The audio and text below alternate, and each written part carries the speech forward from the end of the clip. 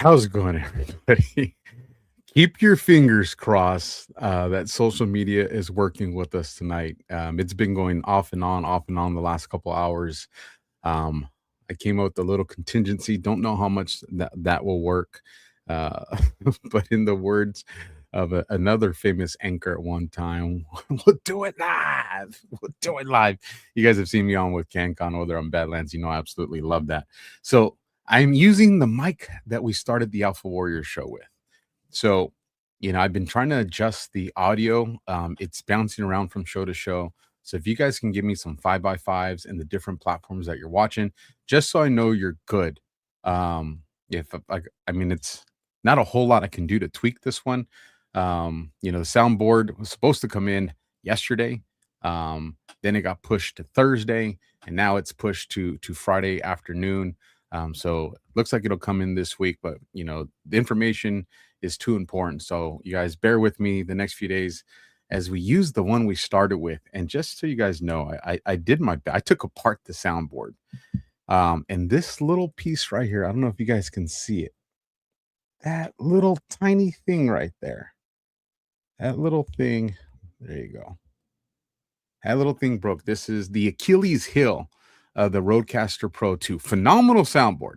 I obviously I bought it a second time. It's that great. But that is come on, Rode. Come on, right? Stuff ain't cheap. You gotta reinforce that power button, which is the button that's touched all the time. I'm good. All right, the 5x5s are in, so now I feel confident moving forward. Where are we going today? There's a lot going on. 2 different articles that I'm working on for you guys. More work being put on my desk, and it's good. Just understand this. Some of the stuff I'm going to share with you guys tonight, it may resonate with some of you. Some of you, it's probably going to challenge you. You're probably not going to maybe like my position on it. I would ask for you just to consider it. Offer yourself the opportunity to entertain another perspective. Where we go one, we go all. Operation Joe Kent, who is the enemy, Sovereign Alliance, and so much more. This was supposed to be a 2-part show, but we're going to crank through tonight. So that's why we're starting here at 7 p.m. on the West Coast. We're 10 p.m. on the East Coast, and we're looking at about a 4-hour show, folks. Anything below that is good. So with that, let's get to our amazing sponsors, partners, and affiliates, and then we'll get into the show. So first, of course, we're always going to start with Rumble, because Rumble gives us the love and allows me to even have this platform to reach out to you guys. So you've heard it before, but you're going to hear it again. You're hearing it again because you haven't scanned and screenshotted that QR code right there. They can cancel your accounts, freeze your cards, decide what you're allowed to buy, say, or support. Big banks and financial institutions have total control, and they use it. That's why financial independence matters more now than ever. Introducing Rumble Wallet, a wallet built for real freedom. With Rumble Wallet, you control your money, not a bank, not a government, not a tech company. Buy digital assets like Tether, Tether Gold, and Bitcoin in one secure place. No permission, no middleman, no cancel button. And when you want to support the creators you actually believe in, you can use the Rumble Wallet app to directly tip content creators securely, instantly, and without interference. And you'll see that right down there if you're watching on Rumble. This isn't a credit line that they can shut off. This is your wallet, and it's yours permanently. Yours to protect your future, yours to protect your family. When the system fails, and it will, when the institutions turn on their people, and they have, financial sovereignty is the difference between security and vulnerability. Rumble Wallet isn't about politics. It's about freedom, ownership, and protecting what's yours. So take control today. Download Rumble Wallet now and step away from the big banks for good. True ownership, true protection, true financial freedom. And if you're watching on a different platform, gotta head on over to Rumble. That link will be down in the description. It's in the live chat right now. And if you're watching the replay, folks, it's free. Don't be lazy. Go down the description and support the people that keep this show going.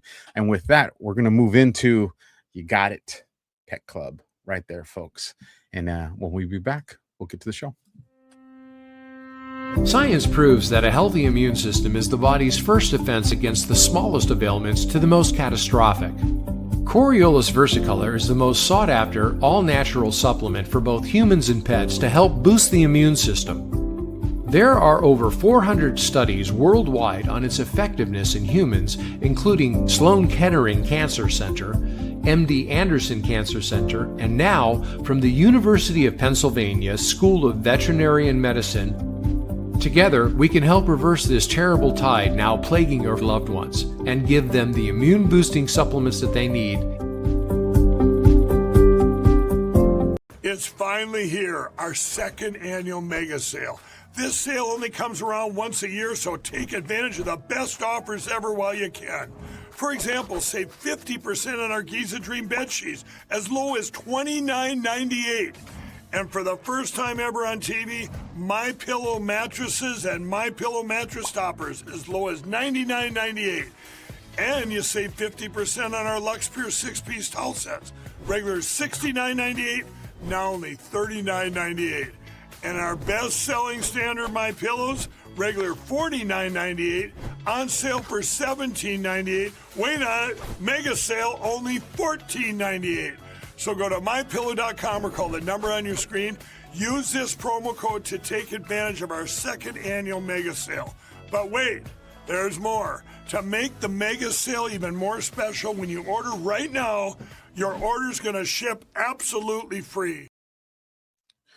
There you have it. And shout out A.M. Atkinson watching over there on YouTube. I think I can't even bring it up. All right. Listen, Rumble. I've been asking you guys for years. Don't let me forget the banners. A.M. Atkinson comes over here on YouTube and is the one to remind me. Oh no, Rumble. It looks like YouTube's like, hey, we want your attention over here. Again, shout out to you guys. You know, I'm just joking. I love all you guys, no matter what platform you're watching. But it is showtime now. So let's bring this up on the stage. Let me get positioned, move myself out of the way. You saw the teaser with the I Donald Trump video with Joe Kent and some, and you know, some 007 or Mission Impossible music to the background. So obviously we're going to get into that. This is going to be a very video heavy show. And just because I kind of want to build out the timeline for you guys, you know, we hear, you know, a lot of the pundits speak, but a lot of people don't really let you guys hear it with your own ears, or they just clip that little part. So I did my best to go gather as many of these, you know, videos and audio clips as I could. So this way you guys can really kind of develop your own opinion on it. Obviously, I'll provide mine. I'll give you my analysis and assessment. But the most important part, and the thing that I'm going to be pushing a lot, is it's not my analysis that matters. It's yours. I'm just going to provide you a perspective. I'm going to provide you an opinion. But don't let me tell you how to think. Don't let any podcaster out there tell you what to think. And if anybody is making you feel like this president isn't getting the job done, they're not a voice for the people. They're not a voice for MAGA. They're not a voice for President Trump or America. And I don't care who that is. If I ever come out and start to undermine the president, then that means something happened to me. All right. So, you know, trust your discernment. At the end of the day, the only thought and opinion that matters is yours right here. So with that, let's get into the show. We'll get into some news right out of the door. Speaking of shows and psychological operations, and damn, are we in the middle one? Somebody remind me to bring up that. Actually, I'll look for it right now. The Mario one that I posted. That is definitely a depiction of what we're going through. But right here, Claire Patriot puts, "Oh look, they found Candace's fan base." Folks, when you're on social media, let me scroll this up a little bit so you guys can see more. When you're on social media, and you see some, you know, quote unquote influencer wars that are happening right now, right? This is what you're fighting. This is what you're fighting. Now, here's a strategy. This strategy is going to piss some people off, okay? And I understand that, okay? But it is what it is at this point. If you're battling on what I consider the front of the information war, and then if you are at the front of the information war and you're in the trenches, that means you're probably battling on X, you know, formerly Twitter. Now, Elon has provided, you know, this verified check system, that little blue check. Somebody can tell you what the minimum is. I know it used to be $8. I think it might have gone raised, what it cost a month to be verified, right? And all that means is they provided an ID and they provided a bank card and I think an email address or something that's verified. It's been a long time, a couple years now. If I put out a post and I know it's a post that is going to be seen as controversial or it's going to rage bait the bad guys, because I will rage bait the bad guys when I want to make sure that I'm keeping tabs on where these bot farms are and who they are.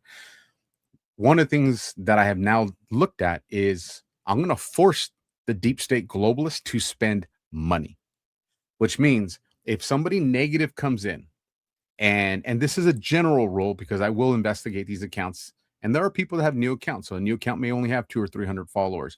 But if I see an unverified account come into my world, my foxhole, and I see that it's less than 800 followers, I see that it's unverified, I see that it has no original content, and I see that it constantly reposts 2, 3, 4, 5 of the same characters, and its messaging is the same, I immediately write it off as a bot, block.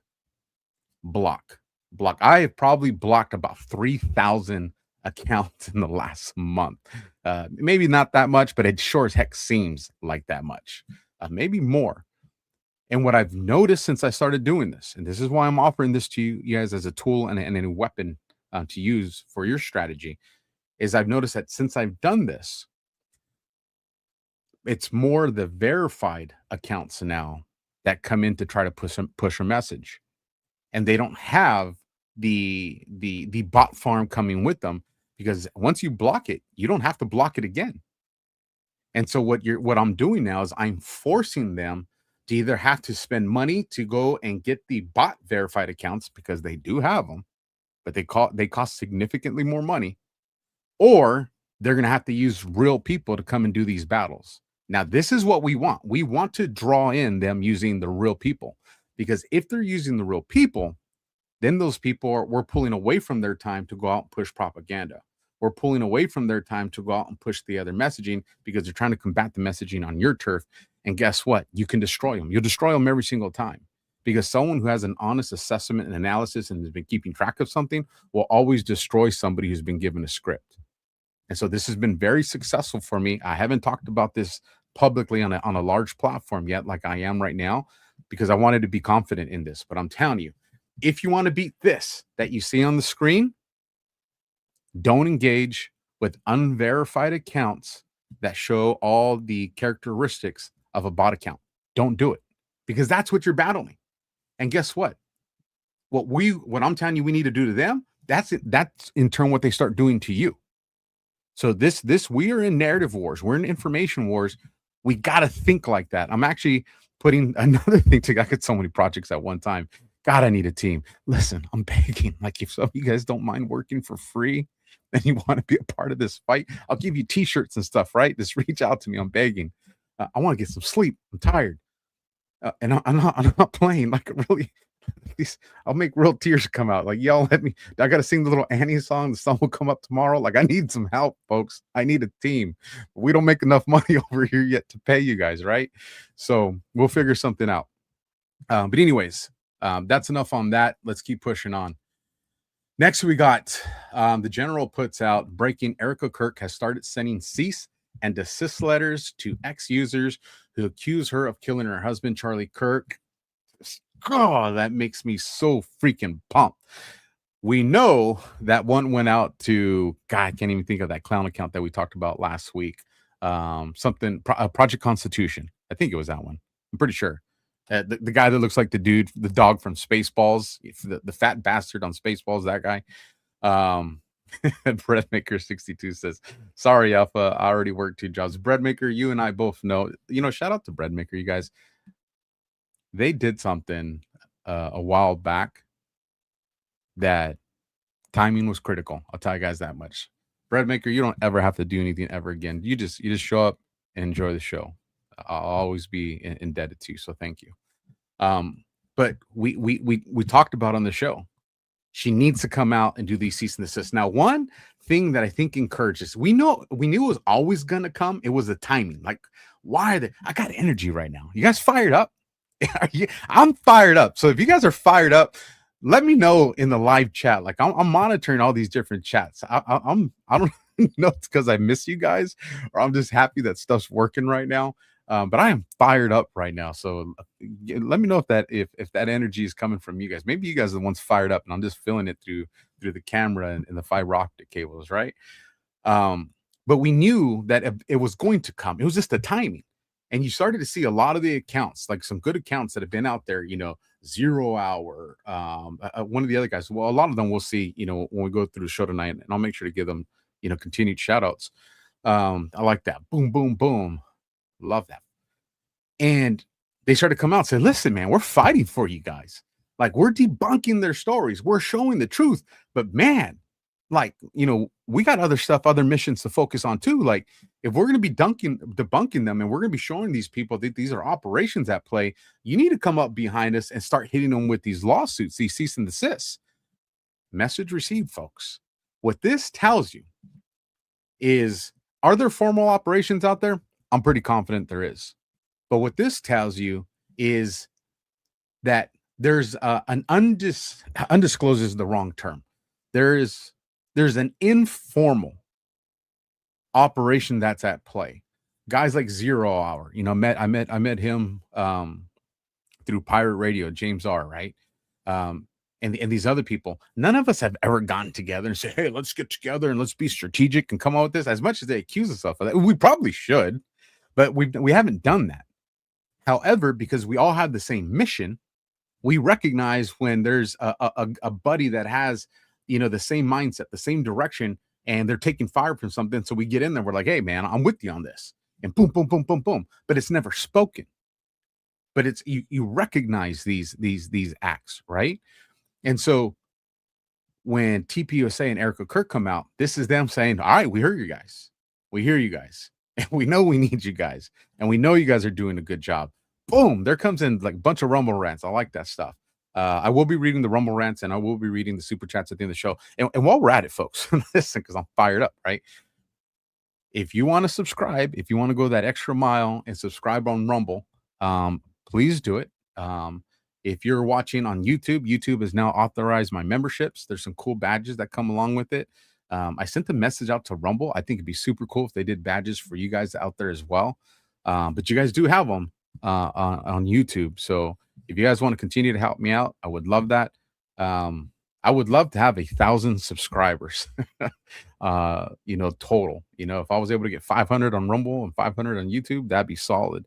If you guys can find a way to pull that off, thank you. I'll say that much. But nonetheless, this is all the good players starting to work together. Now, is this something that is organic? Here's where it's complicated. Yes, it's organic, but because we're aware that even the good guys are doing psyops, they're kind of, when we go too far off in this direction, they are creating barriers, but they're letting us stumble down our own path. Me and Josh had an offline conversation last night following the show with DEFCON. I hope you guys liked it. Obviously you saw there are some me and Josh do have different positions on some things, but after the show, when we're debriefing, just to make sure that that it was a good show, were there things that maybe we need to clean up? Are there, did we create confusion, or did we provide clarity? This is some of the things that we debrief on. And we were sitting there and we're kind of a pity party. And I'm giving you guys some insight, right? Some behind the scenes. Josh probably like, don't tell them, but I'm going, cat's out of the bag. And I said, man, wouldn't it be nice if General Flynn or Cash or Trump or Scavino just sent us an email, just sent us a package and said, hey boys, all right, here's the mission briefing for the next 10 days. All right, this is what we want. Damn, it would be so much easier. But they don't. At least not with us. Granted, we do have sources. We do have people that provide us insight. And shout out Brad Maker over there on YouTube and becoming a member. Freaking love you guys. But they don't. And so we started to ask ourselves, have this conversation. Why don't they? Like, why don't they do this? And the answer is because of you guys and us, because we're audience members too. We're too good at smelling a script. You guys, listen, where we're at in this information war as a community, nobody is going to be able to deliver, outside of some really, great actors and sophisticated players. Your general pundit podcaster, anchor media voice is not going to be able to read a script anymore, and you guys not know. And the second you guys start to pick up, this is feeling scripted, your discernment's going to kick in like it should. And you're going to start to question, what's the motive here? Just because it's somebody's reading a script doesn't mean it's bad, but you're going to start to question it because it loses it doesn't feel authentic to you anymore. So in this conversation that me and Josh were having, one of the conclusions that we came to is they're going to let us make mistakes from time to time. They're going to provide us what we need to have clarity on where we're going with this. Spank Huggins says, Alpha, your audio is terrible. I hope it's just Spank. Is it terrible, folks? I haven't moved anything yet, so I'm gonna need 5x5s again. Give me reassurance because Spank got in my head. I don't know if he's yanking my chain or if he means it. Spank, just in case you don't know, don't compare the audio to the prior shows. My soundboard went down, so I'm on an old USB mic. As a matter of fact, this is the microphone we started the AlphaWarrior Show with, so it's not going to sound as good as it used to. I just want to make sure that you can at least understand me. All right, rocks, cuts, and everybody's saying 5x5. Got in my head, Spanks. Got in my head, but they're going to allow us to stumble. They're going to allow us to be challenged in this fog of war, and the reason being is because then that means we're being real, and that means we're being authentic, and that's going to keep you guys tuned in with us because you're going to be like, all right, we know, Alpha, Josh, the guys at Badlands, the guys over here, and whoever, we know these people are legit because, we see them stumble. We see them argue. like arguments should be reassurance for you guys that we're definitely not an echo chamber. And trust me, we keep these arguments very professional when we're live, but they get pretty heated behind closed doors. So again, there's that. I know I spent a lot of time on those first two, but they're kind of important. This one was heartbreaking, folks. Nick Shorter reports breaking mass casualty event declared at LaGuardia Airport in New York City. An Air Canada flight has crashed into a fire truck on the runway with at least 100 injuries reported, many of them critical, rapidly developing. Last I checked, there was 2 fatalities. I'm assuming that's the pilot and the co-pilot. There's some other, I'm not going to show the other video where it crashes into the fire truck and all that. It's out there if you guys want to see it. People lost their lives in it, and I don't think we need there's no net benefit to showing that, right? But again, was this a result of staffing? Was this the result of something else? There was a tower that ended up getting cleared. I looked yesterday to see if there was an update on that. I couldn't find out, but they evacuated an entire tower. So things like this, we gotta keep them in the back of our mind, because if something else happens or another one happens, then we got to start looking at, okay, all right, this was not an anomaly. We're starting to see a pattern here. So again, I'll be on an airplane here in about 2.5 weeks. So definitely keeping tabs on this stuff. Let's keep pushing on so we can get into the themes tonight. I'm going to be bringing on a doctor to go into this at length, but I at least want to make you guys aware of it. Nicholas Holscher, MPH, puts complete remissions of stage 4 cancers using antiparasitics are now being documented in peer-reviewed literature. Hundreds of studies find ivermectin and fenbendazole exert over 12 distinct anti-cancer mechanism access more than 12 cancer types. And he's quote posting, and you guys have seen this video, it's gone viral quite a few times, of Mel Gibson on Joe Rogan. Mel Gibson says, I have 3 friends. All 3 of them had stage 4 cancer, and all 3 of them don't have cancer right now at all. Folks, many of you probably thought we would never see this in our lifetime, but we're here. And with AI coming in to the infrastructure of all this, I think we're going to see this even happen at a more rapid rate. Imagine being able to pull the specific data for specific cancers at specific organs, and then using artificial intelligence to use things like ivermectin or different makeups of different ivermectins or fenbendazole, or plug in whatever medication that's out there or antiparasitic and be like, hey, the properties of this would definitely destroy the properties of this. Like we're there, folks. And the reason I share this is, I know we make fun of the idea of med beds and things like that because it seems just so Star Trekky, right? But damn, if we're pretty close, folks. We are pretty close. So I just wanted to pry you this. You guys know my best friend. He's recovering. Don't have an update for you guys with him yet. Hopefully next week I'll have one. I'll provide it for you guys. But just knowing that this thing that used to create nightmares for people, especially as we get older in age, you start to feel something like a little bump here, a knot there, something ain't feeling right. And fear kicks in. I hope I don't got cancer. And that's not going to I'm pretty confident that's not going to be a fear our children are going to have to live with. And on top of that, think about all the children at these different hospitals that are fighting cancers. Like, this is hope. Like, this is legit hope. And I wanted to share that with you guys too. And again, I'll be bringing a doctor on, possibly two, where we're going to go into the details of this stuff. When I do that show, heads up for you guys that are watching on YouTube, that's probably going to be a Rumble exclusive, just because other platforms don't really know how they are with that. So, but again, I'll make sure that I market that one out early so you guys know, so nobody misses it. BRICS News reports just in: Ukraine strikes Russia's largest oil port. Now, this is important, and this is going to go into a conversation that we're going to have later on the show, because we're in an energy war. That's the first half of it. The second half of it is artificial intelligence, AI, right? Who's going to become the superior? Who's going to be the big dog when it comes to AI? Shout out to Bear 1007, monthly supporter over here on Rumble. That's what I'm talking about. Motivating.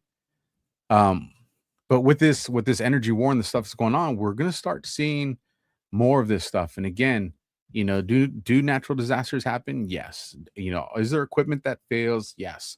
But given the circumstances of what's going on around the world, things like this, we need to pay attention to them. And like I said, this is a big one. We had one that just happened. I think I have it in here too, so I won't get ahead of the game.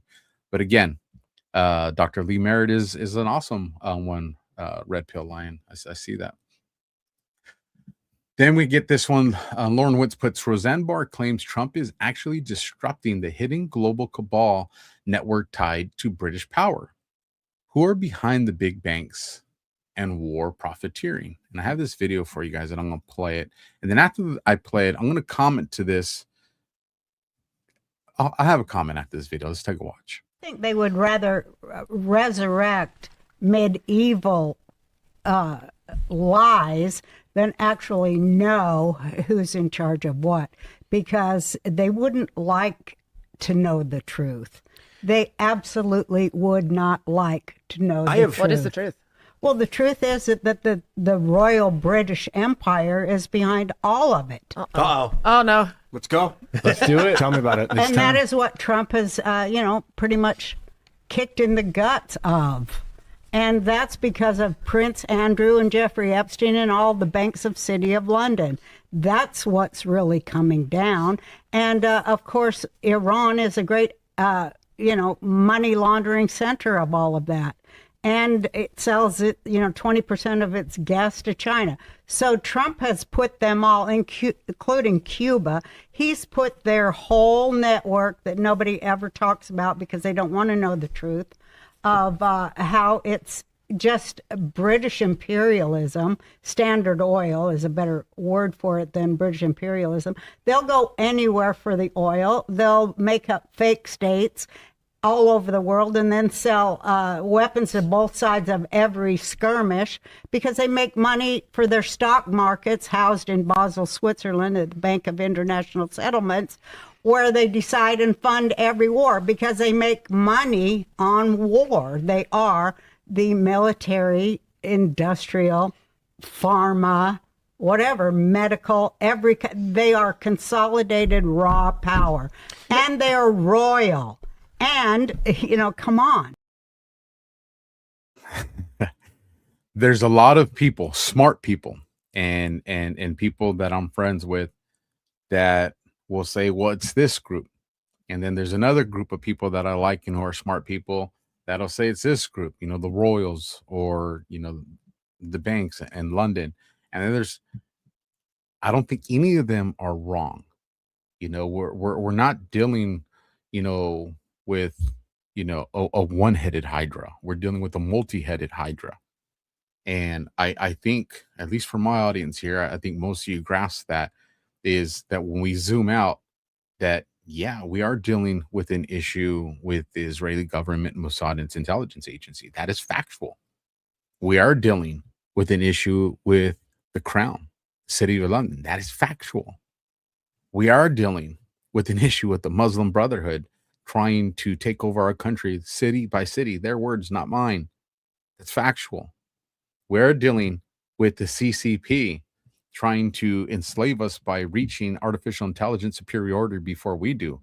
Like, all these things are together. Now, I do think that as these things get exposed and the mechanism of the cabal gets exposed and these threats start to get neutralized, that we're going to start to realize that there is an ultimate puppet master that does the bidding of the devil, but we're not there yet. So instead of fighting over, well, it's not the Banks of London, it's this group, or it's not this group, it is the Banks of London, be open to the concept that you're all right. Like, there can be multiple things that are true at the same time. We're fighting on multiple flanks. So there's my comment to that. Peter Schweizer puts, the new head of a major Mexican drug cartel is a U.S. citizen, courtesy of birthright citizenship. Being a U.S. citizen makes it more complicated for law enforcement to target him. The cartel did a smooth move here. They said they know exactly what they're doing here by them making a U.S. citizen, the head of their snake. It does change, because remember, Trump played the card first, had Pam Bondi label cartels as foreign terrorist groups. That allowed us to use the Department of War. And remember what I told you? You create these gang strategies, and then the gang adapts to it. You guys are seeing in real time. This is the drug cartel adapting to that maneuver. Now, it's not going to stop the president and them from doing it. However, it buys time in situations, because now you got to ask, before we send a missile on that freaking boat, is the leader there? Or before we send a missile through the cartel drug leader mansion, is that guy there? Shout out to Hillary Dorvin, became a monthly supporter over here on Rumble. Thank you for that. These aren't dumb people, folks. They may use the dummies to be the mules, right? But this tells me that the drug cartels are absolutely collaborating with Congress members in our government, or at least government officials from the United States. Somebody gave them this information. And if I'm working for Homeland Security or the Department of Justice or the FBI, I'm going to start seeing who in Congress starts to push policy or has hinted at policy of something similar to this. And you might be able to narrow down who it is that's cooperating with the drug cartels. There's no need for me to go deeper than that for a podcast. But for those that are listening, y'all know what I'm saying. Axios reports James Comey subpoenaed an alleged grand conspiracy against Trump. I won't go too into detail with this because you guys saw us talk about it at length on DEF CON last night. But I do want to highlight one of the most important facts of this. He didn't get subpoenaed as a suspect, folks. Let me say that one more time. James Comey didn't get subpoenaed as a suspect. He got subpoenaed as a witness. Doesn't mean that he's still not a suspect in other stuff, but it's very interesting that he's being called in as a witness, and he's definitely talking. This one blew my mind. We talked about it last night, but I'm going to repeat it because some of you probably haven't, right? And I've been sharing it with people, and shout out to Josh, because he's the one that taught me this. And then I went and verified it. So you guys can verify it yourselves, but I verified it for myself that this is factual information. When James Comey came out and he did the seashells, 8647, right? 8647.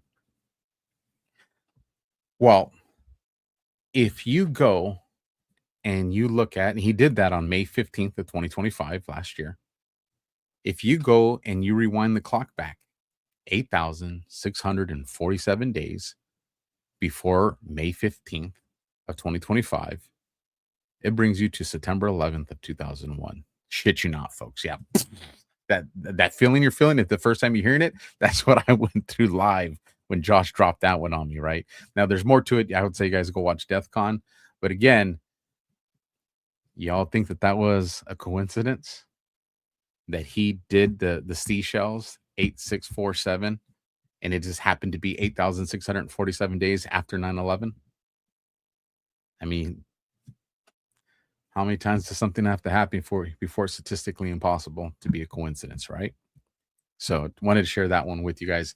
But again, what does this spell out for us? You see it in my quote post, one single word: RICO. That's what it's about, folks. Let's keep going. Ivory Hacker puts out, Fox News is not sharing any clips of Kent, just posting this. If they put the viewers in curiosity in the pursuit of truth first, they'd share the clips. He's not some rando. He was Trump's counterterrorism director and is a top Army veteran, Special Forces. Breaking: a dishonest and anti-Trump press will stop at nothing. Definitely some psychological wars going on, folks, but let's take a listen to this clip.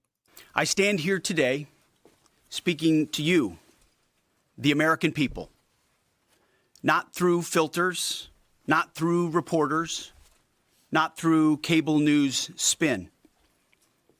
A dishonest and anti-Trump press will stop at nothing. We know this at this point. To downplay progress, amplify every cost, and call into question every step. Sadly, TDS is in their DNA. They want President Trump to fail. But you, the American people, know better. We're going to spend the majority of this show is going to be built around what's going on in Iran. The first part of the Joe Kent kind of debacle, we're going to get into the conversations with Tucker Carlson. We're going to get into the first portion of that. And then later this week, potentially Friday, we'll be doing a smaller part 2 that's going to focus and isolate this conversation that we're going to have later tonight to complete the picture, at least complete the picture up to what we know now regarding what does things look like with Joe Kent. So we'll be talking about some information. You're going to be like, hey, but what about this and this? That's going to be coming in on a later show. Like I said, looking at Friday, because I don't really want to make it part of Monday shows. But at the latest, if we don't do it Friday, then we will be doing it Monday. And just so everybody knows, I see the super chats coming in over there on YouTube. So thank you. And I do see the Rumble Rants. And I will be reading those at the end of the show today. Tiffany Savage, she'll be coming on here to do a show here pretty soon. I think it's a show that you guys are going to like. It'll be a fun show, a different perspective. So keep an eye out for that. The results are in. Representative Lauren Boebert, should Congress approve $200 billion to fund prolonged war with Iran? Results: 59% say yes, 41% no. Now, why is this important? Because these people are out of touch with real MAGA. They're out of touch with real Americans.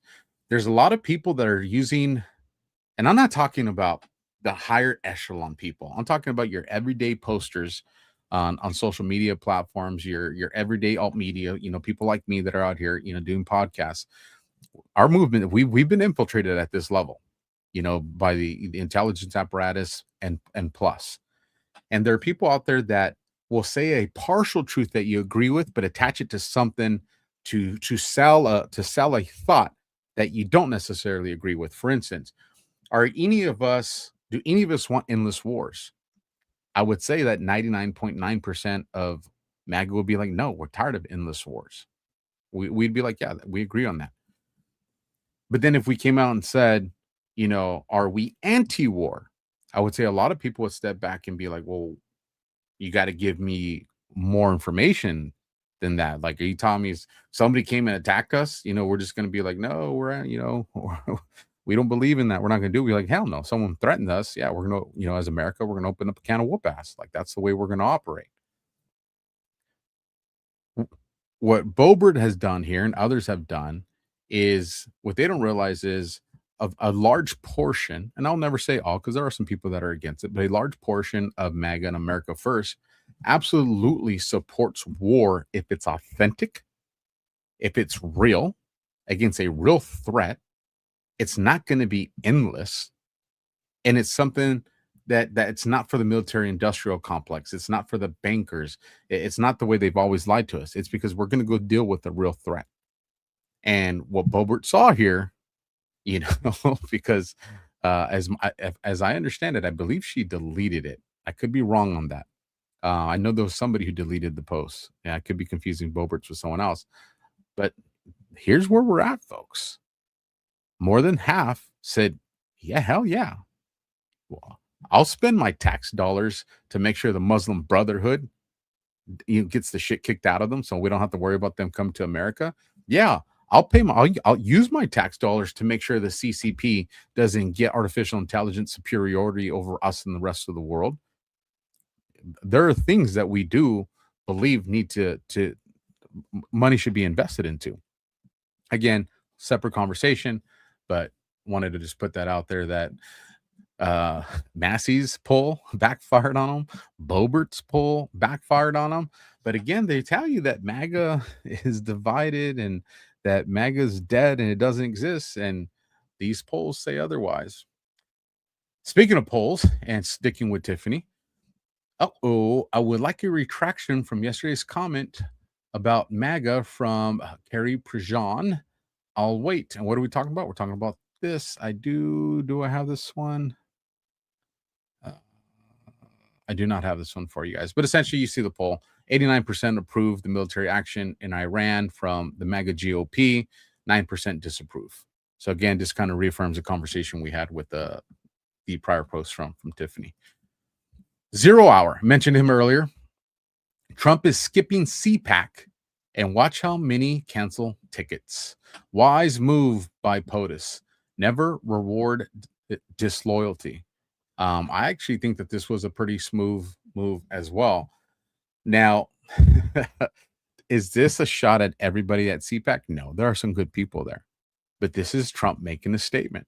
This is Trump coming out and saying, listen, you guys, and here's what I'll say. And I know you guys, we want to know about the influencer wars. Alpha, are you team Bongino? Are you team Flynn? Or are you team Cash? What are you? Listen, the spoiler alert, right? I won't even make you wait the whole show. I support General Flynn. I support Dan Bongino. I support Kash Patel. Does that mean I agree with every position that one of them has? No. Do I have the capability of being friends with people that don't like each other? Yes. I'm at Badlands, and I've interviewed people that don't like people over there at Badlands. I'm not one of those people that falls into tribalism or cliques, and some people love that. Some people it pisses them off. For me, do I believe Bongino's end goal is sovereignty for America and addressing the threats that exist in this country? I believe that is his end game. Do I believe General Flynn's end game is that he wants sovereignty for America, that he wants to make sure that the Muslim Brotherhood is not an issue for us, and that we deal with the deep state and that we start to arrest some people? Yeah. And do I agree with that? Yeah. Do I think Kash Patel, do I think that he wants to make the FBI an institution that people can start to trust again, and that he wants to help America secure its safety? Yeah. So if all these people, if their end games are things that I align with, why do I got to pick? Why do I got to be forced into a corner to be like, I'm team this person, I'm team that person? I'll tell you right now, None of those three have had any, they have themselves or people from their networks. None of them reached out to me and been like, why are you posting this and supporting that person? Because they don't care. Psychological operation, folks. I might read a post that I posted out today. I was saving that for Friday. But again, folks, don't attach yourselves to people. Attach yourself to the mission. If you're attached to the mission, then when people fall out, when people fall in, it's not going to affect you. There's only one person that I don't consider expendable in this chess game, and that's the king. That's the king chess piece, and that's President Trump, right? I do believe that my God and my Creator saved that man's life for a reason. Shout out to Illinois' Danny. So, IL Danny, you became a monthly supporter, so I definitely got to get this right. Is it Illinois' Danny? Just want to make sure that I know, especially if you're supporting me. I want to get it right. So Il Danny, which I think is Illinois Danny, just became a monthly supporter over here on Rumble. So shout out to you. Thank you. So let's keep pushing on. We're doing pretty good on time too, actually. The White House welcoming the Prime Minister of Japan. 2 nations, 1 powerful alliance. And that's the part I wanted you guys to see right there. Let me rewind that for you guys one more time. Look at how the Prime Minister, the way she just comes and embraces Trump. Like this is powerful to me. Granted, I understand the culture and all that, but still, just the optics of that is just very powerful. That's not fake. Nobody's going to sound me on that being fake. Now, later on in that meeting, God, Trump is a savage, man. The king of mean tweets. One of the reporters goes, well, why didn't you tell Japan or the prime minister that you're going to be doing these surprise attacks, referencing what was going on with Iran? And Trump is such a savage. I should have got the clip for you guys. But he comes out and says, would you guys give us a heads up about Pearl Harbor? And I was just like, no, he didn't. He did not just go there. Kimberly says, Illinois, silent S. Okay, there you go. No S. All right, no S. So it's not Illinois, folks. It's Illinois. The S is silent. Just don't put an S in it. Just saying. Would have made it a lot easier. You don't have to confuse people like me. But again, savage Trump on that one. Then bringing it back to the good old general, leaking classified intelligence. Now, this is important. So now, granted, remember, this is a show that was intended for part 1 on Monday. Part 2 is going to be Tuesday, just to give you guys an idea of where we're at tonight as we cover this material. I'm going to read this, and then I'm going to remind you about this post later on in the show when we start to talk about something else. You guys are pretty smart. You're probably going to figure out where I'm going with this anyways. The general comes out and says, leaking classified intelligence is a felony offense and can and should result in a harsh sentence. But since HRC was allowed to go scot-free, many will use that flaky FBI investigation in their classified leak defense. But how about treason? Will anyone be held accountable for treason? He tags Trump. Stated that Barack Obama committed treason. That is a far more serious crime, and in the past, the penalties have been severe. What about the crime of treason? And he's referencing this video right here, which I do have for you guys. So let me hit play on this, about 30 seconds. Tulsi Gabbard, the director of national intelligence, will be testifying this morning. Does the president still have full confidence in her? He does, yes, and we look forward to watching the director's hearings today. And I think that anyone who has been suspected of leaking or is proven to be a leaker will not be welcome in this administration. I know that for a fact because I've heard the president say it myself. There are investigations underway into leakers in this administration, and people will be held accountable for that. It's unacceptable and it cannot be tolerated. So, a couple things there. One, reaffirming the support behind Tulsi, that Tulsi's not going anywhere. And Pol 99, death to the kitty eaters. Pol, if you're going to be in here, let's be respectful in the chat. I know people have different things of the way they see comedy. That's your warning. I don't do single show bans. If I ban you, you're never coming back. So Pol 99, there's is your warning there. So let's have fun, but let's try to keep it professional as well. So let's keep going on. General Flynn says, we are in World War III now. It is global. It is unrestricted warfare, sometimes viewed as fifth generation warfare. It has physical, mental, intellectual, and spiritual components. It is a long-term war, and it will be costly. It has consequences beyond our imagination. Think in terms of effects on three main human resource requirements: food, water, energy. The CCP has already attacked the United States and has been doing so for years, i.e. fentanyl killing tens of thousands. And he's referencing Sarah Westall's video from here, and I'm going to play this for you guys as well. There is an agenda to starve humanity. There is an agenda to create a global famine. They've been telling us it was coming for years. And when you look at what's happening in the Strait of Hormuz, you see, there's a real mechanism through which this could happen. I do know that the Iranians are working closely with Beijing. I do know that the Iranians are working closely with Moscow. And I believe, and I have believed for a long time, that the next world war that the evildoers are setting up is going to involve Russia and China coming after the United States. And I think this one we're supposed to lose. I think that's the plan, that the United States is going to lose the next world war. The Chinese are preparing for war against the United States. There's no question about it. Anybody who has studied communist China will tell you they're teaching their children to prepare for war. They are preparing the weaponry to wage war on us. In fact, I would argue they are already waging war on us. They call it a people's war, unrestricted warfare.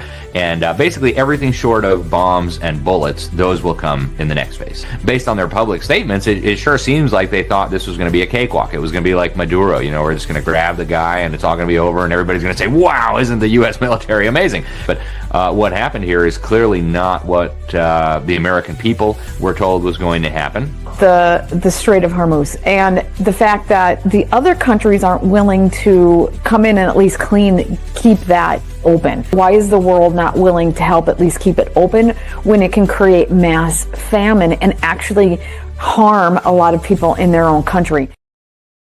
So why does that all matter? Because this is going to play into a conversation we're going to have later on in the show too. Shout out to Patience8947, just became a recruit over there on YouTube. Thank you for that, fam. So remember this one. We'll revisit this one. But again, not a whole lot of people that want to talk about the CCP. The general is one. I'm definitely one. And there's a few others out there. Again, do we got to address Mossad intelligence into the U.S. government? Absolutely. But we cannot ignore the threat the CCP presents, the threat that the Muslim Brotherhood presents, etc., etc. So that's kind of our new segment for the beginning part. Now we're going to get more into the themes. And with that, the past week, last couple of days, you guys know we talked about this probably mid last year, towards the tail end of last year, when they started to do this kind of posters that remind me of the stuff that we used to see in our history books, or we see in some of the old vintage movies of like World War II, and the kind of the recruitment style. You go to the movies to see some of the war updates and stuff. And I want you guys to think about that again. If you missed the prior shows, that's kind of what I feel our government has been doing with this information warfare. That this is what resonates with me. And well, first shout out, it's going to be this next post, but Patriot Storm 17, one of my young brothers over there doing the work, and he posts this video, and this is the one from Nancy Pelosi. So let me play this, and this will set up the conversation we're going to have right now. Accountability, Terry.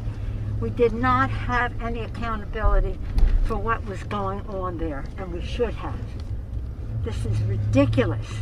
You're going to ask me in the middle of the thing when they've already breached the inaugural stuff that should we call the Capitol Police? I mean, the National Guard? Why weren't the National Guard there to begin with? They thought that they had sufficient resources. That is not a question of how they had. They don't know. They clearly didn't know, and I take responsibility for not having them just prepare for more. Was this the first kinetic move in the World War III that we're engaged in right now, January 6th. We are in a war. And I'm not talking about Iran. I'm not talking about Venezuela. Shout out to F-17, now monthly supporter over there on Rumble. Welcome to the family. I'm not talking about Venezuela. I'm not talking about Mexico. I'm not talking about Cuba. I'm not talking about Ukraine. I'm talking about this shadow war that has been going on. The thing that a lot of you started to become aware of back in 2017, some of you a lot longer. But was January 6th the first kinetic move in this? And as we move forward through here, this is some of the stuff I want you guys to consider.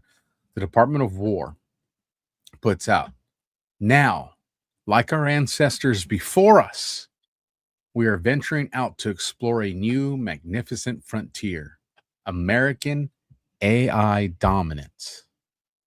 And right there, you see the president's head. It's got an ID bracket around it, identifies them, Commander-in-Chief, POTUS, 45. Let me zoom in on this real quick. Give me 1 second, folks. Hold on. Seen something. I want to expand on it. Okay. I thought I saw a character there.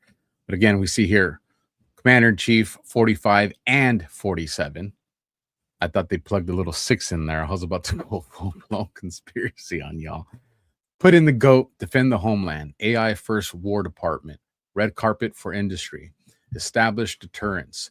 And then right here, Patriots in control. And then, of course, you got the zeros and the ones back there. Efficiency increase, give the enemy nightmares, peace through strength, and dominance. This one was on March 18th. And well, let's just move into these one by one because they all fall into the same conversation. Then you have the Department of War again, surveying the seas, American maritime dominance. And then you got the flag right there. You got the storm in the background. Watch the water, right? Rough waters behind it. Department of War. This was March the 20th. Let's get into the next one. Let me see if it flip these right here. I put them in order of the dates, but this one is consistent with what we're saying here. And then we'll get into the Scavino one. The White House again, right here. No games, right? No more games. Referencing Trump's truth posts. But these, and there's more. I'm going to be showing these pretty much every week because they're doing them every freaking week. These remind me of these are morale boosters. I'm just going to come out and say it. This is to boost morale. Now, normally you're boosting morale for the troops, but this is content that everyday Americans are seeing, me and you. Well, because we're the troops, folks. There's a battle for your mind. Whether you choose to believe it or you don't, it is happening. This is the cognitive warfare. This is 5th generation warfare developing into 6th generation warfare. You see all the noise that's out there right now. And trust me, as tapped in as I am into this, and I'm not Superman when it comes to not being affected by the fog of war. I am just like you.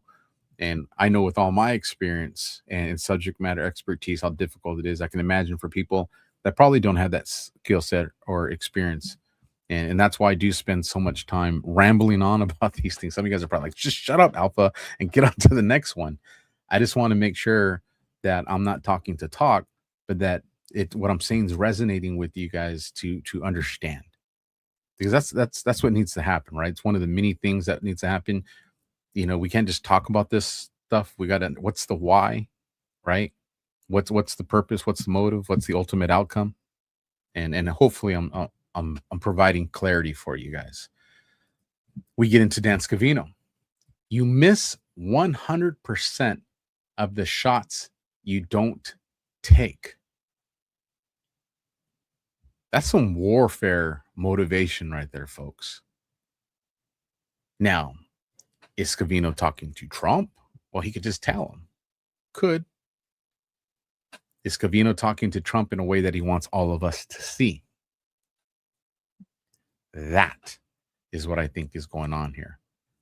My opinion is some of these posts that Scavino posts, or Mueller, or General Flynn, or Cash, but specifically to Scavino on this situation, he's putting out a message that's for Trump, but he wants all of us to know that he is giving this message to Trump.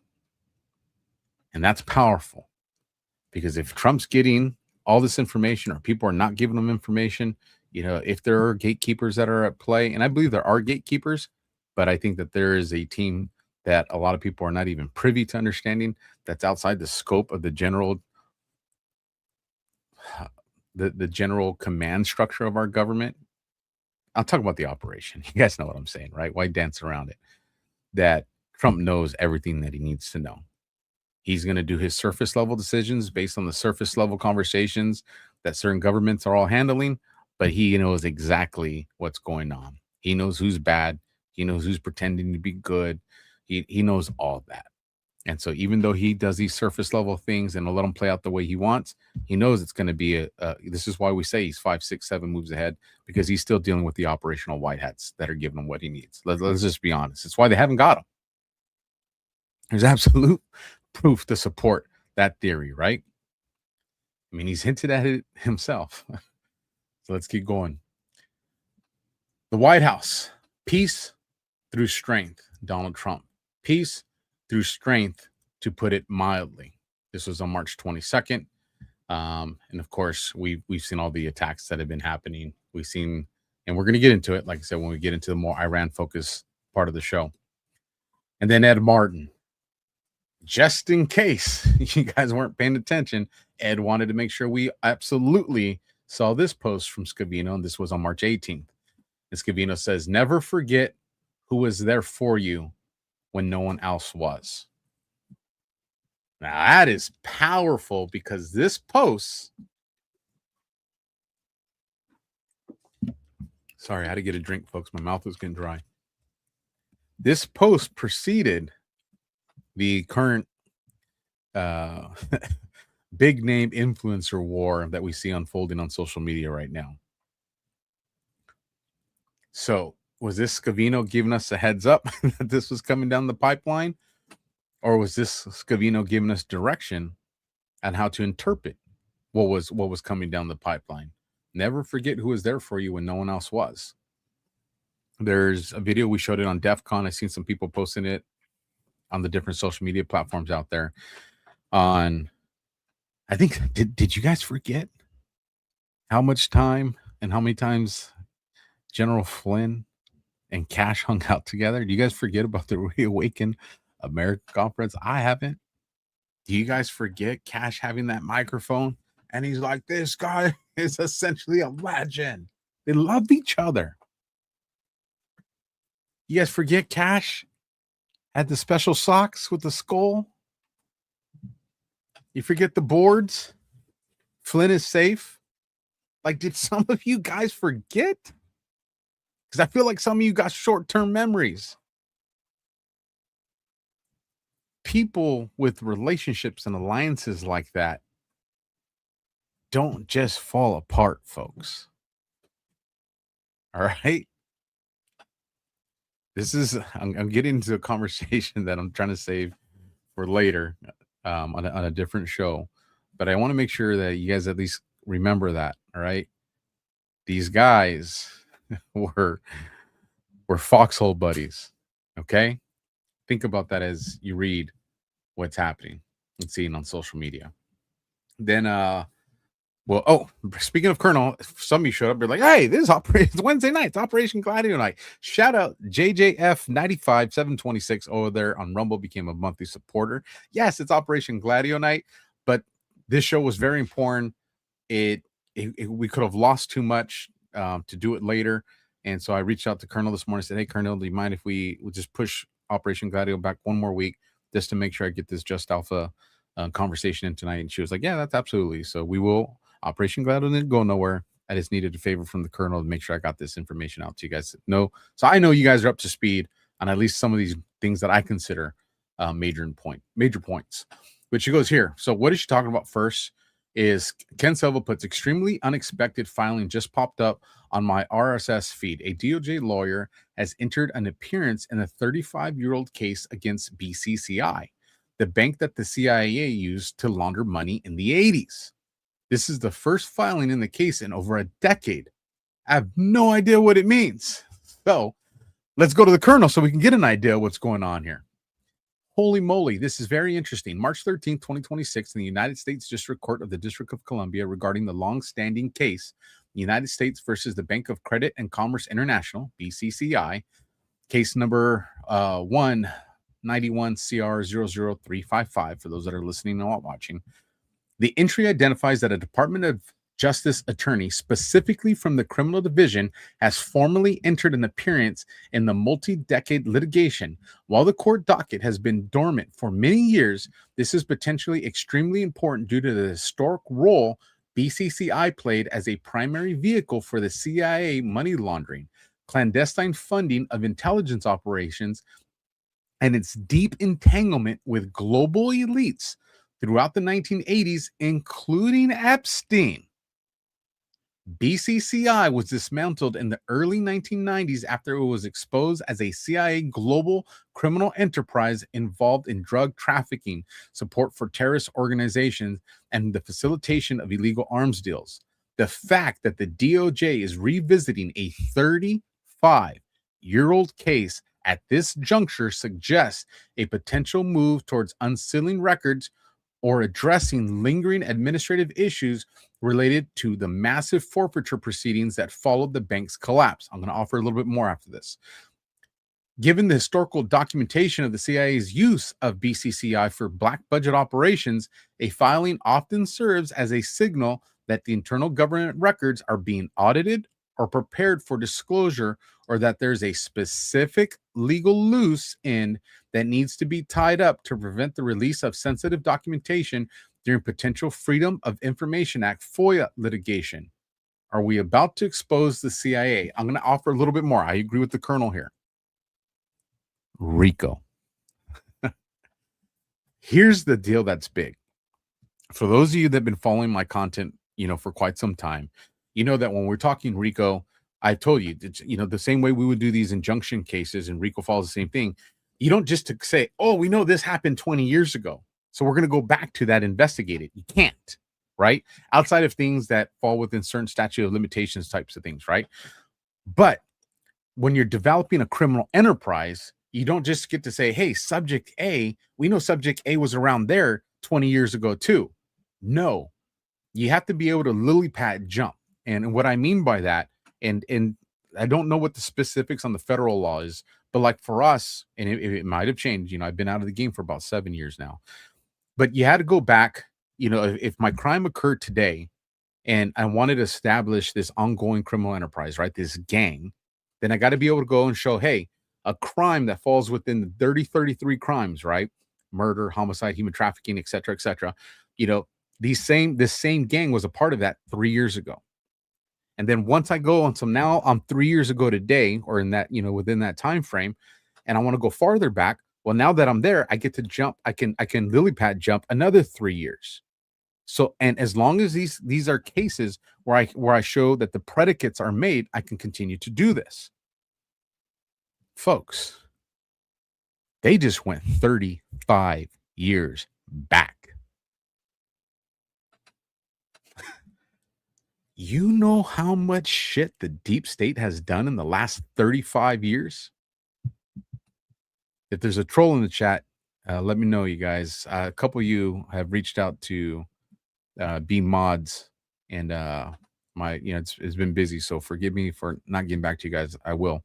But if there's a troll, identify them. I'll give them a warning, and they don't listen, we'll snipe. But again, this is a big deal. I was always curious to how far back these RICO cases are going to go. Poll is a nasty. Oh, did poll come back? All right, let me look. Give me a quick second, folks. I gotta make sure that. All right, Maybe you're seeing the earlier stuff because I don't see anything recent. So I'll keep an eye out. But if they, I always wondered how far back were they going to go. We want them to go back. I mean, we want them to go all the way back to JFK. Well, I'll tell you what, maybe. Seriously, maybe. Like they just went back 35 years, folks. That's 3/4 of my lifetime. Marine Corps math, right? Don't hold me to it. Y'all get what I'm trying to say. So I just find that very fascinating. If you guys will allow me, let's take a moment. I'm going to do another Rumble ad, and then we'll carry on. So let me scroll through here and find one. Let's see, there's some good ones. If you guys do me a solid too right here, share it out, please. Smash the thumb, hit the heart, leave a comment.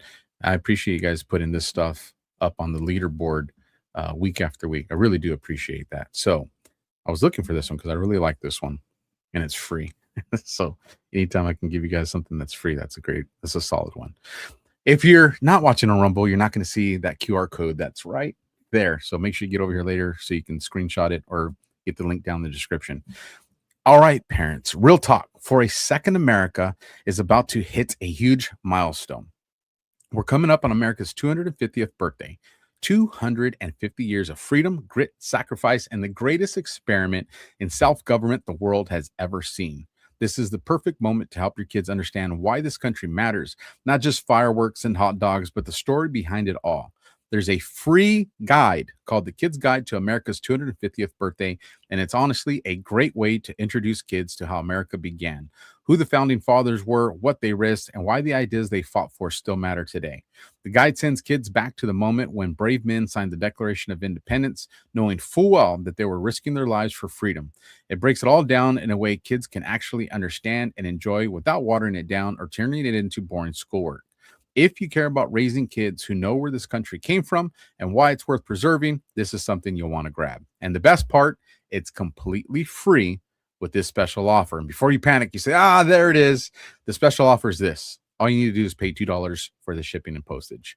Just head to freeusabirthday.com. That's freeusabirthday.com. And the Kid's Guide to America's 250th Birthday is yours today. America's story matters. Make sure the next generation knows it. Again, folks, if you're watching the replay, that link will be down in the description. If you're watching live, it's already in the live chat. And again, you guys do me a solid and share this out. Let me put myself little again, get the content back up here, and now let's shift gears into the next theme. And we're going Robert Mueller. Breaking: President Trump celebrates the death of former special counsel Robert Mueller, who investigated him in the Trump-Russia hoax. Wow. Robert Mueller just died. Good. I'm glad he's dead, and he could no longer hurt innocent people. President Donald J. Trump. And the world lost their mind. Shout out Breadmaker62 gifting 5 subscriptions over there on the AlphaWarrior Show on Rumble. Now, right away, you saw people saying hypocrisy. Hypocrisy. You guys were pissed when people were out there celebrating Charlie Kirk's death and all this other stuff. I'll give you a little bit of an argument there, but I'll say significantly different. And why? Well, let's keep going. Let's make this all make sense. Eric Darty says, breaking: former special counsel Robert Mueller has passed away at 81. Associate Press. Mueller was formerly the FBI director and led the Trump-Russia hoax investigation. And let's play this clip to remind you guys all about this. Actually, let's play this one for you first, and then we'll play the next one. So. Good morning, everyone, and thank you for being here. 2 years ago, the acting Attorney General asked me to serve as special counsel, and he created the special counsel's office. The appointment order directed the office to investigate Russian interference in the 2016 presidential election. This included investigating any links or coordination between the Russian government and individuals associated with the Trump campaign. And now let's do the next one. Very simple. You did a lot of work, correct? Yes, that I agree. A lot of subpoenas, a lot of pen registers. A lot of subpoenas. Yes. Okay, we'll walk this really slow if we need to. A lot of search warrants. All right, a lot of search warrants, a lot of things. So you're very thorough. What? In your opinion, very thorough. You listed this out in your report, correct? Yes. Yes. Thank you. Is it true the evidence gathered during your investigation, given the questions that you have just answered, is it true the evidence gathered during your investigation did not establish that the president was involved in the underlying crime related to Russian election interference as stated in Volume 1, page 7? We found insufficient evidence of the president's culpability. So that would be a yes. Without, pardon? That would be a yes. Yes. Thank you. Isn't it true the evidence did not establish that the president or those close to him were involved in the charged Russian computer hacking or active measure conspiracies, or that the president otherwise had unlawful relationships with any Russian official? Volume 2, page 76, correct? I leave the answer to our report. So it is a yes. Shout out, Take Me Home Country Road 48, who became a recruit over there on the AlphaWarrior Show on YouTube. You guys are awesome. You guys are freaking awesome. You guys got me. I'm still fired up. Went through my drink, so now we got water for the rest of the night. But that's okay. Technofog. You know, I don't ever think I talk about like my favorite accounts. Maybe I'll do a show on that. But this is one of them.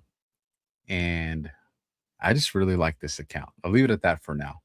But Technofog comes out and says, on Robert Mueller, the FBI framed 4 men for murder in the 60s. When the cover-up was discovered, Director Mueller was asked for the FBI position on their convictions. Mueller's FBI lied about the evidence, denied the men's innocence, and only conceded that they could have a new trial. Reference is made to your letter addressed to Director Robert S. Mueller, Federal Bureau of Investigation, FBI, Washington, D.C., dated April 4th, 2002, a copy of which was sent to this office, FBI headquarters in Washington, D.C., has directed this office to respond to your letter of April 4th, 2002, which requests the official version of those incidents which culminated in the petitioner's arrest. Be impeached through cross-examination. This does not necessarily mean, however, that Lamone or any of the other defendants is innocent. It merely means that they are entitled to a new trial, which will bring us to the final part of this Mueller one for now. President Trump goes full savage on Robert Mueller, and now the soft ones are about to expose themselves all over again. They must have forgot we are at a war for not just America, but all humanity. Let's remember who Mueller was. He took over as FBI director on September 4th, 2001. You guys heard that right. Exactly 1 week before 9/11, and then drove the Bureau's transformation away from a traditional crime-fighting model and into an intelligence-driven national security machine. Under Mueller, the FBI made counterterrorism, counterintelligence, intelligence collection, and information sharing central to its mission. That shift is part of the entire post-9/11 security architecture we all know now as the Patriot Act. That was Mueller, folks. And now with the new Florida-based subpoenas hitting figures tied to Trump-Russia saga, the timing is getting real interesting. Former FBI Director James Comey was subpoenaed in Miami as part of a broader Justice Department probe. We told you again, and just to remind you, if you joined the show late, he was subpoenaed as a witness, not a suspect. So for the soft ones and the pretenders, yes, I absolutely support President Trump's post. It won't be the last one either. His full name is interesting too. It's Robert Swan Mueller III. Didn't we see a Swan post recently somewhere? Nah, must have been just my imagination.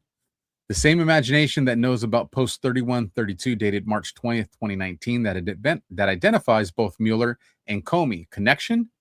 Well, let's get into this first. And that Swan, folks, that Swan post came from Kirill Dmitriev, the special envoy to President Putin over there in Russia, just in case you weren't tracking that sarcasm. First thing that was interesting, this isn't necessarily Mueller related, kind of, but it says American coup d'etat. And I was sharing this with Josh. I don't know if we talked about it live, but I did share it with them. You see Obama, Loretta Lynch, James Comey, Hillary Clinton, John Podesta, Huma Abedin, Susan Rice, Aaron Zalby, Valerie Jarrett. You see Ben Rhodes. You see Sally Yates, John Brennan, James Clapper, and the list goes on and on. But a face you don't see there. And I was like, why didn't I catch that? A face you don't see there is Bill Clinton. What does that mean? What does that mean? Now, let's get into, here's the post, for those that are like, did Trump really say it? Yes, there it is. We get into post 959 before we get into the other one. Nobody escapes this. Nobody. And why does this one matter? Because Robert Mueller died on the 20th, but Trump's post was on the 21st. This correlates with that context. And again, the last part of this is nobody escapes this. Nobody. But if we go to the actual date that Robert Swan Mueller III died, allegedly, that brings us to post 3120, which is a March 20th, 2019 Delta. And it says, Nick Lewin has a static political article link there, but here's the important part. Mueller connection, Comey connection, national security. And what's one of the connections they have? 9/11. And we talked about that on DEFCON last night, so I won't reiterate it here. But I would definitely invite you guys to go make sure you watch DEFCON so you can see. So again, just remember, this was a very bad guy, as opposed to Charlie Kirk, who is a very good guy. Maybe a ghost. Maybe he was military. Conversation for another day. But we do know that Robert Swan Mueller III was a bad guy. And again, what we now know as the modern day Patriot Act, this is the guy that facilitated that architecture into the FBI. Like, this dude was a POS times 1,000 plus a few. Now we're going to get into the Iran conversation. This is going to probably eat up the majority of our show.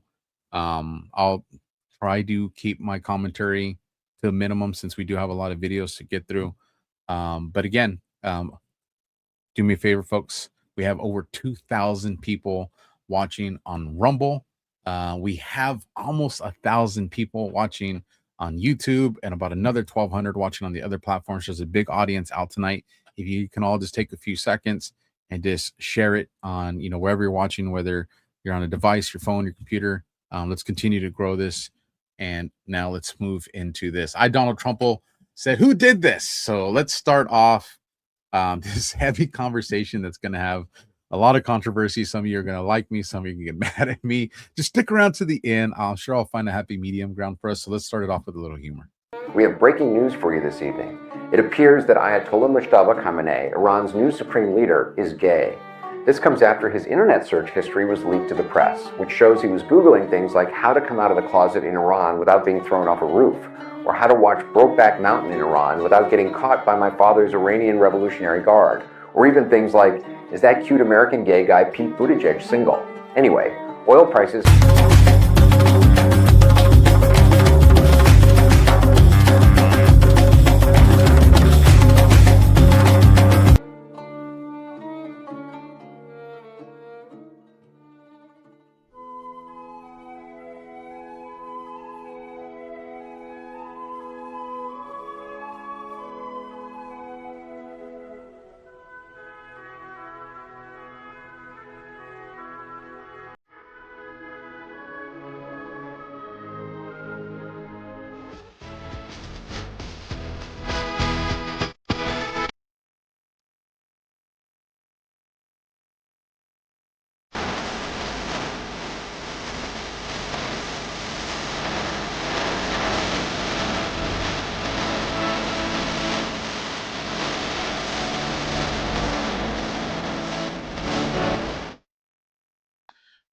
Whoever's in charge of social media at the White House and some of these adjacent characters, which y'all know who I think Donald Trump was, it's savage, man. Like, why'd you guys make us wait till V2 Trump administration for this? Like, we could. I get it. I'm impatient, but that's solid. So why does it matter? Well, maybe because Kamini went out and was doing posts like this. The U.S. empire is in decline. February 17th, 2026. And it shows, or alleges, one of our fighters being targeted and shot. Again, think about this as we progress through this part of the show, where people are trying to say Iran's not an imminent threat. Some will even say it's not even a threat at all. I think I'm going to destroy that argument by the time we finish tonight's show. Bricks reports reporter Why don't you ask for a ceasefire with the U.S.? Iranian Foreign Minister Al-Ghachi says, because we want to teach them a lesson so hard that enemies never even think of attacking Iran again. And again, a lot of people want to make the argument, well, Iran's taking this from a defensive posture, but they want to ignore what I'll be talking about throughout this show at length, that even during Biden's administration, nearly 400 missiles. This is going to come as a shock to you. Some of you have not heard this yet. There's like 387 or 367, but nearly 400 missiles fired at American military and civilian vessels by one of Iran's proxies, the Houthis. So when people come out and tell you, well, show me all the wars Iran has done, answer this question with that. First, tell me who are the proxies to Iran, and then I'll answer that question for you. And you're immediately going to see what position they're going to take. Well, because they don't ever want to include the proxies that Iran trains, funds, and supplies with. But again, I don't want to get ahead of the conversation, so let's work through this timeline. Rapid Response 47 tags Secretary Scott Bessent. In the coming days, we may unsanction the Iranian oil that's on the water. It's about 140 million barrels, so depending on how you count it, that's 10 days to 2 weeks of supply that the Iranians had been pushing out. That would have all gone to China. In essence, we'd be using the Iranian barrels against the Iranians to keep the price down for the next 10 to 14 days as we continue this campaign. So we have lots of levers. Let's hear him explain this a little bit in more detail. Maria, to be clear, this is a coordinated effort. We had a break the glass plan across the administration and at Treasury. We unsanctioned Russian oil. We knew that there were about 130 million barrels on the water, and we created supply that is beyond the Straits of Hormuz. So we anticipated this. We knew that there could be a temporary, and I want to emphasize temporary, choke point there, and there was 130 million barrels of floating storage. In the coming days, we may unsanction the Iranian oil that's on the water. It's about 140 million barrels. So depending on how you count it, that's 10 days to 2 weeks of supply that the Iranians had been pushing out. That would have all gone to China. In essence, we will be using the Iranian barrels against the Iranians to keep the price down for the next 10 or 14 days as we continue this campaign. So we have lots of levers. We've got plenty more that we can do. The largest coordinated SPR release in history, 400 million barrels, was approved last week. And some countries are going to do more. The U.S. could unilaterally do another SPR release to keep the price down. As you will have noted, WTI and its European counterpart Brent have substantially diverged over the past few trading sessions. They were trading right on top of each other last week, and this is because the U.S., thanks to President Trump in his first term, the continuing efforts here, is virtually energy independent. And when President Trump says our allies should join us in a coalition along the Straits of Hormuz, that they're the ones who need this oil. The U.S., we're an oil exporter. So again, aside from the part that he's laying out there, which I agree with, he's not lying. The other part that he's not really identifying, and shout out before I lose these because these don't always show up. Shout out Soar47, who now became a monthly supporter over there on Rumble. Thank you for joining the family. One of the other things too is in psychological warfare, information warfare, fifth generation warfare, the court of public opinion matters as well. If you guys remember last year, Trump was polling higher as being well received than Benjamin Netanyahu in Israel. Why does that matter? Because if Trump has the love and he's adored by the people of the countries, whether he's working with them as an ally or whether he's working with them as an enemy, government perspective, not the people perspective, if the people align with him, That's pressure on whatever respective that government is. So remember, especially through Starlink and different social media stuff, there's a lot of parts of the world that they don't have access to podcasts like mine or some of the social media stuff that we have. We know that this is something that's in China as well, but we do know that there are workarounds within these different countries where this information is getting to them. Trust me. I hate using the word trust me, but go out and dig a little deep and you will find, the guerrilla warfare version of information warfare, where this information is making it into places like China, where they say, okay, Trump is doing this stuff. You win the hearts of the people over there. So this way, if you do become part of regime change, and let me just say this, like I said something earlier, a lot of people, we're not supposed to do regime changes. No, we were never supposed to do regime changes. I agree with you, but regime changes happened. The globalist apparatus created regime changes. Anybody that didn't want to become part of the central banking apparatus, anybody that went against the deep state, the intelligence community, weaponizing the patriotism of people like myself and millions of other, veterans that are out there all over the world, not just Americans, would then go and sell through propaganda the argument of these people were communists. We talked about this at length on Operation Gladio. And then we would do these regime changes and we would plug in a government that is controlled by the globalists. So for everybody out there that's saying we don't do regime changes, I agree with you. But since it happened, these countries now all have globalist governments. So we don't get to just dust our hands off and say, we're not doing it no more. Because then those people are they are shit out of luck. Because the infrastructure that the globalists do during the regime change includes infiltrating their organic grassroots organizations, quote unquote, in times that they want to go on top of them or have a revolution. That's why every time you see these revolutions happen around the world, they always end up failing in the end, because the people running those color revolutions or even those organic revolutions, they're infiltrated. So newsflash, folks, we have to be a part of regime changes now. And it's the undoing is what we're doing. We're helping. What you're seeing go down in Iran with the civilian government when they were meeting with people like Witkoff and Kushner, and now we're learning JD Vance. That's a smooth tactical move, but that's for the next show. Smooth tactical move. You guys are going to like the insights on that one, but I'm going to make you wait. It'll be worth it, I promise. I just want to dot some I's and cross some more T's. But what we have to do is we have to give these people a fighting chance.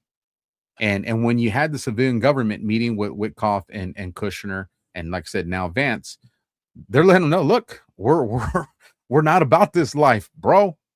But these IRGC clowns that you guys helped put into power through the intelligence apparatus, we don't stand a chance against them. So we'll tell you where they're all at, and you just go blow them up, right? Where do you think that intel is coming from, folks? Why do you think no civilian we have not attacked any of the civilian government of Iran?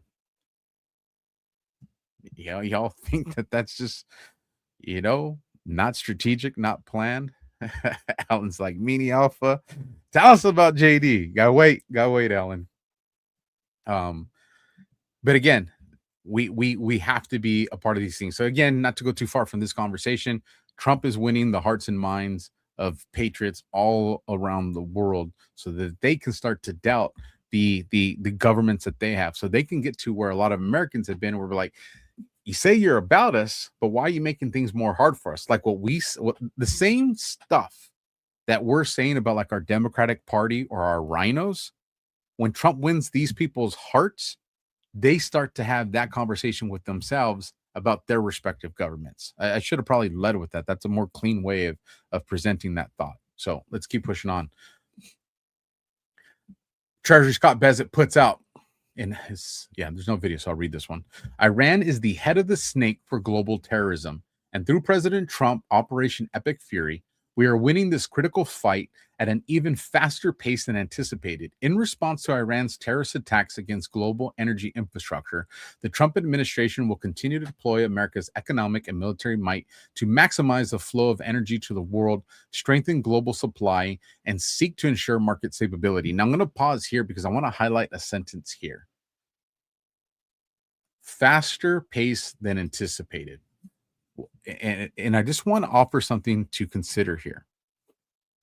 If you guys watched the show I did on Sunday with Ghost, and we're talking about the elections that are going to be happening in Israel. I believe it's October, and a lot of people are like, we want Bibi out, get rid of him. And it's just like, y'all, time out. Y'all need to be careful what you wish for, because if Bibi's removed from the chessboard, the part of the Israeli government that's going to replace him, you're talking World War III in Iran.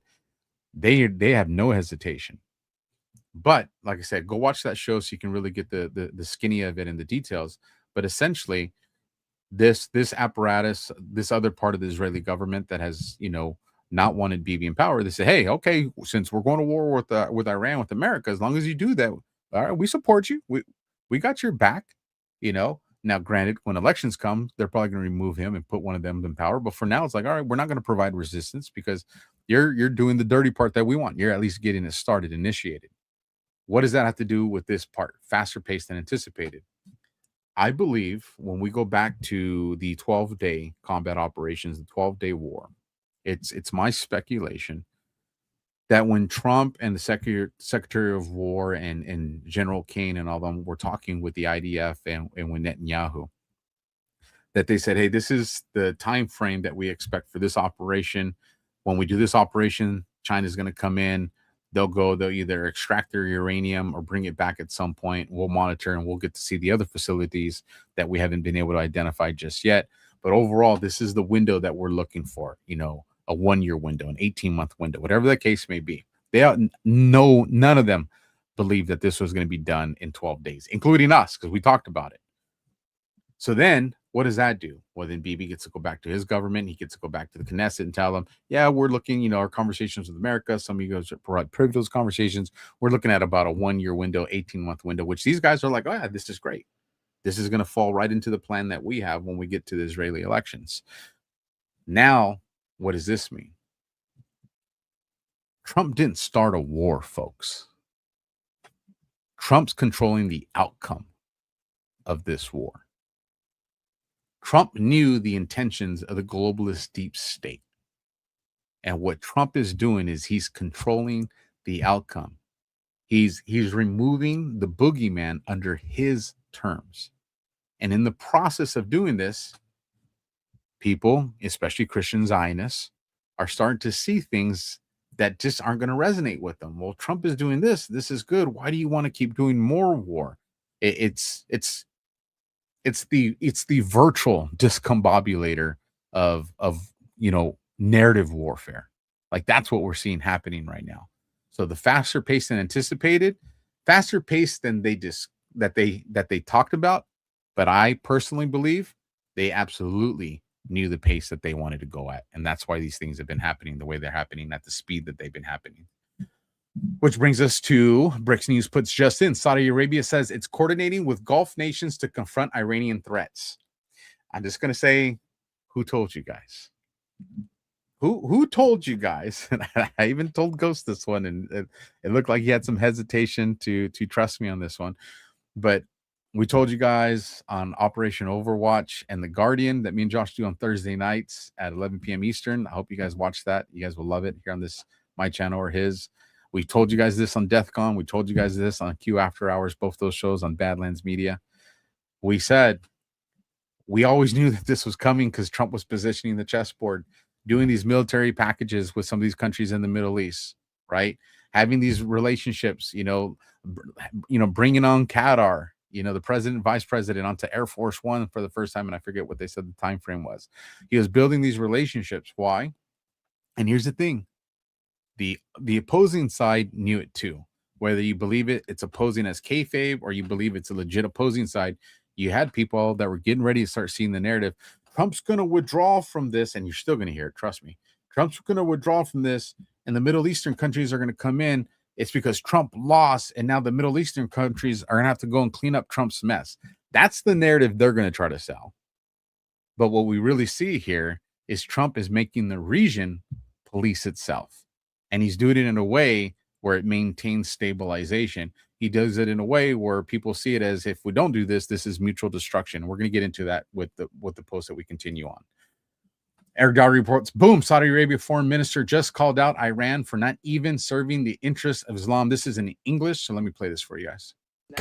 I don't know how they claim to be fighting for Islamic causes while attacking Islamic countries. They are not attacking a single nation. Saudi Arabia, Bahrain, Kuwait, Qatar, UAE, Oman, Lebanon, Jordan, Azerbaijan, Turkey. All these countries are Islamic countries, yet Iran attacks them. And even before this war, what was Iran's contribution in the issues related to the Islamic world? They support the Houthi militia in Yemen. They supported the popular militia in Iraq, who are, and now they are attacking Iraq. They are attacking Iraq territories, Hezbollah in Lebanon, who didn't suffice by hijacking the political decision in Lebanon, but rather was an effective arm to perform sabotaging actions in the region and in Saudi Arabia. And the biggest example is Iran and Hezbollah's role in Syria. So where is such support or so-called support in the Muslim world when they commit such crimes and supporting the former Syrian regime? How do they support the Islamic world when they assassinate politicians in Lebanon? How do they support the Muslim world's issues and causes when they empower the popular mobilization forces in Iraq, hindering the development efforts in Iraq? I can't see how they support the Islamic causes. I believe these are simple slogans which they hide behind it, and these tools, they work to serve the Iranian interests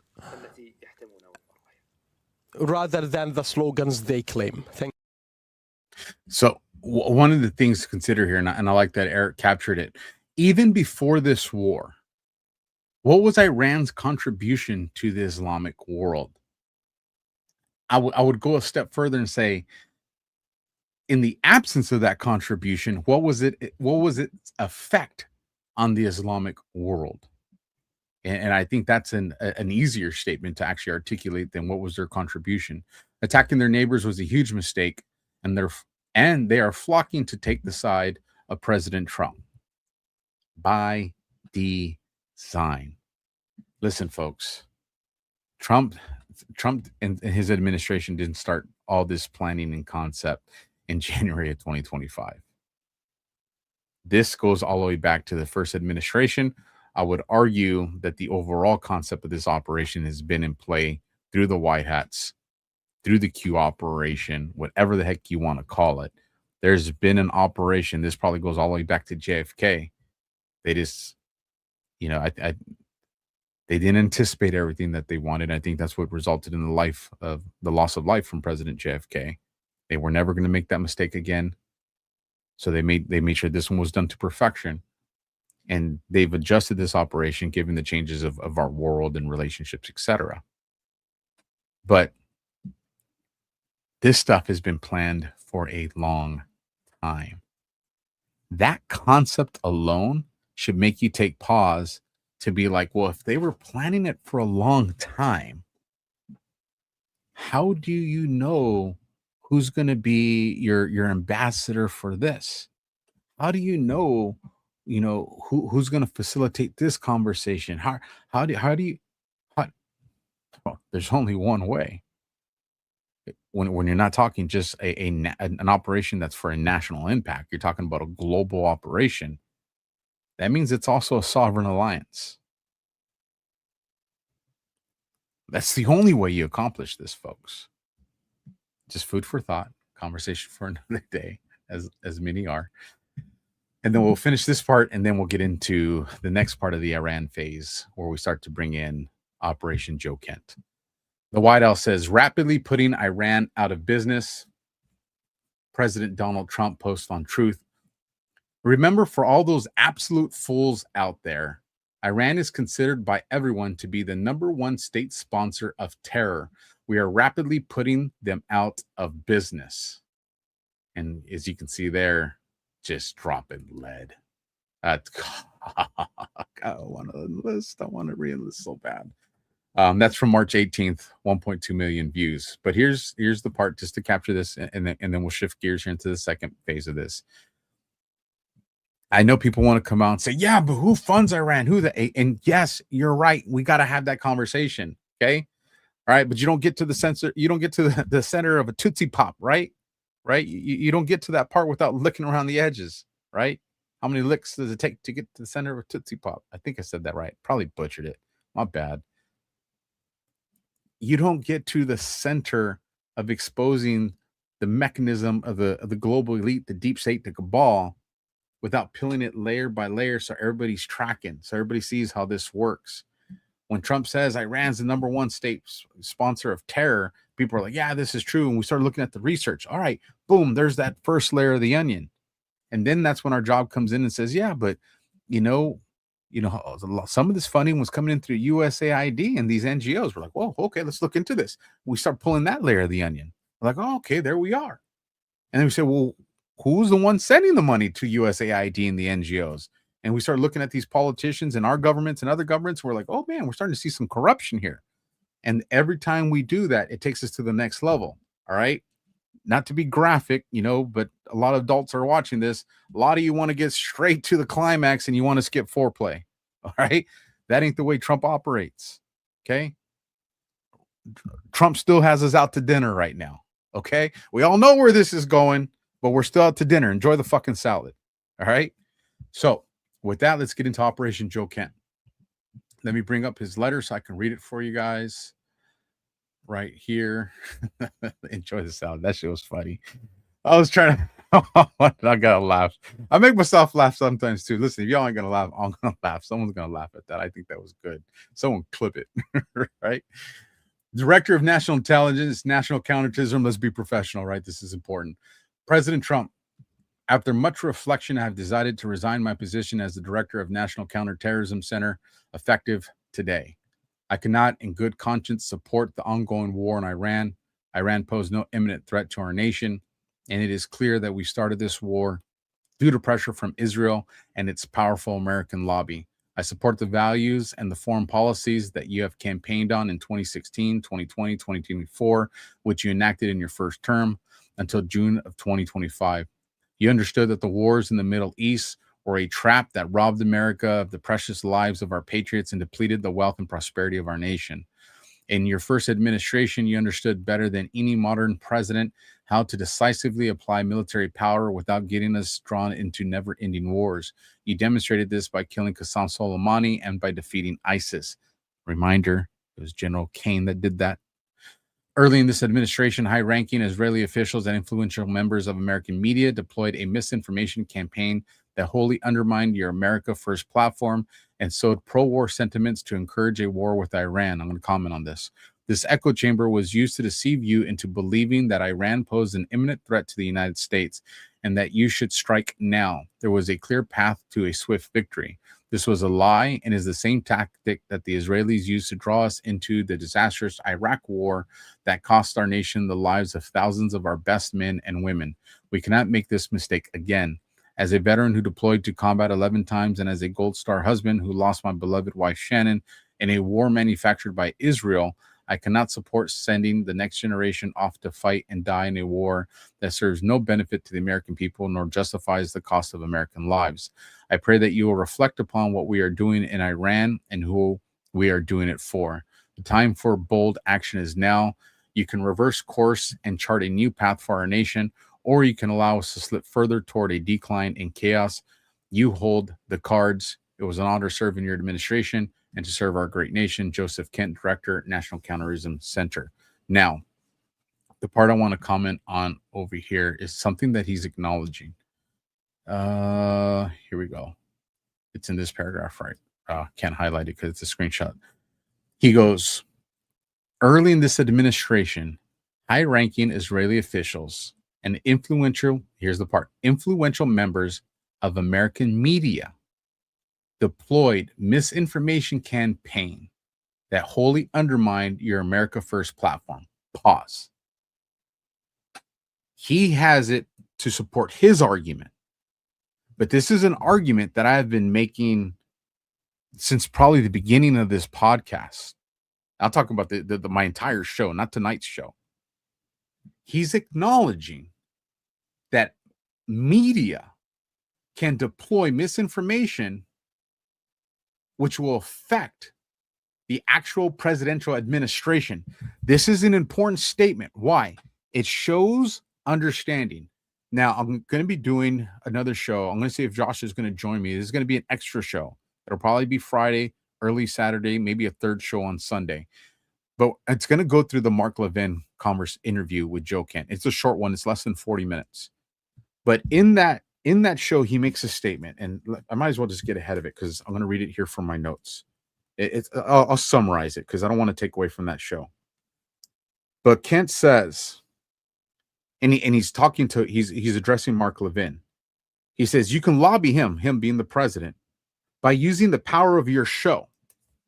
So again, you can't say, well, you don't know he meant that. Yes, because even the interview that he did with Mark Levin, Joe Kent comes out. He's acknowledging that people like Tucker, people like Levin, people like Candace Owens, people like Megyn Kelly. He's saying in that statement to Levin, you can use your show to lobby the president. What he's telling you here, folks, is that people like Tucker, people like Candace, and all these players are utilizing their platforms to influence the United States government. Are there Israeli intelligence doing this? Yes. I don't disagree with Kent there at all. Me and him align on that position.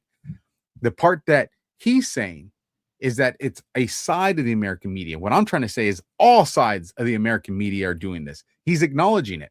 Again, counterterrorism guy, right? And he's acknowledging that. And again, he doubles down on that when he accuses Mark Levin of doing it. It actually pissed off Mark Levin. And I won't comment too more on that because, like I said, I want to save that for that show specifically. But now let's get into the press secretary's statement here, because this will help set up this conversation. And again, if you guys haven't done so already, smash the heart, hit the thumbs, leave a comment too. Don't just, I appreciate you guys all having fun in the live chat, but when you guys actually go and leave a physical comment in the show, that helps with the algorithm of the show. It helps get this out to other people. So if you guys don't mind doing that, ask questions, tell me what you like. You tell me I suck. I know not everybody's cup of tea. I get it. But the press secretary says there are many false claims in this letter, but let me address one specifically, that Iran posed no imminent threat to our nation. This is the same false claim that Democrats and some in the liberal media have been repeating over and over. As President Trump has clearly and explicitly stated, he had strong and compelling evidence that Iran was going to attack the United States first. This evidence was compiled from many sources and factors. President Trump would never make the decision to deploy military assets against a foreign adversary in a vacuum. Iran is the world's leading state sponsor of terrorism. It's another person we've heard say that tonight. Scott Bessent was the first one. The Iranian regime is evil. It proudly killed Americans, waged war against our country, and openly threatened us all the way up to the launch of Operation Epic Fury. Iran was aggressively expanding their short-range ballistic missiles to combine with their naval assets to give themselves immunity, meaning they would have a degree of capabilities that would give them immunity to hold us and the rest of the world hostage, kind of like what they're doing in the Strait of Hormuz. The regime aimed to use those ballistic missiles as a shield to continue achieving their ultimate goal, nuclear weapons. And shout out, God bless America. Welcome to the foxhole, buddy. Became a member over there on YouTube. Thank you for that. The president, through his top negotiators, gave the regime every single possible opportunity to abandon this unacceptable course by permanently giving up their nuclear ambitions in exchange for sanctions relief, free nuclear fuel, and potential economic partnerships with our country, which are still going to come with the civilian government. But they would not say yes to peace because obtaining nuclear weapons was their fundamental goal. President Trump ultimately made the determination that a joint attack with Israel would greatly reduce the risk to American lives that would come from a first strike by terrorist Iranian regime and address this imminent threat to America's national security interests. All of this led to President Trump arriving at the determination that this military operation was necessary for U.S. national security, which is why he launched the massively successful Operation Epic Fury. She doesn't say the president. The commander-in-chief determines what does and does not constitute a threat. Tulsi Gabbard reiterated this when she was being questioned in the committee, because he is the one constitutionally empowered to do so, and because the American people went to the ballot box and entrusted him and him alone to make such final judgments. And finally, the absurd allegation that President Trump made this decision based on the influence of others, even foreign countries, is both insulting and laughable. President Trump has been remarkably consistent and has said for decades that Iran can never possess a nuclear weapon.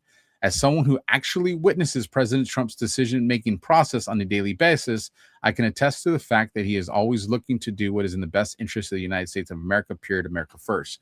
Now, again, I think this is a shot at Joe Kent, this last statement. She says, as someone who actually witnesses President Trump's decisions, I think this was the hat tip of her coming out and giving us, you know, an informal confirmation of, yes, folks, he was no longer in these intelligence briefings. And we're going to make this argument as we go through this show. A lot of people have clipped certain things that Secretary Rubio says and things that, you know, Trump and others have said to isolate it to fit their narrative. And what you're going to see in the series of videos that we have through this show, that there's a lot more to the picture than what a lot of people trying to paint a certain picture have been deploying. So let's carry on. Sarah Adams comes out and says, one thing worth remembering is this. While the FBI director and the actual director of counterterrorism, Seb Gorka, were downplaying and covering up the Islamic terrorism threat on U.S. soil, Joe Kent stepped forward and testified publicly in front of Congress, making sure the entire American public heard the truth that there were 18,000 known Islamist terrorists in this country. This is something that I've been telling you guys before Trump stepped into this administration. And then we got confirmation, or I got confirmation that this was definitely a legitimate threat. Going back to, we have the largest presence of our military at the southern border. When Trump secured the border, according to immigration, human trafficking, child trafficking, and drug trafficking, we secured that in the first week. But he kept adding to the border. And that tipped me off that there's something else going on with our military presence here. Again, 18,000 known Islamist terrorists in this country. Known. This doesn't account for gotaways. This doesn't account for people that didn't get tracked. Known. So you know this number is exponentially greater than that. Literally, that number was never going to be shared with us, and you all know it. Literally, there are terrorists living in our hometowns. In contrast, when I reported the Libyan al-Qaeda terrorists I saw in Tampa to the FBI, I was dismissed. Prepare accordingly, because the government does not have a counterterrorism policy in place to tackle this, and the FBI is not capable of stopping these threats. Now, I disagree with Sarah on that the government does not have a counterterrorism policy on this. The government has a plan for this. The part where she says the FBI is not capable of stopping those threats, I agree with her with an asterisk. The FBI itself is not capable of stopping these threats, but the FBI is not working alone. Military intelligence is a part of this. There's a lot that's going into play with this, including assistance from other countries. Remember, less than a month and a half ago, Mexico handed us over 37 cartel leaders. Alpha, what the hell does that have to do with Islamic terrorists? Let's rewind the clock. Let's go back to that immigration crisis. Let's go back to the conversation surrounding the Darien Gap. Do you think those Islamic terrorists knew how to get from where China was dropping them off in places like Venezuela, south of the Panama Canal? No. The cartels identified these people because they were getting paid for it.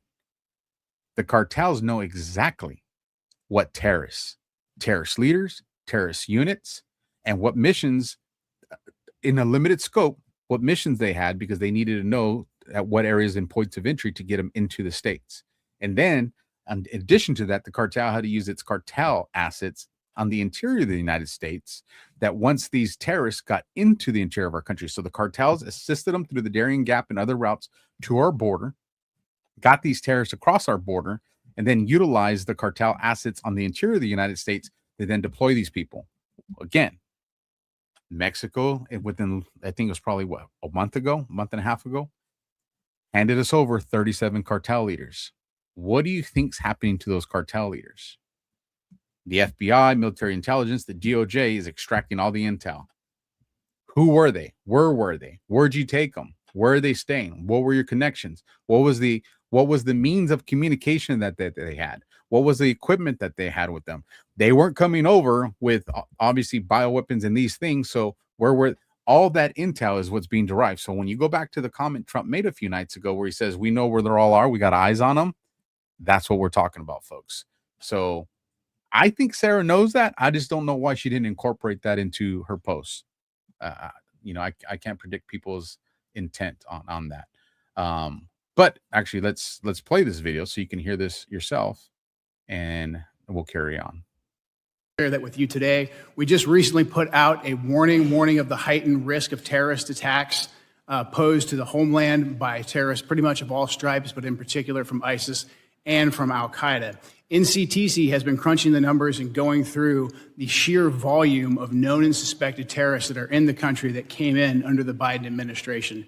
So far, NCTC has identified around 18,000 known and suspected terrorists that the Biden administration let come into our country. These are individuals who under normal circumstances would never be allowed to enter our country because of their ties to jihadi groups like ISIS and Al-Qaeda. Yet the Biden administration not only let them into the country, and in many cases facilitated their entry into the country, just like the entry of the Afghan terrorists who committed the terrorist attack here just before Thanksgiving, killing one of our National Guard members and wounding another. That Afghan was brought into the country as a group of over 100,000 Afghans who were brought here during the disastrous withdrawal from Afghanistan. These individuals, despite what has been reported, were not vetted properly to come into the United States. So let's carry on. Just 3 months ago, and we're doing good on time, we're going to hit that marker kind of where I thought it was going to be, folks. Just 3 months ago, Joe Kent laid out on Sean Ryan's show just how much of an enemy and threat Iran is. Suddenly, when he gets to go on a bunch of podcasts, everything changes. The grift is insane. So who did he say paid for that? Did he say Israel? Did he say Mossad? Did he say MI6? No. He said, we did. Again, also articulating an imminent threat. Let's keep going. Shadow Ezra puts out this clip from Tucker Carlson. Joe Kent tells Tucker Carlson that President Trump's administration misled the world about Iran being an imminent threat. Kent says that the real imminent threat came from Israel, which he claims was planning to strike Iran first, putting U.S. soldiers in harm's way. He says this ultimately forced the United States to carry out a preemptive attack on Iran. Let's take a listen to their conversation right here. I believe I have this one for you guys. All right, here we go. I cannot in good conscience support the ongoing war in Iran. Iran posed no imminent threat to our nation. Iran posed no imminent threat to our nation. How did you reach that conclusion?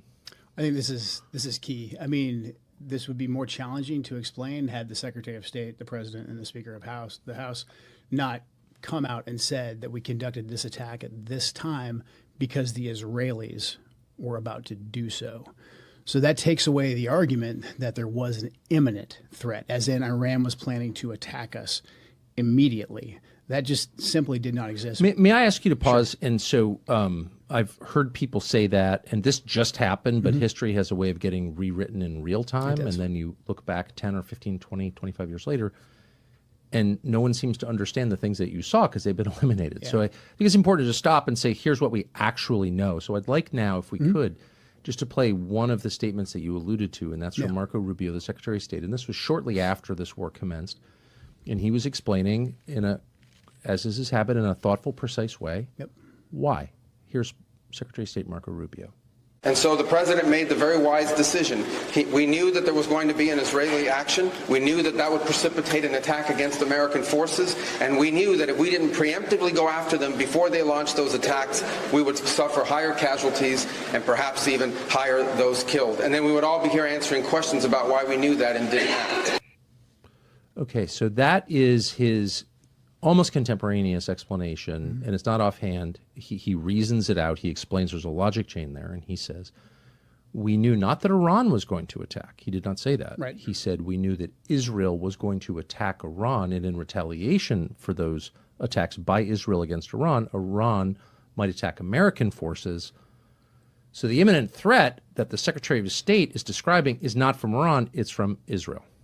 Exactly. And I think this speaks to the broader issue. Who is in charge of our policy in the Middle East? Who is in charge of when we decide to go to war or not? In this case, with what the Secretary described, and later on the President, later on the Speaker of the House, and the way the events played out, the Israelis drove the decision to take this action, which we knew would set off a series of events, meaning the Iranians would retaliate. Now, I think there's a potential there where we could have done several different things. We could have simply said to the Israelis, no, you will not. And if you do, then we will take something away from you. I think that it's fine that we offer defense to Israel. But when we're providing the means for their defense, we get to dictate the terms of when they go on the offensive. Otherwise, they stand to lose that relationship. And the Israelis felt emboldened that no matter what they did, no matter what situation they put us in, that they could go ahead and take this action, and we would just have to react. So I paused it here on the screen to show you guys that Marco Rubio clip, because you're like, well, yeah, that's what Rubio said. Is that all he said? Let's carry on with this conversation, folks. We're going to listen. You're going to see what this is really what it's really like. Forgive me. And shout out, while the clip was going, I was monitoring the different platforms. We have over 1,000 people watching on YouTube. That's something. So for all you guys watching on YouTube, thank you. If this is your first time watching, I would hope you would subscribe and continue to watch this and share it out. But thanks for being here. And over 2,200 people watching on Rumble, and about another 1,700 watching on the other platforms. Like, we got a big audience tonight. And what that tells me is that there are a lot of people that care about what's going on in our country, and that there's a lot of people in pursuit of the truth. And hopefully we can all figure that out together. So let's take a listen to what Rubio says here and Rapid Response put out. So remember, you heard the way Tucker and them presented his statement. Now let's actually listen to Rubio. The United States conducted this operation with a very clear goal in mind. I haven't got a chance to see a lot of reporting. I don't understand what the confusion is. Let me explain it to you, and I'll do it once again as clearly as possible. Perhaps you'll report it that way. The United States is conducting an operation to eliminate the threat of Iran's short-range ballistic missiles and the threat posed by their Navy, particularly to naval assets. That is what it is focused on doing right now, and it's doing quite successfully. I'll leave it to the Pentagon and the Department of War to discuss the tactics behind that and the progress that's being made. That is the clear objective of this mission. The second question that's been asked is, why now? Well, there's two reasons why now. The first is it was abundantly clear that if Iran came under attack by anyone, the United States or Israel or anyone, they were going to respond against the United States. The orders had been delegated down to the field commanders. It was automatic, and in fact, it bared to be true, because in fact, within an hour of the initial attack on the leadership compound, the missile forces in the south and in the north, for that matter, had already been activated to launch. In fact, those had already been pre-positioned. The third is the assessment that was made that if we stood and waited for that attack to come first before we hit them, we would suffer much higher casualties. And so the president made the very wise decision. We knew that there was going to be an Israeli action. We knew that that would precipitate an attack against American forces. And we knew that if we didn't preemptively go after them before they launched those attacks, we would suffer higher casualties and perhaps even higher those killed. And then we would all be here answering questions about why we knew that and didn't act. Hell of a different context when you hear that whole statement, isn't it? Now, you got to ask yourself, Was Tucker and Kent being intentional? I'd play their clips in large segments, right? Because then I'm just going to combat their clip with their own information or what's actually really said. And that's a hell of a big difference right there. All of a sudden you're like, oh, we didn't do it for Israel. He comes out and says there's 2 reasons that we went about it. I'm telling you, folks, real-time psychological operations, and to use Kent's statement in his address to the president, and then to take his statement from the interview that he did with Mark Levin, Kent understands that people like Tucker and Levin and Megyn Kelly, on both sides of this argument, can utilize their shows and their platforms to affect the campaigning of the presidency. His words, not mine, although I agree with it. Let's keep going because we're definitely not done. Shout out to, hold on, we just got another member over there. Shelly Fan Forever just became a Foxhole buddy over there on YouTube. Thank you for that. Welcome to the family. Want to make sure we give everybody their love as we do that. And we will cover them again at the end of the show. So if one got by me, don't worry. I'll catch you at the end of the show when we read the Rumble Rants and the Super Chats. So that brings us, Nathan Livingstone does Milk Bar TV says, watch Tucker Carlson twist Trump and Rubio's statements to sell his Iran narrative, pure propaganda. I've showed this clip already, but it feeds into this conversation because you're getting the side-by-side that's right there. So I don't need to read the rest of it because the video is kind of self-explanatory here. So let me play this for you guys. The president of the United States today said on camera, we're thinking about using nukes against Iran. He said we could eliminate Iran, make it uninhabitable forever in an hour. We have weapons that can do that. Well, those are nuclear weapons. The president of the United States just saying out loud, if this gets more intense, we could nuke them. What more do you need to do militarily for this operation to end? More of the same, and we'll see how that all comes out. Right now, they've lost their Navy, they've lost their Air Force, they have no anti-aircraft apparatus at all, they have no radar, their leaders are gone, and we could do a lot worse to one another. We're leaving certain things that if we take them out, or we could take them out by this afternoon, in fact, within an hour, they literally would never be able to build that country back. And again, there's been very little attempt to convince you that we did this in America's national interest. The Secretary of State just came out and said we did it because Israel forced our hand. You told us that Israel was going to strike Iran and that's why we needed to get involved. Today, the president said that Iran was going to get Yeah, your statement is false. I told you this had to happen anyway. The president made a decision, and the decision he made was that Iran was not going to be allowed to hide behind its ballistic missile program, that Iran was not going to be allowed to hide behind its ability to conduct these attacks. That decision had been made. The president systematically made a decision to systematically destroy this terroristic capability that they had, and we carried that out. I was very clear in that answer. This was a question of timing, of why this had to happen as a joint operation, not the question of the intent. Once the president made a decision that negotiations were not going to work, that they were playing us on the negotiations, and that this was a threat that was untenable, the decision was made to strike them. That's what I said yesterday, and you guys need to play it. If you're going to play these statements, you need to play the whole statement, not clip it to reach a narrative that you want to do, all right?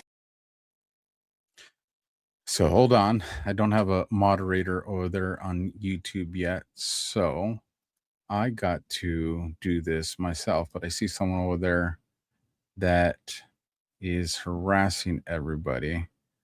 So again, if you guys could do me a solid, if you're watching over there on YouTube and you're interested in being a moderator, let me know, and then I'll get with you guys as well as Rumble. Shoot me a message, and I will accomplish that this week, folks.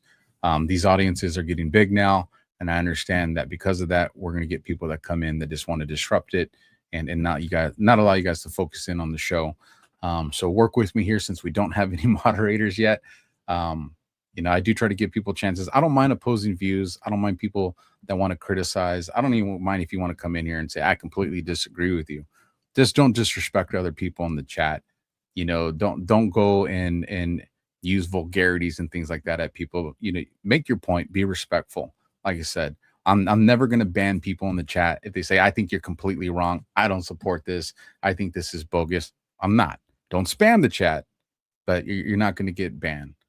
So again, my apologies, folks, that we don't have any moderators. That's on me, because enough of you have showed interest. So like I said, if you could just help me, at some time tonight. As a matter of fact, the easiest thing you guys can do is email me at alpha@thealphawarriorshow.tv, alpha@thealphawarriorshow.tv. Tell me what platform you're on, YouTube, Rumble, X, whatever the case may be. Let me know what your handle is and that you're interested in being a moderator. I'll collect you guys. I'll bring you guys all into a Zoom call this weekend, if we can. If not, maybe sometime into early next week. And I'll kind of tell you guys the parameters of what I want.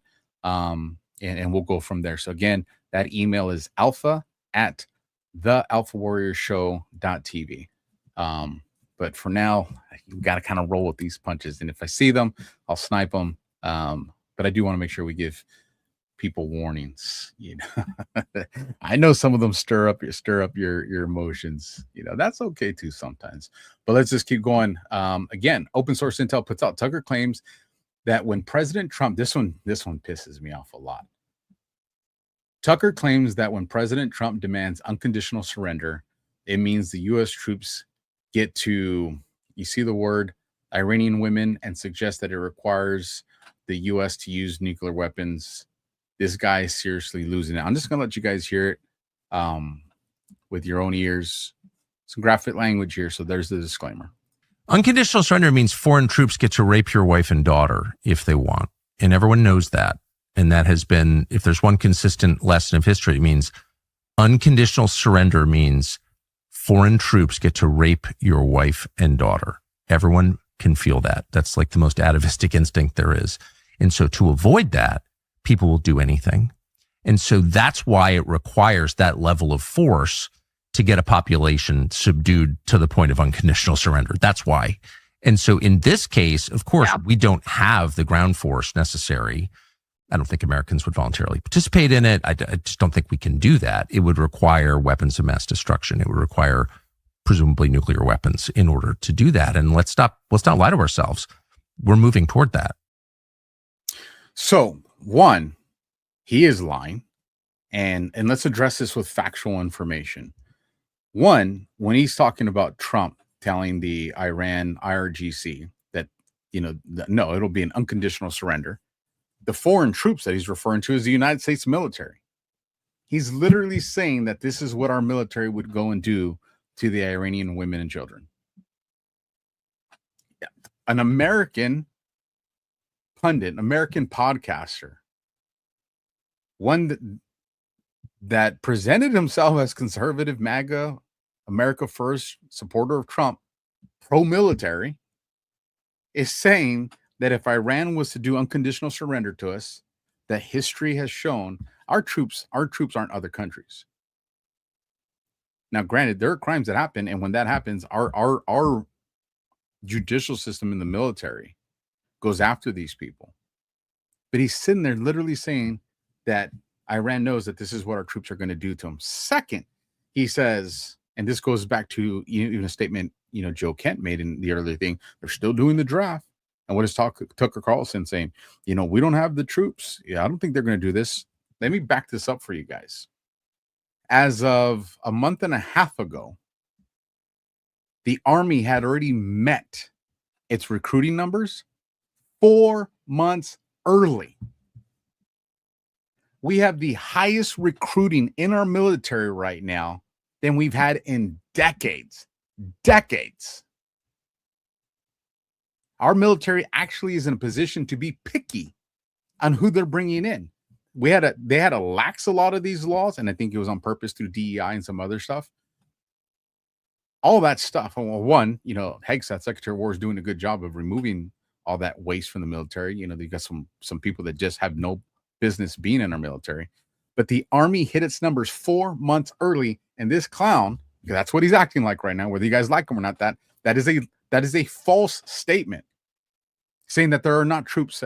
When people sign up to join the military, not all of them, some do it for other motives, but when people sign up, especially when you have Trump out there that's hitting the cartels, extracting leaders from other countries, and our recruiting numbers are still going up. What does that tell you? That there are Americans willing to take the ultimate oath and even use their life if needed to protect this country and advance the freedom that we want for the rest of the world. And Tucker wants to sit here and tell you, we don't have the troops to do that. That is a factual lie. That one irks me because I'm a veteran and I know so many other veterans and so many veterans that have lost their life. And that's a shameful comment. And if you do believe that it's kayfabe, there's some things that even with kayfabe it's not acceptable. And that would be one of them. Carrying on, Nick Matu puts, I'm a nuclear engineer. I'll be more than happy to challenge Joe Kent about Iran's nuclear capabilities. I know he won't accept, nor will Tucker Carlson. So anyone who thinks this same position, aka yes, Iran was absolutely aiming for a nuclear weapon. Was he talking about a nuclear? Tucker says, was Iran about to get a nuke? And Kent says, no, they've had a religious ruling against it since 2004. We had no intelligence that it was being disobeyed. Now here's the part that's interesting. Well, let me play the clip and then I'll comment on this for you guys. Was Iran on the verge of getting a nuclear weapon? No, they weren't, 3 weeks ago when this started, and they weren't in June either. I mean, the Iranians have had a religious ruling, a fatwa, against actually developing a nuclear weapon since 2004. That's been in place since 2004. That's available in the public sphere. But then also we had no intelligence to indicate that fatwa was being disobeyed or it was on the cusp of being lifted. The Iranian strategy, it's actually pretty pragmatic. The Iranians are obviously aware of what's taking place in their region, and their strategy was to not completely abandon their nuclear program because they saw what happened to Muammar Gaddafi in Libya when he said, hey, I've got no more nukes. I'll do what you say. I'll give up my nukes. And we gave him the Nobel Peace Prize? Yeah, we regime changed him, and he was executed by his own people in the most horrific way. Oh, sodomized by a bayonet. Right. Okay. I don't find that funny. Here's the thing. You hear a lot of arguments, and I do agree with these arguments for people's understanding, that say, hey, there are certain laws in the Talmud that allow people to lie. And then you go look it up and you're like, well, damn, yeah, it's true. Tucker has mentioned that. I've never heard Joe Kent mention it. I would assume that he's probably aware, given the people that he's been associating with. But you have a lot of these people that continually focus solely on exposing Israel, and they talk about that. Well, if Joe Kent's talking about, well, they have this religious thing that prevents them, and they came out and they made this statement, they can't disobey it. Well, why isn't him and Tucker telling you, audience, about this? The term often referred to is, I'll do my best to say this correctly, taqiya. It's Taqiyya, for those of you who want to go research it yourself, which means prudence or precaution. In Islamic jurisprudence, it refers to concealing one's faith or practicing dissimulation to avoid severe persecution, danger, or death, particularly when under threat. Lying to advance a goal. It's primarily associated with Shia tradition, where it was developed as a method of self-preservation in hostile environment. In other words, yeah, they can tell us all day that, oh, we created this law so we can't develop a nuclear weapon. They're permitted to do it. And if you're saying, that's neither here nor there, well then, okay, then you got to apply that when you're using it against the Jews and the Talmud. You can't say it applies here, but then don't say it applies there, which is great for people like me who are pro-America that says I don't want either of that in my government, and I'll use that to weaponize against both your narratives. Yeah, I don't care if it's Israel. I don't care if it's the Islamic countries. If they're in a position where their religions allow them to lie for self-preservation, then we have to take that into consideration when we're making our assessments. Ryle Dragon says, fuck who that. So, some of you guys will put something in the chats, and I was like, I would party with these people in real life. Like, these are my people. They have my sense of humor. So hopefully you guys will go to these guard events that I do at Badlands, and I'll get to continue to meet you guys, because some of you I was like, yeah, those are my people. Rio Dragon, that was slick, man. I like that one. Let's keep going. Shannon Joy puts out, revolt is brewing around Trump. The significance of counterterrorism. Director Joe Kent's resignation, according to Michael Yan. Again, let's take a listen to this. It is clear that we started this war due to pressure from Israel and its powerful American lobby. What are your thoughts on that? Because that's a big deal. That's a big deal. I was wondering why Joe worked for him to begin with. You know what I mean? He's on a private chat that I set up years ago with key people, some of whom some of those names you'll definitely know. And so I'm going to ask Joe when we get offline. You know, but at the end of the day, there is a revolt going on around Trump. There is a serious revolt. I'm getting that from multiple directions. And yes. If you're sticking with Trump now, like Joe needed to leave Trump. If you want to keep traveling overseas, you're facing, being arrested somewhere, right? This is a big deal. There are obvious war crimes being committed, right? Like genocide. Gaza is absolute genocide. Israel just yesterday and the day before threatened to genocide Lebanon the same. The war that they've started with Iran, the attacks that they've done are absolutely illegal. They're absolutely war crimes, right? You could absolutely be arrested and be capital punishment. I mean, I don't like hearing some of this stuff, but like I said, I'll put it out there for you guys to hear it. Michael Yan got great information on a multitude of topics. As a matter of fact, he has provided me very important information, especially if we go back down to the times of the Darien Gap, things that are happening around Ukraine. Dude's a legend. Obviously, I completely disagree with him on his position here. And I'll probably reach out to him and have a conversation. But again, revolt is brewing around Trump. Is that? Or are these powerful voices that are trying to create the picture of that? Is Kent coming out? And if you guys haven't heard the interview with Mark Levin and Kent, I would tell you, first watch the interview with Tucker and Kent. And then immediately after that, watch it's a longer interview between Tucker and Kent. And then watch the interview with Levin and Kent. And you don't need me or anybody else to walk away after you do that and just be like, man, what was that about? Like, you guys are smart people. But again, they want you to believe MAGA's dead. They want you to believe MAGA's divided. They want you to believe that Trump's moves here are in the interest of Israel alone. Is Israel going to benefit from what we're doing with Iran? Yeah. They're not the only ones. Just because a country is going to take benefit from something we do doesn't mean that we're doing it for them. Again, 18,000 terrorists in the United States from Iran. Joe Kent's words, not mine. How's that not an imminent threat? Especially if you guys know what just happened today in LA. Let me just say that a little bit because it's important. I'm not going to leave you guys hanging on that one. There was a raid that was done today in Los Angeles. And in that raid, they found bioweapons, Ebola, COVID. There's like 4 of them. What do you think they were going to do with that stuff, folks? And according to the article, this is tied to the CCP. And again, you have the CCP that's facilitating a lot of this and putting it in the hands of the different terrorists that are out here. But we found it.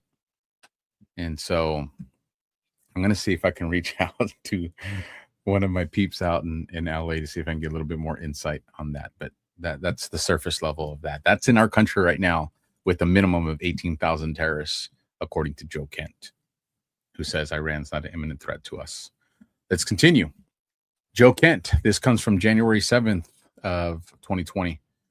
The war with Iran talk is very black and white in a gray world. Iran has been at war with us since 79.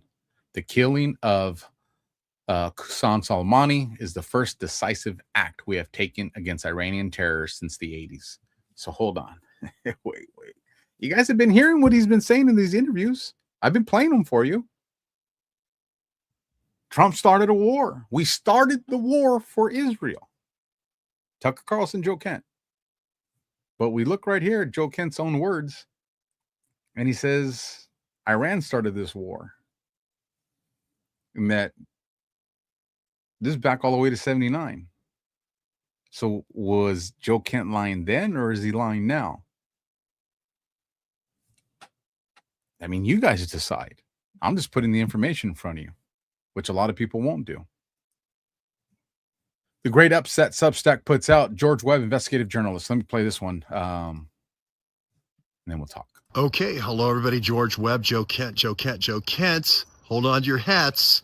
You may not remember what I said about Joe Kent, but Joe Kent was the key guy who stopped Trump from discovering the big tunnel. Remember Mitch Snow with the old little tunnel, the El Chapo tunnel, the one they fill with water every once in a while and they use it every once in a while? We're not talking about that tunnel. That was the tunnel in 1989. We're talking about the big ass tunnel. How do you know there's a big ass tunnel, big ass Rothschild tunnel, like super highway type Rothschild tunnel that replaced the El Chapo tunnel? Because Donald Trump sent 500 soldiers from the 10th Mountain in April of 2025 to find the big ass tunnel. And he sent his new Undersecretary of Defense, Mr. Hansel and Gretel, right? He sent Hansel out to Fort Huachuca on the 9th, September 9th. Actually, I think they got into the Candlewood at the 8th, right? And the meeting was at that joint task force, South Border South Command. So how did Mitch know to unibomb that meeting? Remember, Mitch goes in with a backpack and everybody thinks he has a bomb. How did Mitch know to unibomb that building, that time, that date? Joe Kent told him, right? And I know Joe Kent communicated with Mitch Snow. That's how Mitch Snow knew to unibomb that meeting. That's why Mitch was at the Candlewood on the night of the 8th. It wasn't for him looking for his records. We showed you in Pasco where his records are. We showed you in Richland where his records are. It was right down the street.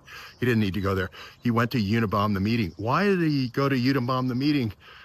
The Rothschild tunnel, the super tunnel, the Elon Musk boring. I'm not saying Elon Musk involved, but the boring technology is so much better. The boring company technology is so much better. The tunnel can be so much bigger. Trump wouldn't have sent the 10th Mountain and the 110th military intelligence out there if he didn't think there was a tunnel. Mitch said himself, 90%, 70 to 90% of the drugs come through that one little area for the whole southern border. And nobody can figure out how it's done. Secretary Hansel can't figure out how it's done. Secretary Hansel, think about it this way.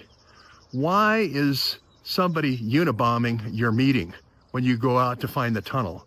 Do you think there might be a leak? Do you think somebody may be leaking where the meeting is so they can unibomb your meeting, right? Do you think somebody told Mitch where to unibomb your meeting? Isn't that why you didn't do that meeting? Isn't that why you flew around in a helicopter around the border instead of doing the ground penetrating radar? If you want to find, first of all, look at Montezuma Caves if you want to find the new big tunnel.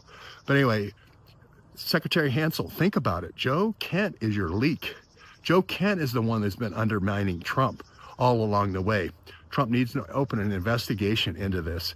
Needs to go back to Fort Huachuca, send Undersecretary Hansel back to Fort Huachuca, find the Rothschild tunnel. Mitch gives us great metadata here. Mitch gives us great metadata.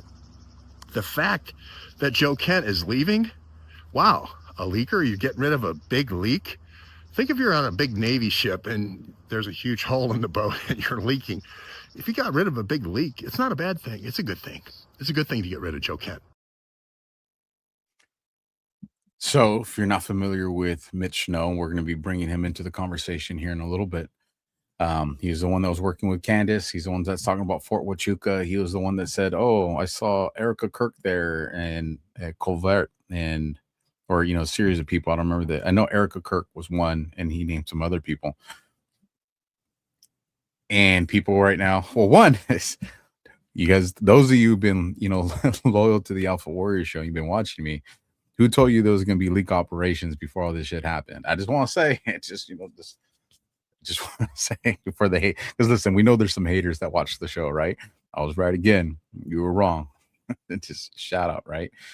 But I don't want to get ahead of it, but there's a video we're going to see in a little while. Because Joe Kent says he ain't doing this. He isn't working with these people. He hasn't given these people any information. And there's a video where one of these people says otherwise. And this video creates a predicament for people like Candace and a lot of the simps that are out there, because they've been arguing that Mitch Snow is reliable. You guys are just attacking his credibility because you don't like that he's going and exposing Erica Kirk. Well, if that's the case, then he's also providing information that Joe Kent is a leaker. So now what do you do? If you say that, no, he's lying, well, now you discredit his entire thing that like we said, this guy has no credibility. So the whole network's in a catch-22. And again, we'll expand upon that when we get to it. But this is one of the guys that George Webb is talking about. I should reach out to George and get him on the show to talk about that more at length. Gunther then comes in and puts breaking: DNI Tulsi Gabbard goes full pro Trump, drops a massive truth bomb on this. A lot of people saw this as a Tulsi win. A lot of people saw this as, Ossoff, getting the win. I think he was pretty balanced. I think he actually, put her in some positions where, whether he knew how she was going to ask, or I'm sorry, if he knew how she was going to answer, it was going to create that vacuum of information since she can't answer, that, people would be able to exploit for the narrative. And I actually think he was successful at points at doing that. But on the counter part of that, Tulsi did do some good parts of clarifying who has what responsibilities for what. So with that, let's take a listen to this interaction. The intelligence community assessed that Iran maintained the intention to rebuild and to continue to grow their nuclear enrichment capability. Was it the assessment of the intelligence community that there was a, quote, imminent nuclear threat posed by the Iranian regime, yes or no? Senator, the only person who can determine what is and is not an imminent threat is the president. False. This is the worldwide threats hearing where you present to Congress national intelligence, timely, objective, and independent of political considerations. You've stated today that the intelligence community's assessment is that Iran's nuclear enrichment program was obliterated and that, quote, there had been no efforts since then to try to rebuild their enrichment capability. Was it the intelligence community's assessment that nevertheless, despite this obliteration, there was a, quote, imminent nuclear threat posed by the Iranian regime? Yes or no? It is not the intelligence community's responsibility to determine what is and is not an imminent threat. Okay. That is up to the president. Here's the problem. Based on a volume no, of it is information precisely that he receives. It is precisely your responsibility to determine what constitutes a threat to the United States. This is the worldwide threats hearing. Yeah, I'm with you, some bitch 43. I'm not a John Ossoff fan either, and we will see with what happens, because if I remember correctly, he's out of Georgia, correct? You guys can correct me if I'm wrong on that one, but I believe he is, and we know that there's a lot of election stuff that's going to surface regarding Georgia, and I believe that's where he's out of. But again, I'll let you guys in the audience fact check me on that one. Patriot Times. This was a phenomenal post. As a matter of fact, let me zoom in on this in case any of you guys want to screenshot this. I'm trying to see if anybody confirms that he's out of Georgia. Not going to repeat. Yes, Georgia. Okay. Not going to repeat what you said on that last comment. I ain't trying to get my door kicked by the FBI second time. The Patriot Times puts out this post, and there's an image here, and I'll go full screen with the image when we get there so you guys can screenshot it, because I think it's great. There isn't a single referee with a whistle who officially declares this is an imminent threat and ends the debate. It's more like a chain of perception and authority. The intelligence community, coordinated by the Director of National Intelligence, the DNI, gathers and analyzes raw data, signals, intercepts, human sources, satellite imagery, all the quiet machinery in the background. They produce assessments, often with probability language, not certainty. Those assessments flow into the president through briefings like the PDBs, which is the Presidential Daily Briefings, along with input from the CIA Director, Secretary of Defense, Joint Chiefs, and the National Security Council. The DNI does not make the call. The DNI informs the call. The president, as commander-in-chief under Article 2 of the Constitution, is the one who ultimately decides whether a situation constitutes an imminent threat in terms of action. So the DNI is the eyes and the brainstem. The president is the hand that pulls the trigger.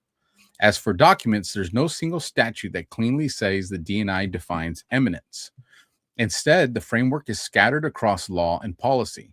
The National Security Act of 1947, as amended, especially after the 2004 Intelligence Reform Act, establishes the DNI's role as coordinator of intelligence, not a decision maker on the use of force. The president's authority to respond to threats comes from Article 2 powers and is shaped by things like the War Powers Resolution of 1973, which tries, somewhat imperfectly, to limit unilateral military action.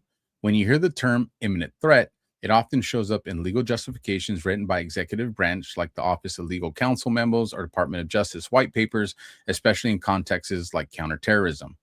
Those documents define the imminence flexibility, sometimes controversially, to justify action. Translation: intelligence agencies describe the storm, lawyers redefine what counts as lightning, and the president decides where to strike before the thunder lands. And then here is that image that I'm going to open in a different tab to make it bigger for you guys so you guys can have it. And of course, it would cut off. So you'll have to screenshot it in two parts. So here's the first one. Who determines an imminent threat? You have the intelligence gathering assessment on the left. On the right, you got president of decision making. And then we scroll down to the second half of the image, the legal and authority framework. And you got the National Security Act of 1947, Article 2 powers, and the War Powers Resolution of 1973. And that all funnels into the ultimate determines imminent threat. How close is a threat, probability of attack, and need for preemptive action. So again, phenomenal posts. And shout out to the Patriot Times Q Post Intel who put that out there. I thought that was solid info. That brings us into this post from Jacktron. Dan Bongino demolishes Joe Kent, aka Vindman 2.0, on Butler, reveals he offered Kent a briefing, but Kent never took it. What's he talking about? Well, let's take a listen to this one. This is a long video. This is the longest video we're going to see tonight. This thing is 7 minutes. So just make sure you go and you follow Bongino if you want to watch the full thing, if you like him, or if you don't like him, you want to hate on him. But this is a 7-minute clip. Just want to make everybody prepared for that. I don't know how many times I got to tell you all this. We have gone over Butler so many times. We did a 2-hour interview with Brooke Singman from Fox. The receipt's incoming, I promise you. Did Joe Kent miss the interview? We brought her down and sat her in our office with the case agent for 2 hours and went through everything. Everything. You can actually see the article, Joe. We don't know anything about Butler. We went through everything with the case agent to the point where she had no more. She had a list of questions. We were done. We briefed the president multiple times on Butler, and the president said, and I quote, he's completely satisfied with it. Again, gatekeeper theory. So the president's satisfied with Butler. The guy who was more than interested in Butler than anyone is me, being a Secret Service agent too before. And yes, everybody's lying to the president who's completely satisfied, and he's just too dumb to notice. But Joe knows. Joe knows about Butler. I want you to know something. I offered Joe face to face, and you know it, Joe, don't bullshit people. I offered him a briefing on Butler. Did he show up to FBI headquarters to take it? No way. He did not. That's a fact, bro. You are a liar and a bullshitter. And you know it. I offered you that briefing and you didn't take it. You have hidden knowledge about something that happened at Butler? He's got hidden knowledge, folks. Amazing. The president, he was shot in the head in Butler. He was shot in the head. No one spoke out more about the Secret Service failures than me. My first week on the job, I had the case agent in my office with an entire team, including a former Secret Service agent, briefing me about Butler. You know something? Spit it out. Grow a pair. Spit it out. You got some hidden knowledge? Let's hear it. I told you what I got. I'll show you the Fox News article. I'll show you exactly what I have. All you got is, I bet a black box. Well, what's in it? Something. Well, what's in it? Something. There's the piece, November 21st. This was last year. Brooks Singman. FBI concludes that crooks acted alone after unprecedented global investigation. You want me to lie to you? This is what you want me to do? Hey, man. Here's what's in the file. That Thomas Crooks had 50 other accomplices. Did he really? Can you show us that? No, I can't. I'm just making it up to make Joe Kent happy. Folks, I'm tired of it, man. Are we going to live in a world of truth or a world of chaos? You know what? Go down those screenshots and we'll go back to the video. I'm going to show you here. I'm really, I don't know what to tell you if like Joe didn't read this article. This is open source. This is a Fox News article. You know how many employees looked at this? 485 FBI employees looked at this investigation, including me, 486. We don't know anything about Butler, Joe said. Really? The FBI conducted more than 1,000 interviews connected to the case. I looked at all this stuff. They reviewed 2,000 tips, executed 10 search warrants and 100 subpoenas. I analyzed 13 electronic devices. Wait, later in the video, he says that we don't know anything about the electronic devices. That's news to me. Not only electronic devices associated with him, but his family members too. I thought Joe said, maybe Joe would have known this if he would have read the article or shown up for the briefing that he turned down. You see the grift though? Oh, we don't know nothing. I know something. Black box, I got it. Watch my podcast. The FBI examined 35 accounts linked to crooks. I thought we didn't analyze any. I thought they told me that. I thought they said that, including social media, bank, and other online accounts. But we don't know nothing. We don't know nothing about nothing. Amazing, by the way, how, keep this up. The same people out there, clan of people who are telling you out there that Iran's no threat can constantly tell you, or imply at least, that Iran was behind this kid, produce no evidence. They tell you they know something, and then they go, but Iran's no threat. You just implied Iran tried to shoot Trump through this kid. Which story is it, mother? Which story is it? Get your story straight. We don't have any evidence of that. Yes, Iran wants to kill Trump. Yes, this kid is a lunatic. It happens all the time, sadly. John Hinckley, Arthur Bremer, people lose their minds and do stupid stuff. Here's more from this article. You guys can read it yourself. The home was completely swept. Every device was collected and accessed. There were reports out there say we didn't get into certain devices. That's false. That is just made up. Joe would have known that if he would have read the article or just showed up at our office. The FBI conducted a manual review of more than 500,000 individual electronic files. That's a fact. Engaged with nations around the world to ensure all the leads were covered, which we did. When there was a lead about an overseas connection, 2 instances we became aware of foreign accounts. The FBI reached out to the foreign governments. We did. It goes on. Very quickly, the foreign governments provided the full contents of the accounts. We deployed an extraordinary effort that even people not in Crooks' age range were interviewed and done completely and thoroughly. There's no foreign connection in the case, the official stressed. There's no individual outside U.S. borders or inside U.S. borders that had any role, this is important, in directing him, inspiring him, or assisting him in any way. That includes foreign governments. You want me to lie to you, man? Is that what generates clicks and money? That's I turn this up a little bit. Gino's yelling inside a little. Out of lower my volume. Let's stop yelling at me, Bongino.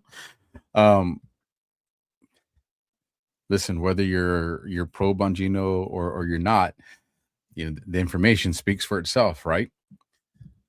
So let's carry on, and then we'll transition. We're still into the Iran part, but we're going to go beyond just the Joe Kent and Tucker Carlson. We're going to introduce some new faces and characters.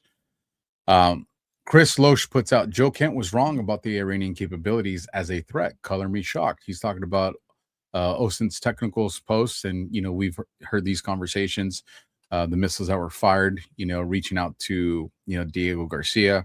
I understand there's a lot of conspiracy surrounding this. I'm not willing to write that off. I think there are some things to consider, but nonetheless, the official reporting right now is that this did come out of Iran. You know, why now? Well, those are all different arguments to be made, but nonetheless, this is the information, and that's not information that's coming from Israel. That's American information. Next, we get into a post by Mags. This fucking aged like shit. Never listened to Douglas McGregor. This guy's been missing on all cylinders lately, and this is an example of that. China and Russia are sitting on the sidelines monitoring everything. They're in close touch with the government. They're providing satellite intelligence, which accounts for some of the tremendous successes, particularly in Israel and on our U.S. bases. All of our bases have been destroyed. Our harbor installations are destroyed. We're actually having to fall back on India and Indian ports, which are less than ideal. That's what the Navy says. And I think Iran, much to our disappointment, is faring very, very well.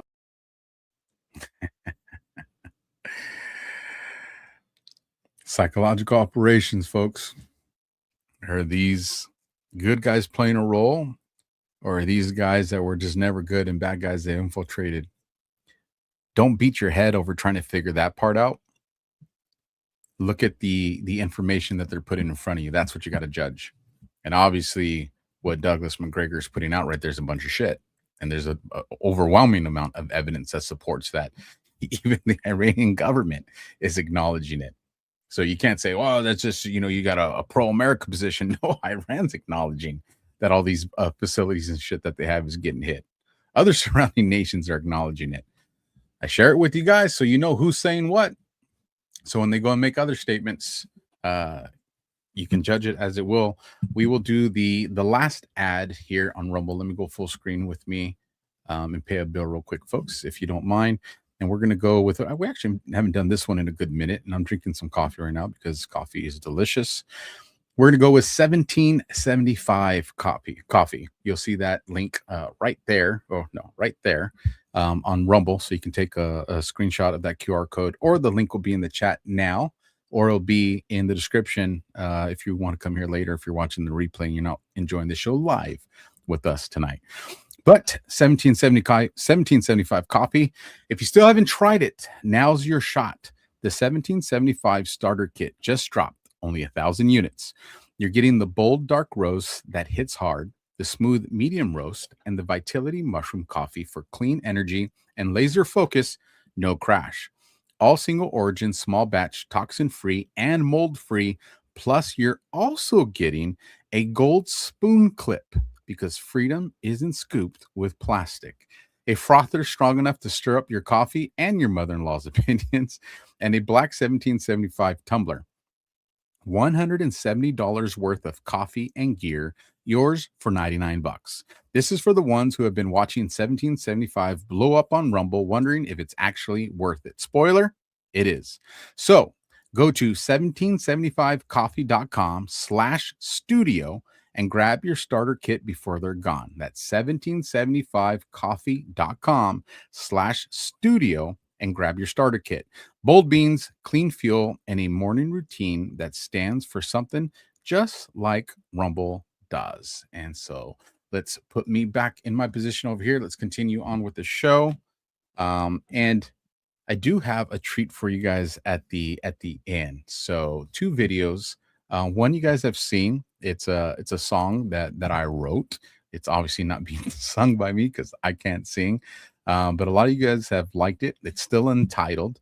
A lot of you guys have been sending me some great ideas, but I'd love to get more ideas. So tonight that song is going to get played for everybody. It's going to get played on X, which I believe will be for the first time. It's going to get played on YouTube, which I believe will be for the first time. And some of you that have watched me on different Rumble channels, you have heard it.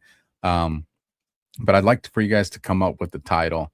And then whoever comes up with the title that I pick, I'll be giving you guys a surprise from the AlphaWarrior Show store, some free merch. So a little incentive to kind of help me title this untitled song.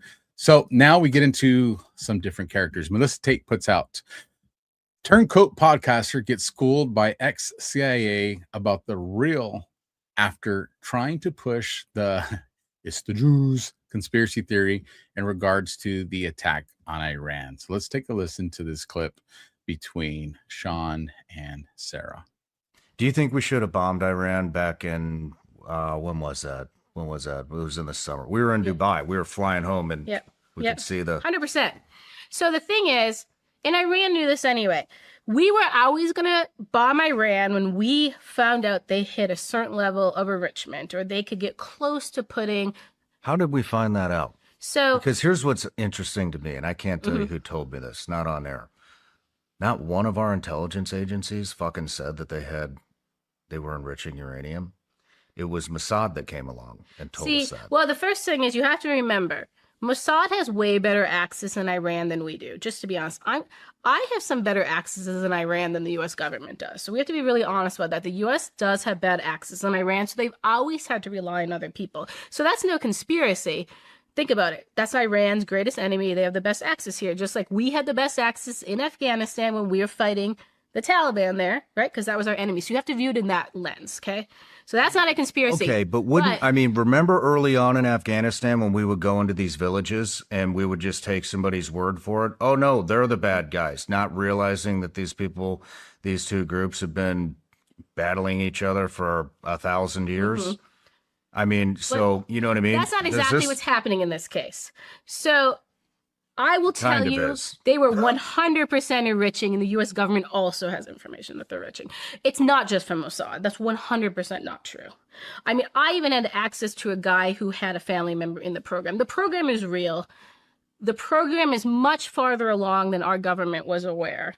And I think they were caught a little bit with their pants down and realized it is more advanced than we thought. Remember, for like 15 years, they kept saying it's not advancing. Sorry, a program does not advance for 15 years. So our government just kept rolling the same assessment over into every year. And I really do think Trump saw it and said, holy crap. We are so behind in our assessment on this. We got to hit them now. I do believe they had enriched that much. I personally believe it. Remember, I used to work at Iran in the CIA. So there's so many conspiracy things around Mossad, but you have to look at the facts of the situation. They have been enriching very successfully. Luckily, we've been tripping them up over the years, over and over again. And Mossad has done it plenty, taking out their scientists and stuff. But the enrichment still slowly kept happening. People act like, what? For all that time, nothing improved. That doesn't make any sense. I mean, they brought in people, they brought in Libyan scientists after Gaddafi fell. They obviously always brought in Pakistanis. So they have the capabilities and always had it to make it happen. And so I think that's just the whole current anti-Israel propaganda.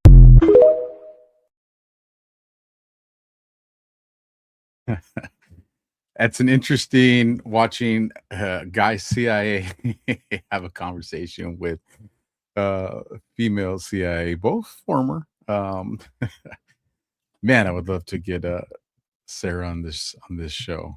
I got to find a way to make that happen. So let's continue on, right?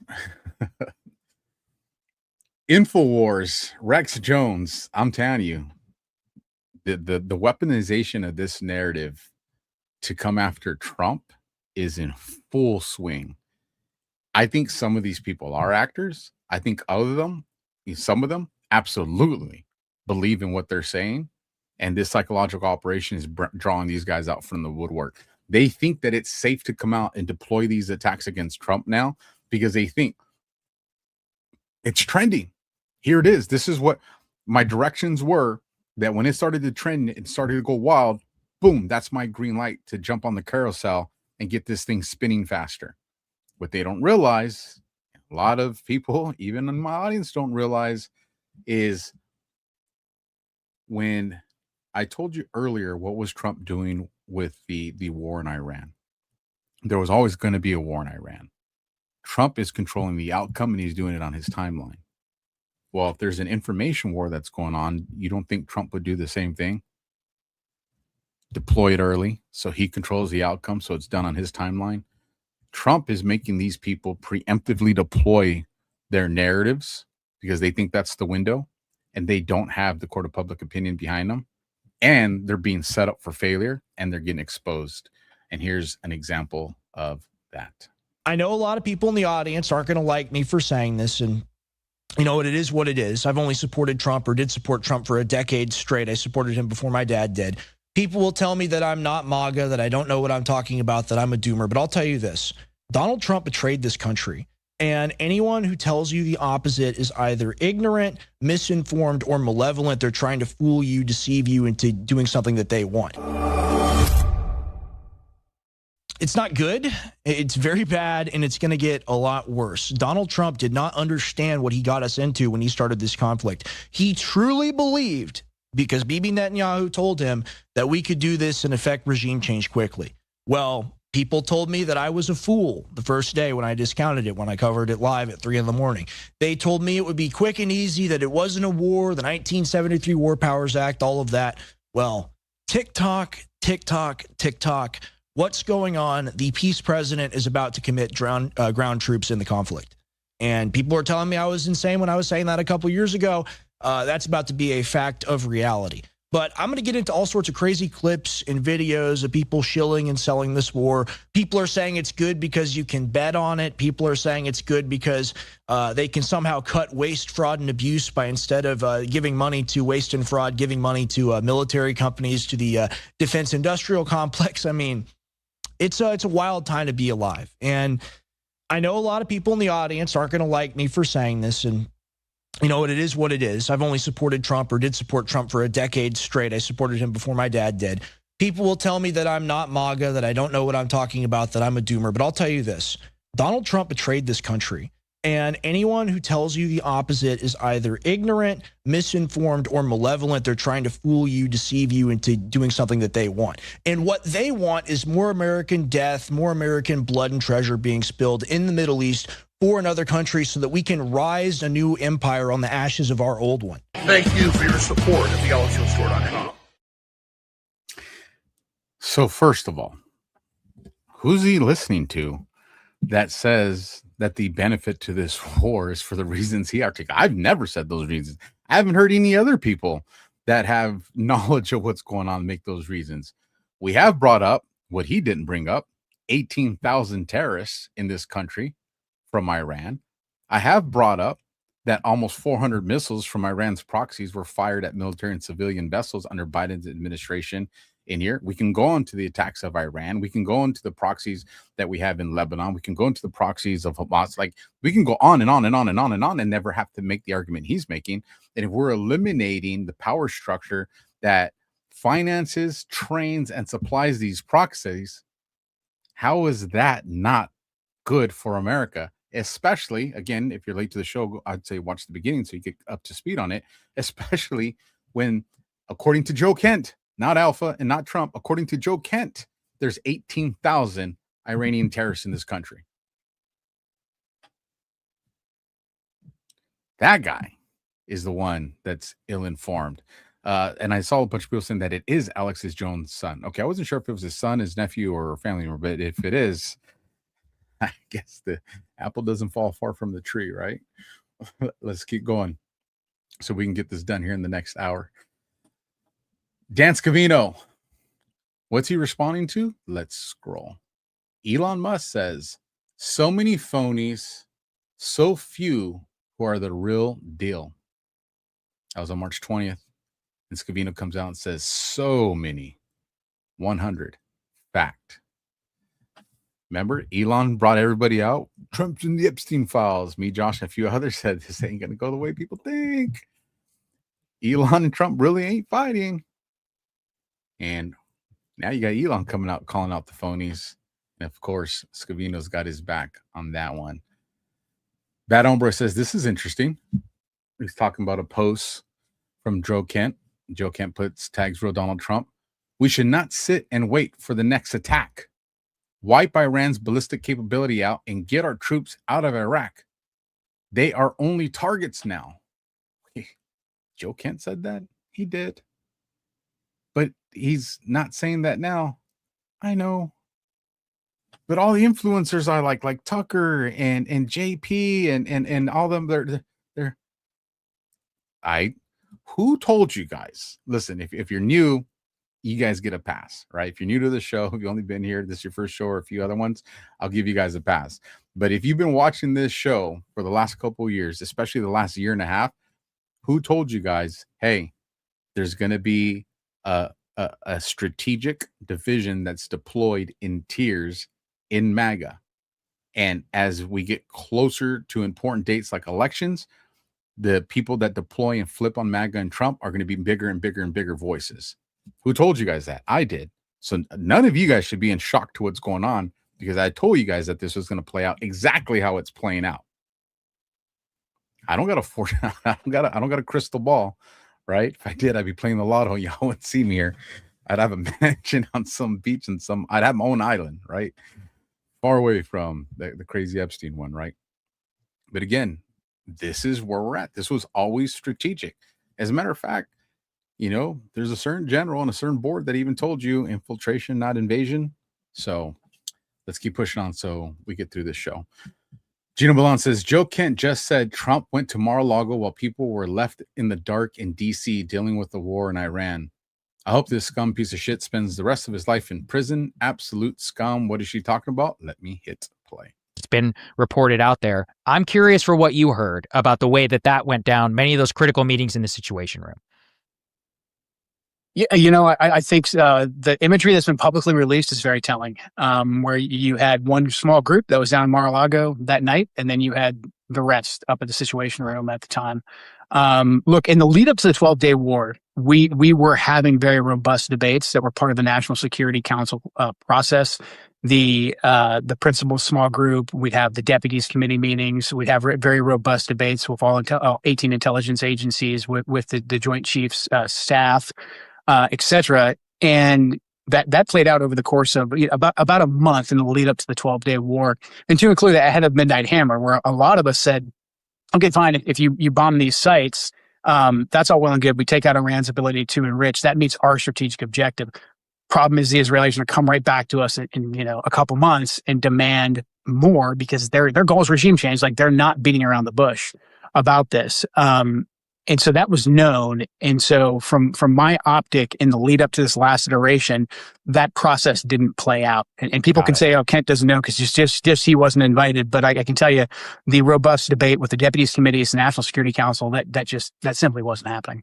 So to non-nerd speak, I think this is important. What you just laid out is a normal process. The Deputies Committee, Principals Committee, NSC, all options and views are presented to the president. Even the Iraq War, the most disastrous thing in the world, or at least in my lifetime, that played out that way. That's how it did. You can go and you can read about it. What you are talking about is effectively a bespoke process, which played out with some advisors down in Mar-a-Lago, others in the Situation Room. I guess you are confirming, by the way, the White House told us that there was nothing to be seen.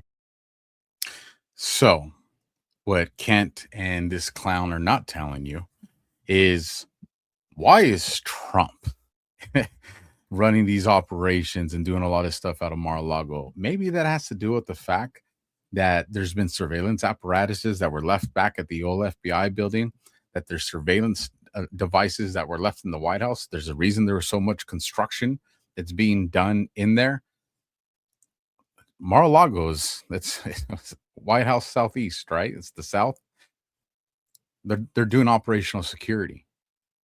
And for all those people, some of you in the chat, I'm not going to make fun of you yet, but I will in a few weeks if you maintain the position you have. But for right now, I get it. It's confusing, so I'll give you grace. But for those of you that want to support Kent, a lot of you are also following people that say you can't trust the government, right? Right. Well, Kent is the one telling you that 18 intelligence agencies came out and had this position. So he's relying on the intelligence community's that all of you want to say you don't trust, but now you're going to trust them because that makes sense. Like, I get it. I'm the Marine that chews crayons. Like, I'm there with you guys. But when did you all start trusting the intelligence communities? I'm just saying, that's where he's coming from. What I've been telling you for the last couple months, I know Josh has shared this with you. A few of my other coworkers have shared this with you, is it's all about operational security. This is why I told you guys that there were going to be leak operations. As soon as we saw, why? Because it's the same thing that we did in my career at a much smaller scale, definitely not as complex as what we're seeing here, but the rules and the concepts are still the same. I don't know. Maybe there's a reason the guy up above that has given us all great life, my God, our creator, put me in the position we're at, right? I don't know. I'll fly through this one real quick. No, you know what? Here, I'll drop the link. I'll put this link. I'll pin this link in the comments because it's a long one, and it does require a lot of time to it. But Honest Reporting says thread. This was coordinated. Joe Kent goes on Tucker Carlson within minutes. The exact same clip, same caption, same outrage floods the internet. Not organic, not coincidence. HonestReporting.ai.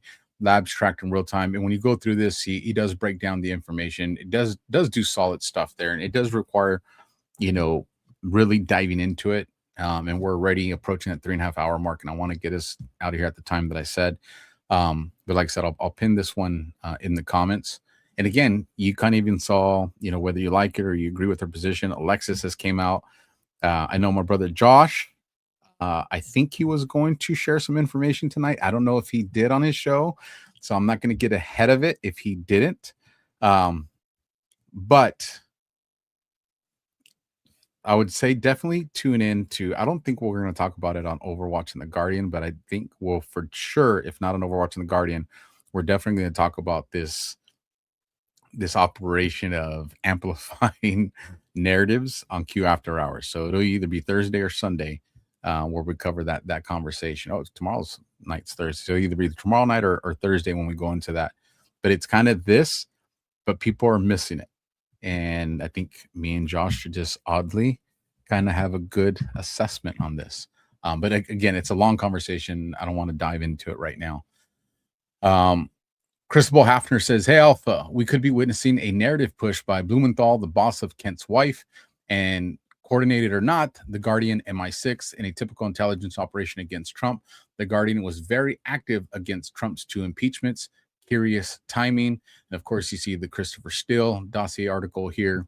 And then we hear the inside story with Trump, the alleged bribery in Ukraine. Obviously, we talked about Blumenthal and the tie to Kent's wife last night on DEFCON. You guys can go watch it there. But I just wanted to give Christabel a shout out. And thanks for sending that information my way. Then we get into the Megyn Kelly show. This is his statements here are going to be used in an investigation. I'll say that much. Watch Joe Kent denies all allegations that he leaked classified information to the media. Again, this is from March 20th, which is 5 days ago. New information has developed since then, like Mitch Snow and a statement he makes. And I'll elaborate on that here in a little bit because we're approaching that part anyways. But take a listen to Joe Kent here and look at his body language. He is unmoved by his statements or hers. And you're going to learn here in a little bit, well, why didn't he mention the knowledge that he had when Megyn brought up this conversation? Let's take a listen. Do you deny leaking to Tucker the Mark Levin meeting? Yeah, I deny that. And the second one is, I think, no one said this explicitly, but there's online speculation related to Charlie Kirk, because there was a Turning Point employee named Andrew Colvett, who we know well, he was on the program last week, who's the executive producer of Charlie's show, and now he's co-hosting Charlie's show in the wake of his assassination. And he provided to government employees, is all he's ever revealed. He never said the FBI, he never said you, he never said anybody specifically. That group chat that Charlie was in, that 48 hours before he was killed, in which Charlie said he was done with the the donors who are pressuring him. Let me pull it up so I don't misstate it. Charlie said, stand by. Oh boy. Anyway, I don't have it in front of me, but he basically said he was done with the pressure that the Jewish donors were putting on him. He had lost another $2 million donation from a Jewish donor. He might have to invite Candace Owens, just as sort of a middle finger to these people to let them know that they couldn't pressure him and that he wasn't going to cancel Tucker Carlson. So this is 48 hours before he was killed. This group chat, which was in I think a WhatsApp group, involved Charlie and Josh Hammer and some others. And that was provided by Andrew Colvett to someone in government, and some online are speculating that, well, we know it was leaked to Candace Owens and she reported on it, and some are speculating that you were the leaker. So did you leak that document to Candace? No. Did you leak it all to the media? No. And have you watched as other government employees have leaked multiple documents and information with absolutely no threat of prosecution? I have the same access to the media that you do, so I see it happening. I don't know specifics of anyone specifically leaking themselves, but yeah, the leaks are in the paper every single day. And I think there's a big distinction between leaking actual top secret information and then leaking almost palace intrigue of who's meeting with who. But yeah, no, so I'm not aware of any specific leakers, but again, I see all. The key statement he made at the end that he's going to try to use to get him out of trouble is the argument he's going to make is, I never leak classified information. And he says there at the end, I believe there's a difference between classified information, just who's talking to who and this information. And he's going to, because Colvett already said he gave the information to Joe. So he was given the information. Now, the arguments that's going to be made is, well, was that considered classified information at the time? Now, the other argument that's going to be made is the second he received that information, given the position that he had in the government, especially counterterrorism. Obviously, when Colvett had it and there's this group text going on, that's not classified. There's an expectation of privacy, between the people that are in the chat, and, how this information came to be. And I'm being careful here, because this is my opinion. Let me put that disclaimer out there. If somebody volunteers me information of them in another group message, then there is no Fourth Amendment violation by me if I'm a representative of the government, right? However, if I'm in communications with another person, I don't know, maybe Papadopoulos, right? Or, a bunch of different names that are being thrown out there. And it wasn't, not Papadopoulos. Not him. Wrong one. I like him. Gosh, I can't think of the other cat's name that people are throwing out there. But he's intel adjacent at a minimum. But let's just say I'm Joe Kent and John Smith. And I say, hey man, go tell this guy to give that information to me. Like, I need that info, right? And then he goes and he does that because he's he's civilian, he's not government. And that guy goes and tells Colvett, hey man, you can trust Joe Kent with this information. You can give it to him. Now we got a Fourth Amendment issue. Because that was not something that happened on its own. The second Joe Kent, and again, this is speculation, this is hypothetical. The second Joe Kent goes and tells someone, hey, yeah, tell this guy to give that information to me, and that guy does it, he's now acting as an agent of the government because he's doing a request that came from Joe Kent. And I think this is the area that I speculate that Joe's dancing in. That I wasn't given classified information. Now, the second part of this argument, which will probably be made through the investigations, whoever's going to be looking into this or is already looking into this, is let's just say that information can never be developed. Nobody wants to talk. And the only thing the only actual statements we get that's not hearsay is Colvett saying, yeah, I gave this information to Joe Kent. And at that time, yeah, he's violating the privacy of his people that trusted him in the chat. But again, that alone, there's no Fourth Amendment issue. He gives that information to Joe Kent. Given Joe Kent's position in the government with counterterrorism, does that information all of a sudden become classified in that realm. I don't know. I don't work counterterrorism. I didn't work in the federal government. So I don't know at what point these things are deemed. Does there have to be an official capacity?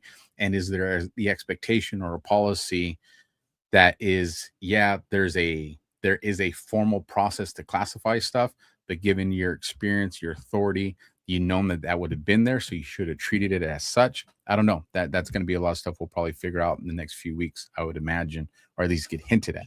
But again, there's all that's going on. But now that we put that at the front end of where we're going with this. Now let's move on to some of these. We're gonna get to the Mitch Snow. Bringing it back to Nathan Livingstone, Milkbar TV, he says, breaking, Candace Owens addresses accusations that Joe Kent leaked information to her and notably stopped short of denying it. Words matter. Listen to what Candace says here. There is now speculation that Joe Kent may have been leaking information to Candace Owens for the purpose of attacking Mrs. Erica Kirk. What are you doing? Okay, I can tell you right now that is completely untrue. Joe Kent did not leak me anything for the purpose of attacking Erica Kirk. Spoken like someone who talked to an attorney. Joe Kent did not leak me anything for the purpose of attacking Erica Kirk. So she got something from Joe Kent, but it was never established that the purpose of that was to go after Erica Kirk. Is a lot different than saying Joe Kent never gave me anything, ever. She didn't say that. But Joe Kent, you guys just heard him say to Megyn Kelly that he's not giving anybody any information. And now you got Candace Owens, that a reasonable person will make, the analysis of her statement there that she did get something from Joe Kent. It just, whatever was given to her was not given to her for the purposes of attacking Erica Kirk.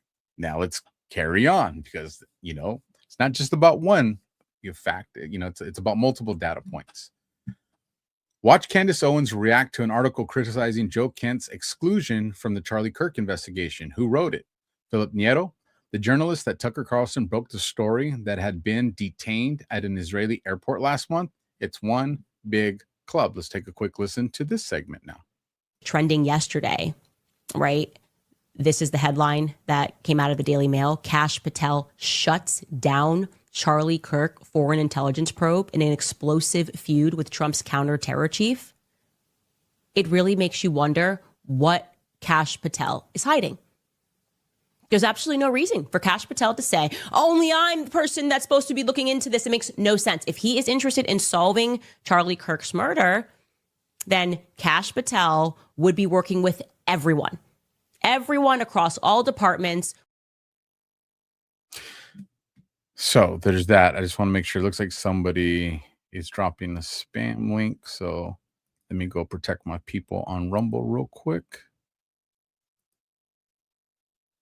And I don't know if it was bad spam, so I'm not going to do a forever ban on that one. I'll just remove them for the purposes of this show. But thanks for the heads up there and taking care of each other in the chat.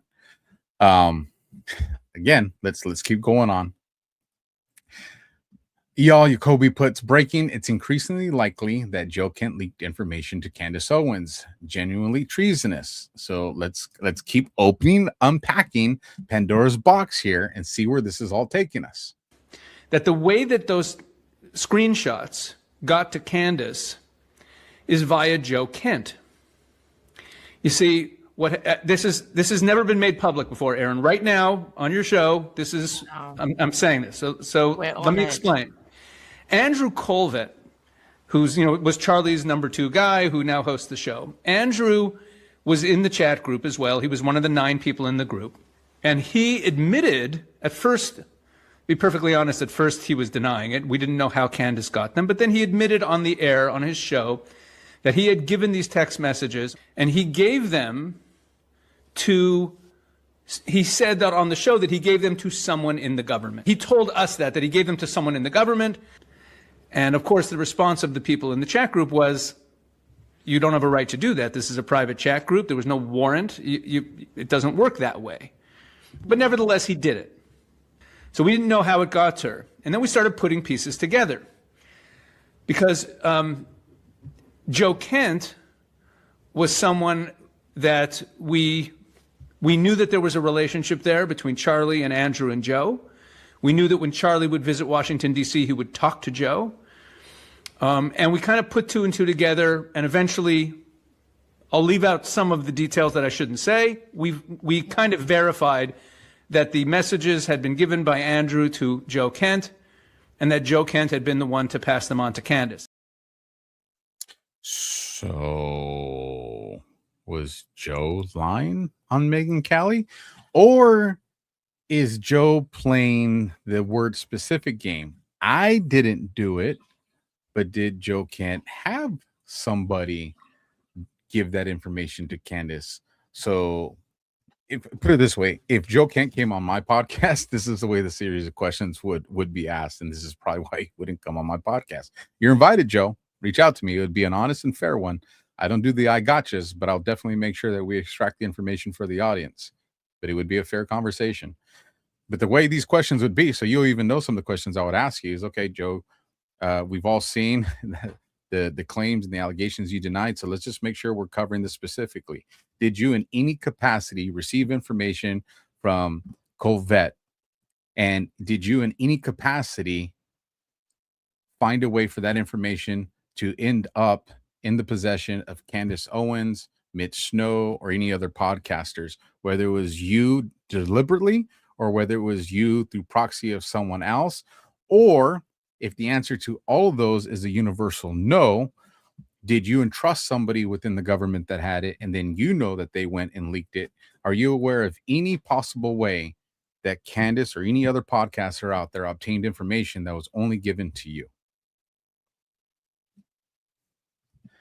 I don't think he would answer my question, and I don't think he would come on my podcast. And then we would continue to dig deeper. So let's keep going. So I would love for you to answer that question. You don't even have to come in on my podcast, Joe. Like, you could just answer that question on your timeline.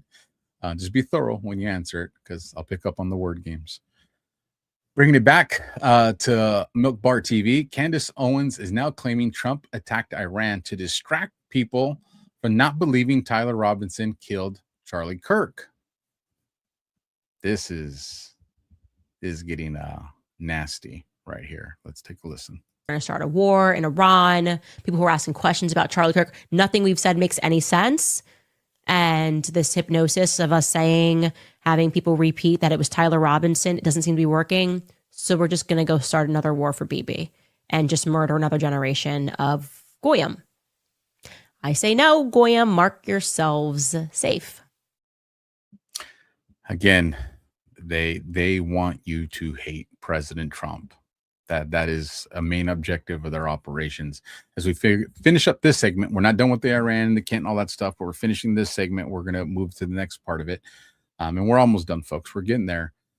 Former Congresswoman Marjorie Taylor Greene puts out, so the Trump administration is going to put Joe Kent in jail before anyone on the Epstein list or anyone from Obama's Russiagate or anyone from COVID tyranny. Under Trump, I guess Joe Kent, Gold Star husband, deployed 11 times, can join Tina Peters, Gold Star mom, in prison. You see the way they weaponize these things? Now, if you've been watching since the beginning of the show, I told you that there was a statement from General Flynn that was going to come into play later on in the show that a lot of people aren't talking about. They haven't made the connection.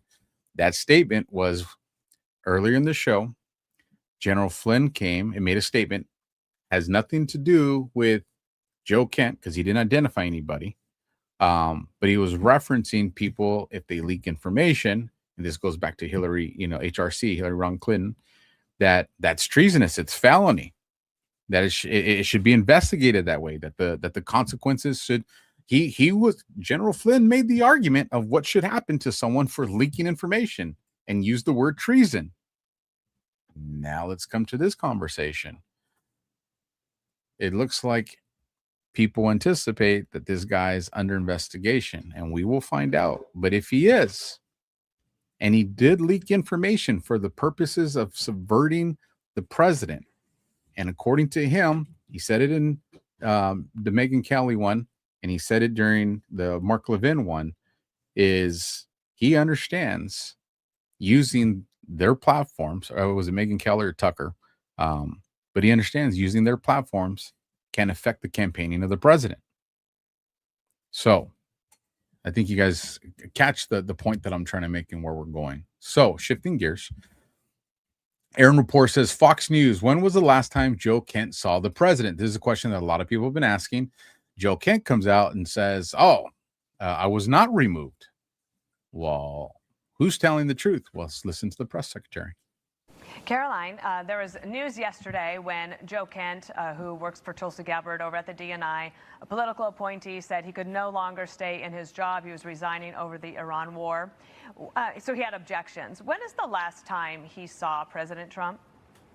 It's been a while. It's been a while since the president has seen him here at the White House. It's been a while since he's been involved in the process of the presidential daily briefs, and he's been actually present for the president's intelligence briefings. This was an individual who was not involved in any of the discussions pre-operation and throughout this operation. I think the president views it as deeply unfortunate that this individual, who the president gave the privilege of working for the administration, put out this resignation on government letterhead with many falsehoods throughout, essentially accusing the president of being manipulated by foreign governments. That's laughable and it's insulting. President Trump has been remarkably consistent on this issue of Iran for many, many years. Long before he ever entered politics, he has always said Iran can never possess a nuclear weapon. So anyone who works here should be well aware of the president's intentions and his peace through strength agenda and his willingness to use the United States military to achieve peace if and when necessary, as we have seen throughout Operation Epic Fury. There are some reports that... Now, if you remember when Megyn Kelly was interviewing Joe Kent, she asked him, have you been removed? And he's like, no. There was a hesitation. He follows it up with, well, I've been a part of the PDBs. You just heard the press secretary said, no, it's been a while since he's been a part of the presidential daily briefings. Those are the PDBs.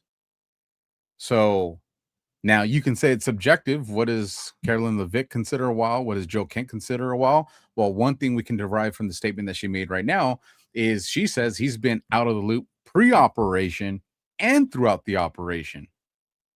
So that means that if he was part of any PDBs, that goes all the way back to before the even pre-operation. So that means he has zero intel when it comes to the totality of information that's being presented to the president of the United States of America surrounding what we're going to do. So who's lying? Let's keep going.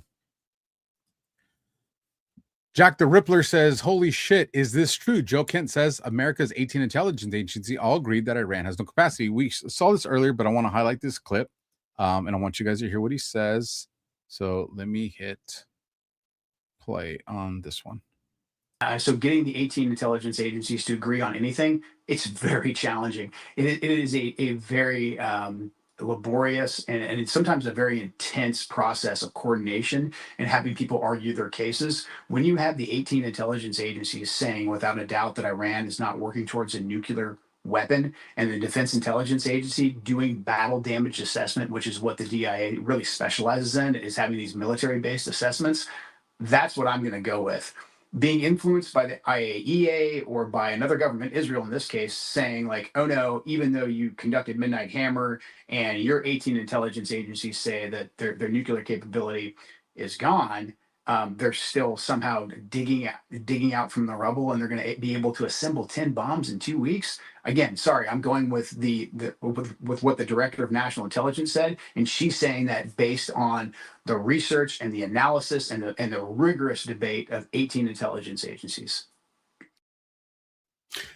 Again, he hasn't been a part of any of these things since pre-operation, during the operation. Again, he's relying on the 18 intelligence agencies as being the arbiters of truth. The same people supporting Joe Kent are the same people saying that you can't trust the government, but he's literally telling you that his assessment is based off these 18 intelligence agencies, which are part of the government. So if you're actually siding with Kent's position here, you're actually siding with the intelligence agencies that you've all been screaming cannot be trusted. I mean, I'm sorry, that's full circle retarded. It's a contradictory statement. On top of that, you've heard his own throughout tonight. You've seen his own statements You've heard his words addressing in real time why Iran, especially through their proxies, is absolutely an existential threat, an immediate threat to the United States. Let's keep going because this gets better. Eric Dowry says, just in, Dan Bongino says, resigned NCTC Director Joe Kent was wrong to say Iran is not an imminent threat. This is a short clip. There's no more long clips, so nobody panic when I put these clips up. And like I said, I know that this episode is especially video heavy, but it's just because I don't want you just to hear me say it, my perspective. I understand people's voice influx, their tone, their body language. You know, it's all very important to their statements. You know, whether you're hearing it on someone, and why do I show? You know, I saw one of the private messages. Why are you using Joe Kent's verbiage with like people that get along with him, like Megyn Kelly? Because I'm not trying to choreograph a narrative here. I have my position. I've been very clear about it. I want you to see what his body language and what his tone is like when he is interviewing with someone like Megyn Kelly or Tucker Carlson.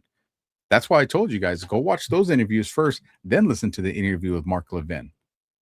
You know, this just comes from my background of, you know, working law enforcement, you know, being a detective doing homicides and gangs. You know, it's not just what people say, it's how they say it. And when you ask them questions, not only is it sometimes important what they're saying, but what are they leaving out and what they're not saying. And that's why I want to give you guys these people that make these statements from different positions. It's not my job to tell you what to believe. I will share my perspective and I'll give you my assessment and analysis, but you guys have to determine what you believe. So, again, let's take a listen to this quick clip. I got distracted. Squirrel. On a plaque in a facility I can't really talk about. And when you read the story there, it's a tough story to read. But, you know, again, as I've said with other... Yeah, the sacrifice is beyond reproach. That doesn't mean that this current opinion is any more fact-based, because it's not. I'm really sorry, Laura. I mean, I read probably a lot more intelligence than he did, because they don't have a law enforcement function, the National Counterterrorism Center. They're an analytical clearinghouse. They're valuable. However, I've had access to just about everything. And how you could come to the conclusion that the Israelis did it and there was no imminent threat here? Really?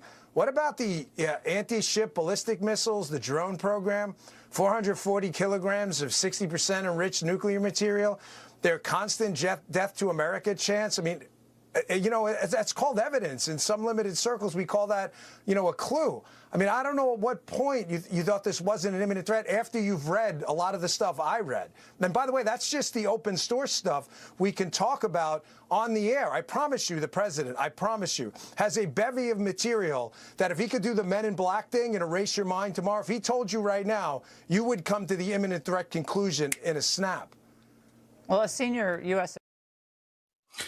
And just to remind you guys that this information goes back some time.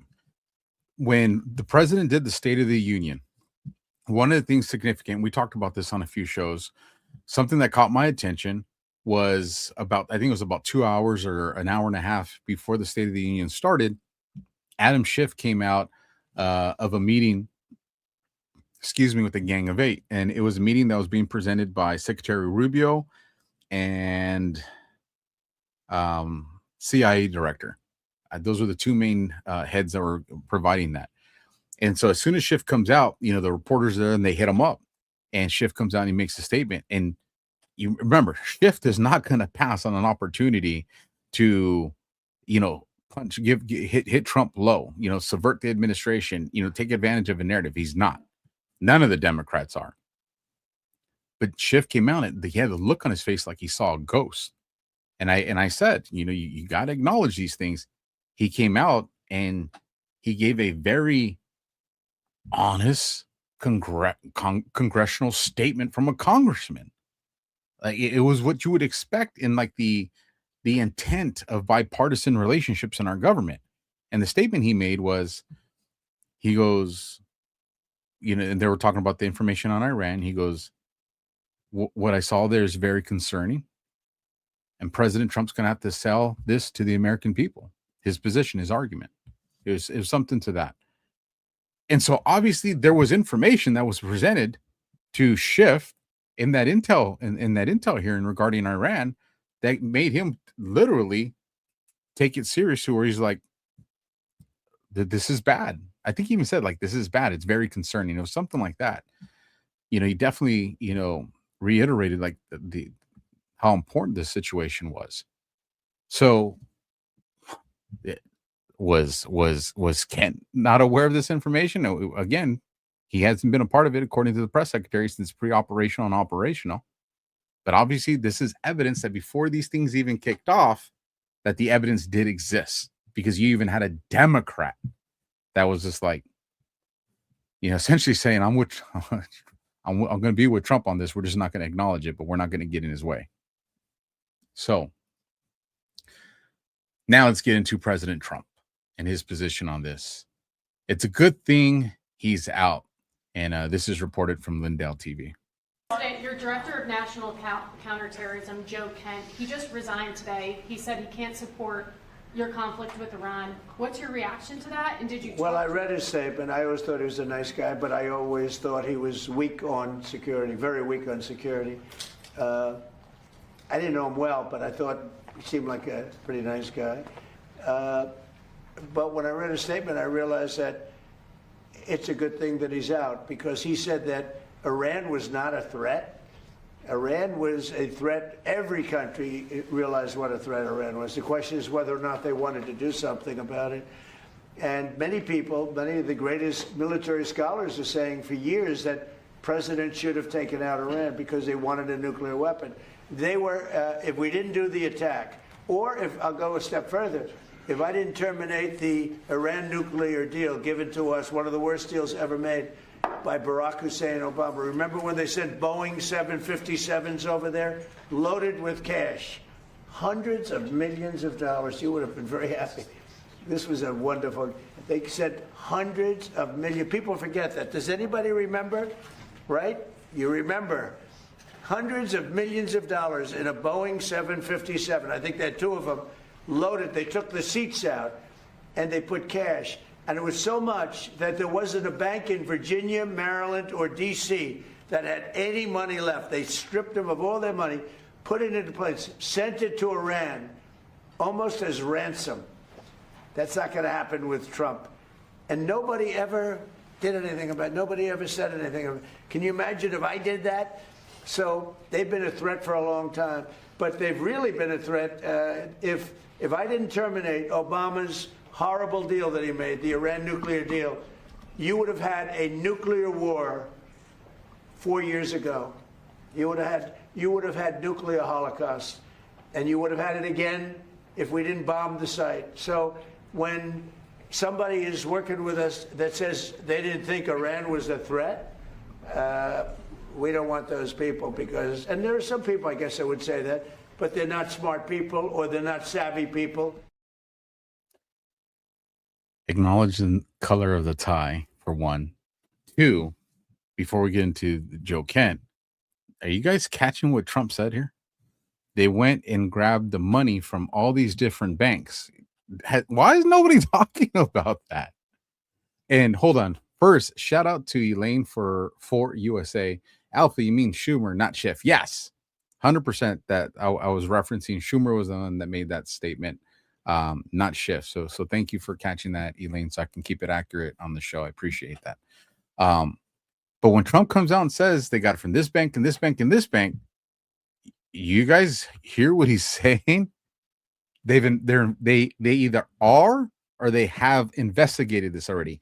They know the source of where all this money came from, which means that this money went into a banking institution. They even know the serial numbers of the money that was in these institutions. They know exactly how much was taken out of these institutions. They know the coordination. What does this go back to?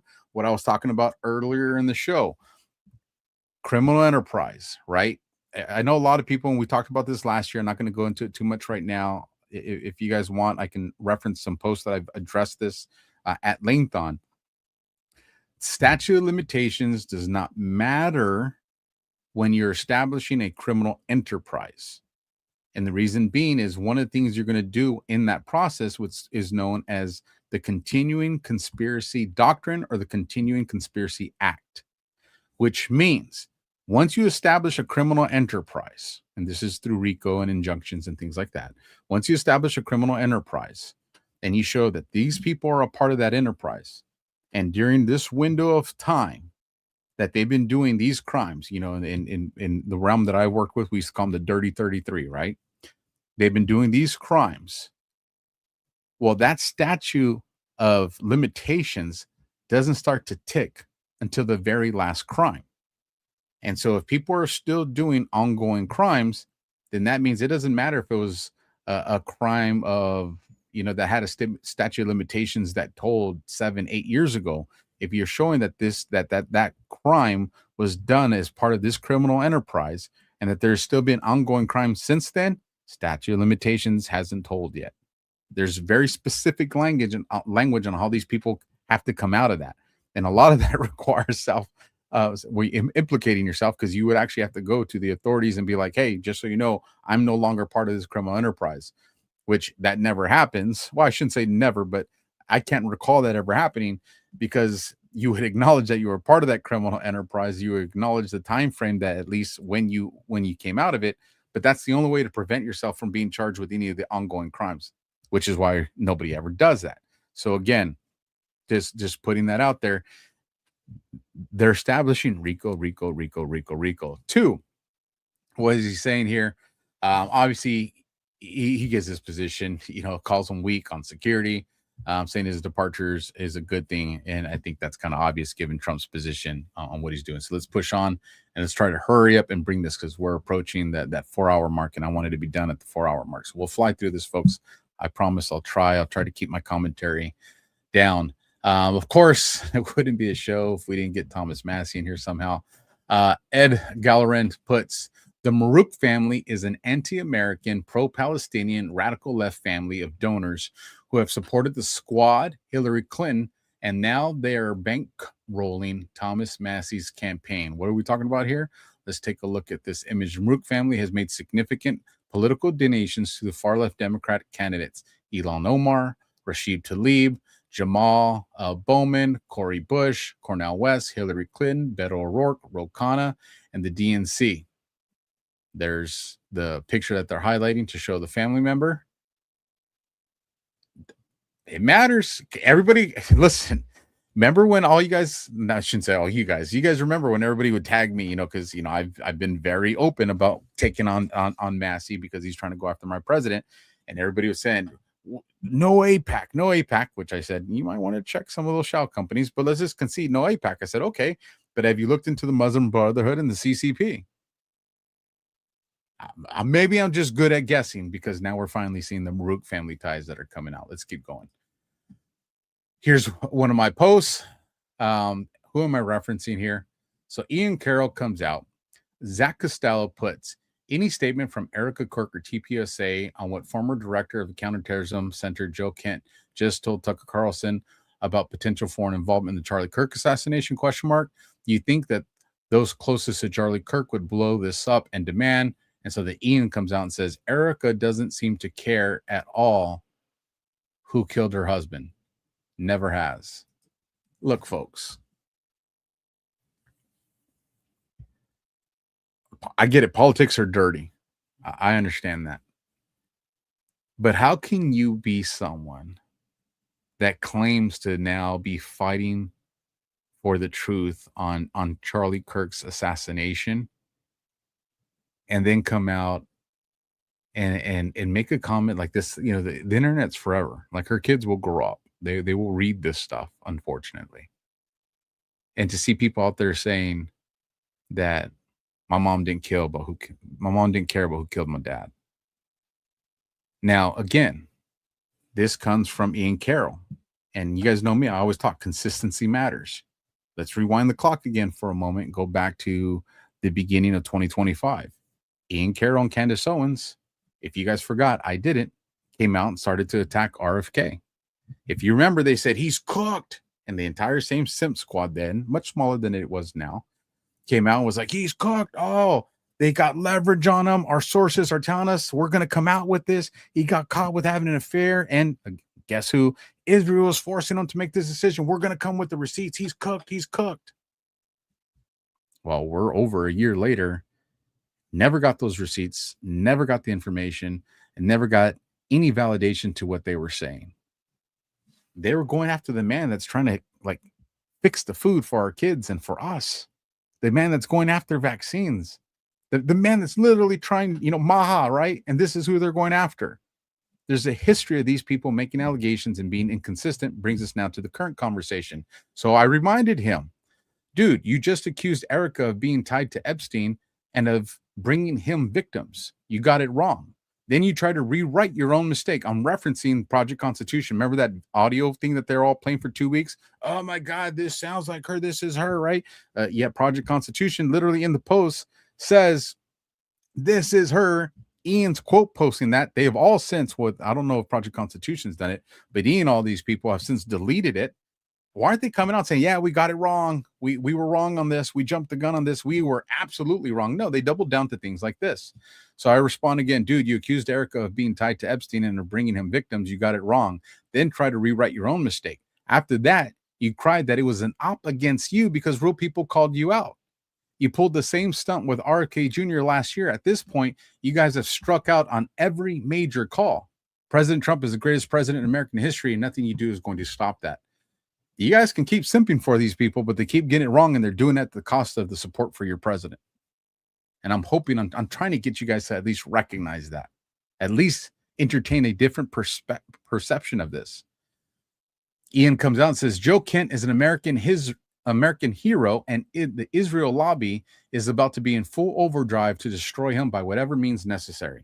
So I am obviously opposed to Joe Kent. I do not support Joe Kent. And I think that Joe Kent is trying to subvert my president. I will come out and say this right now.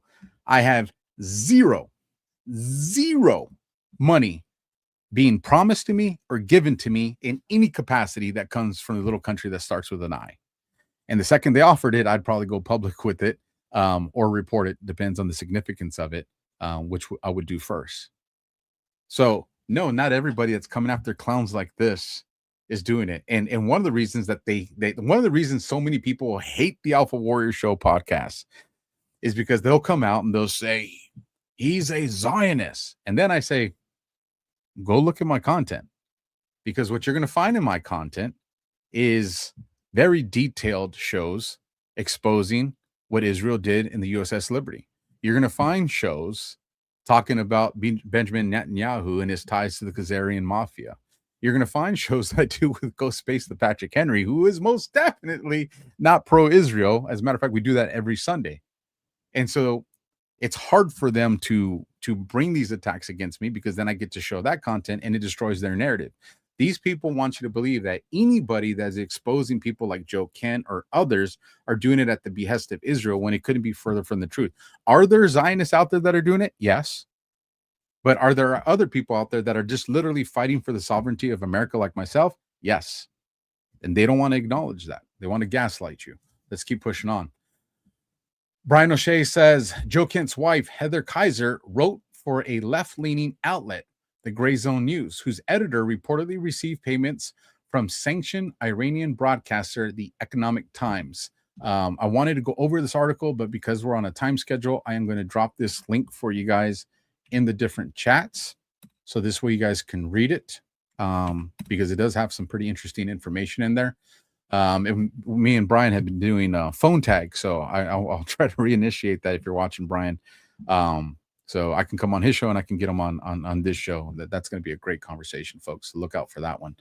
The Village and Fox reports ex-beauty queen and longtime Trump ally Carrie Prejean turns on President Trump, declares MAGA is dead. Let's take a listen to this for 40 seconds. I've been a loyal supporter of the president for almost 20 years. This goes back to when I was 21 years old and I was Miss California at the Miss USA pageant. And I've known him. I consider him a dear friend. And I will tell you right now, I do not recognize our president. I think that we are an occupied nation. I think that a foreign country has occupied our government. And we are seeing now that this president of the United States of America is being influenced by a foreign government. And MAGA, let me tell you right now, MAGA is dead. It is deader than dead, and Americans are furious. We do not recognize President Donald J. Trump anymore. I'll vote for President again. So I don't know what she's talking about. If you would vote for President Trump again, if somehow there's an amendment or somehow we find out that one of his presidencies is deemed illegitimate because of fraud, if somehow in the construct we get the opportunity to vote for President Trump in 2028, let me know if yes, I would vote Trump again in the different chats. If you are still MAGA, let me know in the chats. If you're not, let's just say you were MAGA and you've abandoned it, let me know in the chat too. I want to get, an assessment. It's anecdotal to our audience in this show, but I want to see, do you guys agree with Carrie Prejean that MAGA is dead? And do you guys agree that this is not the same Trump and you wouldn't vote from? I think I know what the chat's going to look like here once the delay catches up with me on this live show. So while I wait for your responses, I'll continue on with the next segment. Owen Schroyer, listen, I like Owen. He brought me on his show during the Butler assassination when I was doing an assessment of the shooting that a lot of people tried to then adopt as their own and go on much larger platforms and share. And I guess it's fine. But I was the first one to hold that position. And Owen he actually heard me talking in the space and he brought me on the show to do that. But he has taken a position that's anti-Trump. And I am pro-Trump. So, I will battle Owen when it comes to this information because I am for America. I'm not going to be a part of these groups that want to subvert our president. They're foolish. But they know they're losing. The Owens, the Stu Peters, the Candace Owens, the Tuckers, they know they're losing. How do I know they're losing? Because these people have all trashed on the Q community. But they don't have enough people supporting their agenda outside bots. And Elon just delivered a gut punch to the people that are using bots. And I, again, told you guys all a few weeks ago, there's a move that's going to be coming against bots on X and Rumble. X deployed it. I think you'll be seeing it on Rumble here pretty soon. That destroys financial incentives. So what's he doing now? He goes, even Q is out. Let's go. That's a huge community. Let's get them on our side. And he references this account, Q the Storm. Donald Trump has lost all control. And if anybody's ever followed this account right here, I like to keep tabs on the narratives that they're pushing out. This is definitely an account that is max level grift for the Q community. Let's see if I can go back to bring us back to Owen's post. I just wanted to make sure that you guys saw that. But again, and of course, you got Cag Drogo here saying that's not Q, dummy. You freaking love Cag. So let's keep going on so we can fire through these. Let's play this video, and then after we play the video, I'll read my post to you guys. I told you guys we're going to get to the Mitch Snow. Now, remember, Joe Kent said, I haven't given anybody information, Candace or any of these people. Remember, Joe Kent's words. Now, remember, Candace Owens relied on Mitch Snow, just in case you guys are late. The guy in the Pillsbury Doughboy looking guy on here is Mitch Snow, or at least one of his names. This is the guy that has fed the entire the Fort Huachuca story to Candace Owens, where he saw, Erica and these others. This is what I think of his name earlier was talking about. Hey, there's something else that was actually going on with Mitch Snow when he went to go do this. George Webb earlier in the show. So this is Mitch Snow, and I want you to hear what he says because this is going to be devastating information for an investigation into Joe Kent. I know Candace said you were vetted. Who vetted you?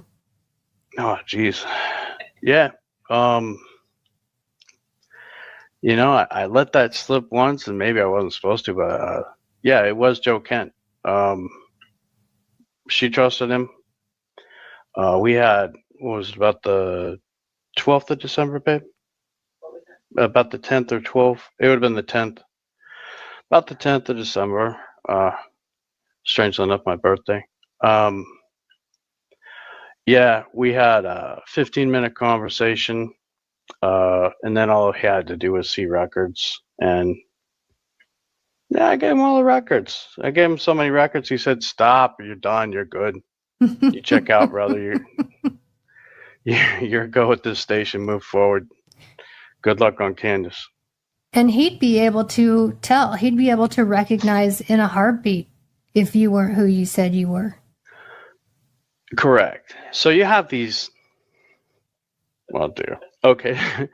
You have these self-proclaimed internet military guys that seemingly own everything military on the internet, who want to dictate and yell at women and tell them they're going to go scorched earth on them.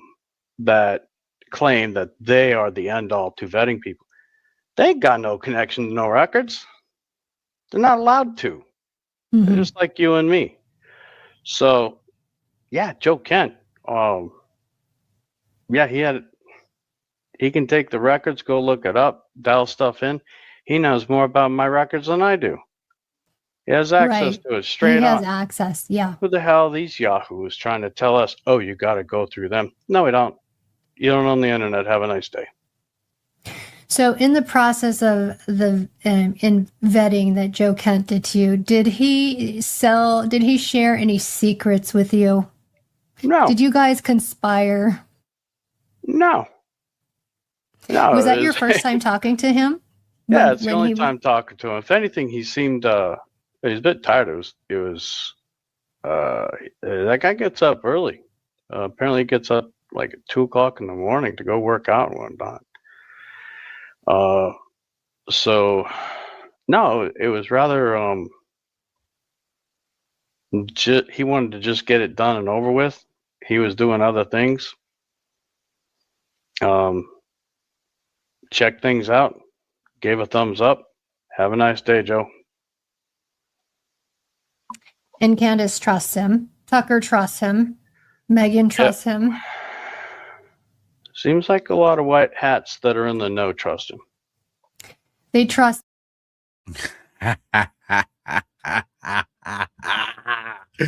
This was my favorite part of knowing we were going to get to this in tonight's show.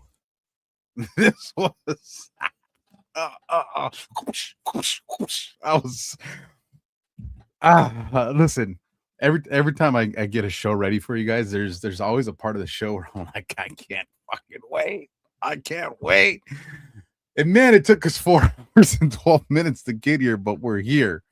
Lonesome Fugitive over there, Rumble says it's 2:15 a.m. here now. I know it's 11:15 here on the West Coast. Do you hear what he said there at the end? A lot of white hats trust him. Oh, time out. Time the F out. All these clowns like Ian Carroll and Candace Owens and, the wannabe influencers on X like Diligent, all these people that sit here and tell you all the time, Q's not real. Q's a sob. It's Operation Trust. It's and then these people have been putting this guy, Mitch Snow, on a pedestal. He's telling the truth. He's reliable. And then their boy comes out and says the white hats trust them. Wait, hold on. I thought white hats were fake. I thought that was a conspiracy. And now you're saying Joe Kent's a white hat and the white hats trust him? These people are in a fucking pickle. Do they destroy their guy so they don't destroy every other narrative they try to sell their audience? Do they let's just ignore it so it goes away? That ain't gonna fucking work, because people like me, we have a voice and we got some reach. And all you guys listening, I know, are gonna run with this part and put it out there. Or do you just say, hey, we got to torch this guy, which means we're gonna lose the whole TPUSA argument, but we got to prevent all these other arguments we had from going sideways. Let me read you guys my post, and I'll drop this one in the chat, because I definitely want you guys all to share this one tonight. Please share this one tonight, because this is my favorite part of the show tonight. Alert, breaking alert, because people get so mad when you do that. This is going to confuse the hell out of FAGA. Their star witness, Mitch Snow, claims it was Joe Kent, while holding the position of director of the National Counterterrorism Center, NCTC, who vetted him for Candace Owens. Then Mitch says, seems like a lot of white hats that are in the know trust him, Joe Kent. And this is where it gets hilarious. Because Faga spent all this time screaming that white hats and Q are a psyop. So what is Mitch implying here? That Candace Owens, Joe Kent, Tucker Carlson, the rest of that circle are white hats now? That is the play. They are trying to bait the more gullible side of the Q movement into believing that these anti-Trump personalities are somehow the good guys. So the truth community will start backing and amplifying their rhetoric designed to undermine President Trump from the inside. That alone tells you something important. They are losing ground with the real Q community, so now they need a new angle. A baited unity play, a rebrand, a soft infiltration move. And just like always, the useful idiots and the grifters will be the first to fall for it. So now the comedy part. The same clowns who have spent all this time screaming that white hats and Q are a psyop have a dilemma they've created for themselves. Number one, admit Mitch Snow is a lying grifter, which destroys the credibility that they tried so hard to build around him to attack Erica Kirk and TPUSA. Or two, support Mitch Snow as authentic, which means acknowledging that white hats and Q exist. Either way, they lose. Enjoy the video below. Shout out to Cinema Shogun. One of the guys has been doing great work with this, and I am now going to drop that link in the Rumble chat so you guys have it. Do me a solid, share the hell out of that. And now I'm going to drop it in the YouTube chat, and now I'm going to go drop it in the X chat for all you that are watching on X. You guys can immediately repost this now. So now all you different platforms have it. Enjoy, because we are going to piss so many people off with that one, and I'm here for it. So let's keep going, because they were like, oh, Alpha hadn't brought that one up since he posted it. We knew that this part of the show was coming, and I love seeing you guys party. Cam Cooksey, Renegade over there having fun with the LOLs. Let's continue on with the show, because I'm tired. You're tired. We're all tired. Gina Blanc says, Candace Owens, you are a delusional bitch. Seek fucking mental help. What are you talking about? Candace Owens says, not only is Trump losing the war, he has also completely forfeited his legacy and base. This is panic. They are in a state of panic and will surround him with fairy tales now regarding how much his base loves him and hates Iran. We are reaching hysterical levels of delusion. Yes, you are definitely reaching hysterical levels of delusion. And let's be very clear. I absolutely do not hate Iran. The Iranian people are not at fault here. As a matter of fact, people don't realize that 60% of Iran is Christian. The people of Iran want their freedom. They're tired of the regime that the intelligence community and the globalists put on them. So we don't hate Iran. Hate the IRGC, hate the proxies that they control. But guess what? I don't hate the people of Israel either. They're victims of the same propaganda that was weaponized against us in 9/11 and everybody else. I got issues with the IDF, Mossad, and the intelligence apparatus that exists there. And guess what? Trump is exposing all sides of that, because, again, Trump is exposing the mechanism of how the globalists work, and that has to precede arrest. So, yeah, there's definitely a level of delusion taking place, but it's not on our side. Explains a lot. He's referencing, this is the post from Joe Kent. And again, he's putting out the post. This is Joe Kent from June 5th of 2021. Biden criticized Israel when they were under attack. President Trump, I stand firmly with Israel against Hamas, Hezbollah, and Iranian. Islamism is a threat to Western civilization. Bring back the travel bans. These are Joe Kent's posts. Again, that's June of 2021. Kent, U.S. Congress. Joe Kent condemns attacks on Israel and Biden Perez weak leadership. What are we talking about here? Battleground, Washington. Joe Kent made the following statement. I am saddened and angered by the violent attacks against our ally, Israel. Hamas' unprecedented violence was made possible by Biden's administration providing the #1 state sponsor of terror $6 billion and sending over $300 million of our tax dollars to assist terrorists in Gaza. Biden has consistently enabled Iran and its proxies to indiscriminately attack Israeli civilians. Maria Perez did not condemn Rep. Pomelia J. Paul when she labeled Israel a racist state, and she refused to remove the anti-Semitic Rep. Ilhan Omar from the House Foreign Affairs Committee. When I get to Congress, I'll authorize 1 cent I will not authorize 1 cent of financial aid to Iran or Hamas, and I'll make sure Israel gets the weaponry needed to keep themselves secure. Damn. What happened to Joe Kent? Let's keep going. Proxies, Hamas, Hezbollah, and to prevent Iran from ever acquiring a nuclear weapon.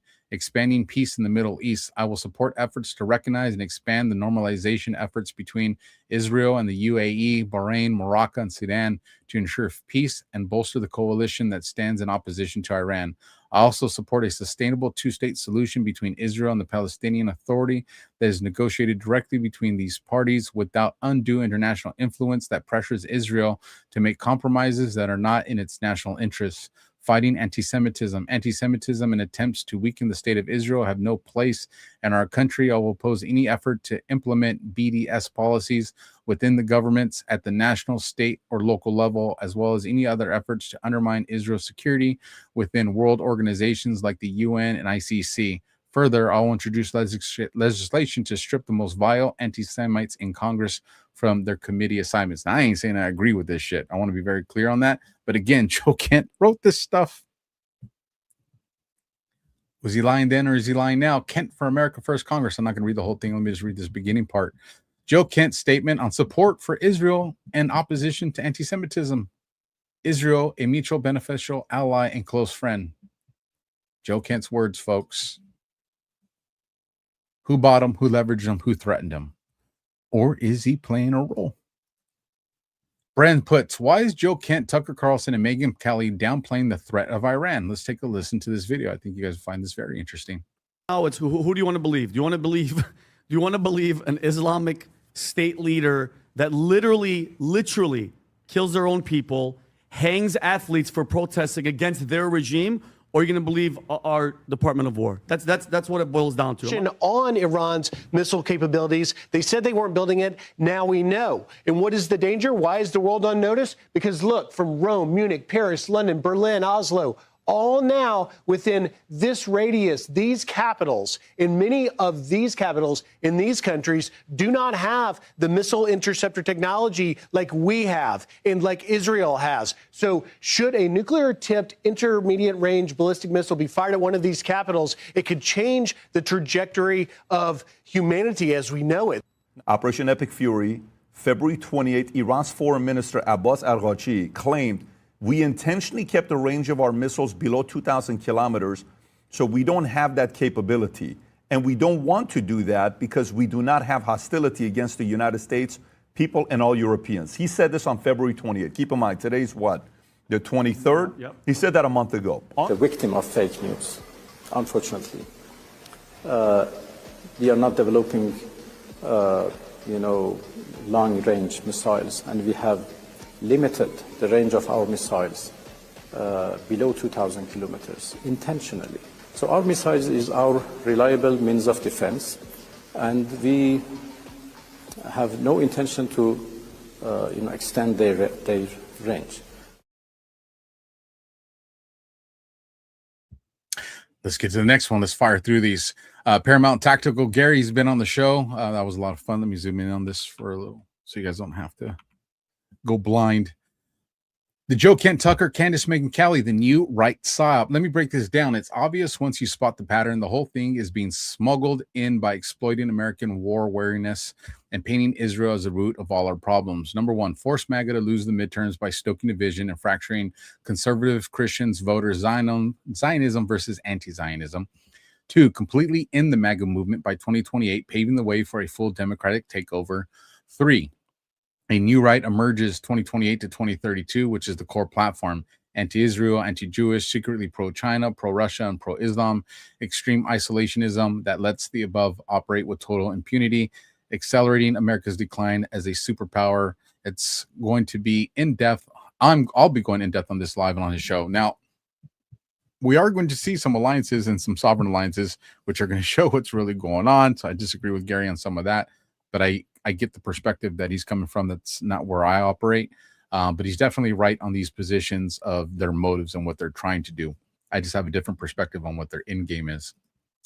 Then I put this post out. The funniest part of this whole mess. Everyone who used Joe Kent as a trusted source thought that they were getting real intel. Meanwhile, Kent was likely being watched the whole time and fed information to help expose and set up America's enemies. Tucker wasn't smarter than Trump. Candace wasn't smarter than Trump. Kent wasn't smarter than Trump. The people mocking Fighty Chess were the ones getting played on the board. MAGA is undefeated under this administration. What am I talking about here if you're not catching on? Do you remember Tucker kept saying, this is going to happen in the war? It wouldn't happen. This is going to happen over here, and it didn't happen. All these voices that were anti-Trump and anti-MAGA were saying that their sources were coming in, giving them this information, and people like myself and others were calling them out every time they got it wrong. Why is that? Because Trump's team has been monitoring Joe ever since they figured out whatever they needed to figure out about him. If he's a bad guy, if you're one that subscribes that he's playing a role, same concept, same time window. Just one, he's nefarious, one, he's not. They knew the intel. They were literally using people like Tucker and Candace to put out this information so that the bad guys would then take out and be like, all right, they're getting this information from their sources. We know this. And this is how Trump played them every single time. It's one of the reasons that I'd vote for that man again. Make him a king. Shit. Fuck it. Just plain. Don't get mad. A little bit. Joe Kent says, I'm honored to have Peter Thiel's support. The American First movement is coalescing around our campaign. Stay tuned. That's from May of 2021. I threw that in there because I know the haters are watching, and the haters hate the fact that Trump works with Peter Thiel and Palantir and all that stuff that's going out there. So I just wanted to remind them that their hero, Joe Kent, was absolutely honored to have Peter Thiel's support, because they'll make a comment. No, they won't. Sarah Adams comes in again. One thing worth remembering is this: while the FBI Director Cash and the actual Director of Counterterrorism, Sev Gorka, we read this at the earlier part of the show, so I'll bypass this one. I'm not going to go through that one again. Jack Unheard says, holy smoke, Speaker Mike Johnson fires back at former Director Joe Kent, who resigned, saying Iran was indeed an imminent threat. I don't know where he's getting his information. Had the president waited, we'd be facing mass casualties. This is a short clip, so let's take a listen. Ran for Congress, resigned as the director of the Counterterrorism Center. He wrote that he cannot in good conscience support the ongoing war in Iran. He writes, Iran posed no imminent threat to our nature. It's clear that we started this war due to pressure from Israel and its powerful American lobby. How do you respond to that and to those other Republicans who say that this war is actually putting foreign interests above domestic interests? Well, that proposition at the end is clearly wrong. I'm on the Gang of Eight. I got all the briefings. We all understood there was clearly an imminent threat, that Iran was very close to the enrichment of nuclear capability, and they were building missiles at a pace that no one in the region could keep up with. They were far outpacing our allies and friends and us in our defense capability, because we had personnel, installations, members of the armed services, and civilians in the region. Iran was building up ballistic missiles at such a rapid pace, and we knew that their plan was to fire them upon Americans. The commander-in-chief and his administration had a very difficult decision to make. I don't know where Joe Kent is getting his information, but he wasn't in those briefings, clearly, because the Secretary of State, the Secretary of War, and everyone, the Joint Chiefs of Staff, General Kane, they had exquisite intelligence, and we understood that this was a serious moment for us. Had the president waited, I am personally convinced that we would have mass casualties of Americans, service members and others, and our installations would have been dramatically damaged. And so we had to, the president felt that he had to strike first to prevent those mass casualties. Again, I'll keep a commentary short. Toria Brooke puts out flashback on November 8th, 2024. An interview with General Flynn was shared where he warned President Trump, these people are not done trying to kill him. They're not going to give him the resources he needs to stay alive. Let's take a listen to what the general had to say back in 24. Is to message that these people are not done trying to kill him. So, and I don't say that lightly. So I'm not saying it because I'm just, reading it on the internet. I mean, so they're not done trying to get this man out of the way. So, on one side, out of one side of my mouth, I want to tell Trump, just hang out at Mar-a-Lago, run an operations center down there, have everybody come down to you to be interviewed, whatever, do those kinds of things, because they're going to say, well, here's your transition headquarters. Everything has to be different. The way he is taking back over the country must be done differently. He'll decide whether or not, he listens to what I'm telling him. But my thing is, he's got to stay alive, because they're not going to give him the resources, Tim, to be able to stay alive. Okay, that he should have. So they're like, he gets in an airplane, you ought to have fighter escort. He gets on that airplane parks on the ground, there ought to be air defense systems around it. He ought to have, you know what I'm saying? I mean, I could go on and on and on. Well, I think. Now, why is that statement from General Flynn in 2024? So Trump hadn't been sworn into his second presidency yet. And right now, everybody's saying General Flynn's trying to undermine Trump. He's trying to subvert him.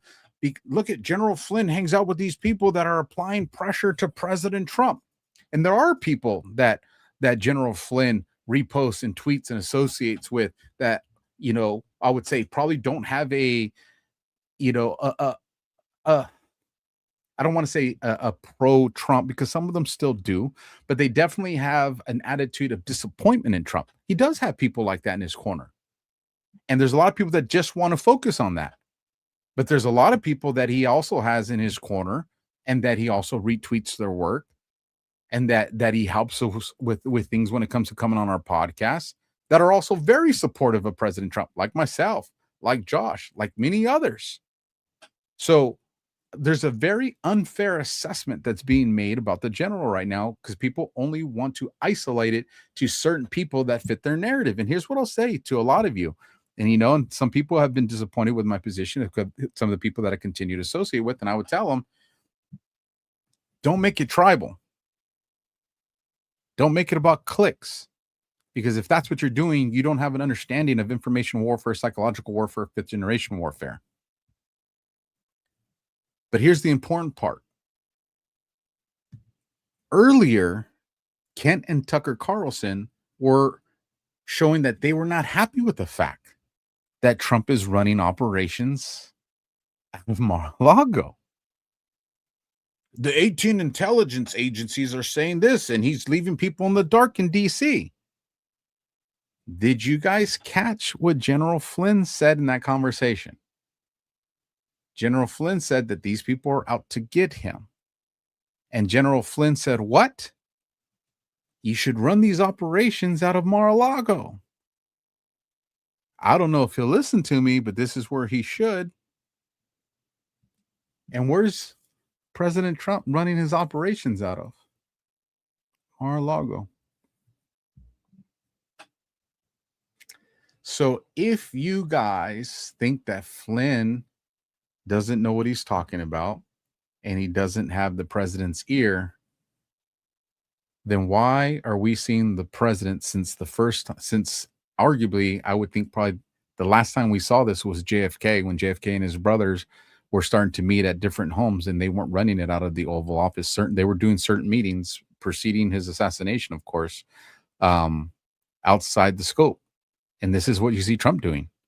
He's actually following the advice and instructions that were given to him by General Flynn. And we can share this because Flynn already went public with it. We know that General Flynn's, he's been advising Tulsi Gabbard and Cash. So many of you say you're awake and say you're tuned in, but you're not paying attention to the way these things work, folks. Let's keep pushing on. We're almost done. I'll fly through it. Megan Kelly, you want to rip the GOP apart right to its core and prevent a single America First voter from participating in the midterms? Indict Joe Kent and Tucker Carlson. See how that works out. If information comes out and it reveals that Joe Kent released classified information, regardless of what his purpose was that he thought, but if he came and he leaked classified information and he didn't do it as a whistleblower, he absolutely needs to be held accountable. If Tucker Carlson did the same thing, he absolutely needs to be held accountable. If they didn't do that, well, then they shouldn't be in trouble. But the law is the law. And if we go back to the beginning of the show, General Flynn talked about leaking classified information and what the consequence for that should be. Just want to remind people about that. The White House statement from the President Trump on South Pars gas field, Israel, and this post is from the 18th, just to put it in perspective For the time reference, Israel, out of anger for what has taken place in the Middle East, has violently lashed out at a major facility known as South Pars gas field in Iran. A relatively small section of the whole has been hit. The United States knew nothing about this particular attack, and the country of Qatar was in no way, shape, or form involved with it, nor did it have any idea that it was going to happen. Unfortunately, Iran did not know this or any of the pertinent facts pertaining to the South Pars attack, and unjustifiably and unfairly attacked a portion of Qatar's LNG gas facility. No more attacks will be made by Israel pertaining to this extremely important and valuable South Pars field unless Iran unwisely decides to attack a very innocent, in this case Qatar, in which instance the United States of America, with or without the help of the consent of Israel, will massively blow up the entirety of the South Pars gas field, and the amount of strength and power that Iran has never seen or witnessed before. I do not want to authorize this level of violence and destruction because of the long-term implications that it will have on the future of Iran. But if Qatar's LNG is attacked again, I will not hesitate to do so. Thank you for your attention to this matter, President Donald J. Trump. So all these people that are screaming to you that this government is infiltrated to the point where Donald Trump is not in control of the situation, that's called the boss move right there. And they don't want to acknowledge it. You do have one that came out and hinted, and that's the post that's coming up right now. That's the boss move right there. That's Trump telling the deep state apparatus operating out of the Israeli government, Mossad, and the IDF, FO on this one. Y'all think that you're going to get this, what you want? I'm in control, right? I'm the captain of this ship now. Y'all know that meme. That's what Trump's doing right here. Trump's telling them, I got Qatar's back. Fuck around and find out. You want to play this game? Because again, what is the main scope of this? We didn't cover it a whole lot tonight, but if you watch other shows, you know, this is not about a war with just Iran. This is not just about Middle East stabilization. The main point of why all this is going down is because we are in an energy war and an artificial intelligence race with China, which goes all the way back to Venezuela, the shell companies, the oil, Iran. I'm not going to reiterate that because we're at the tail end and we're landing the plane here on this show.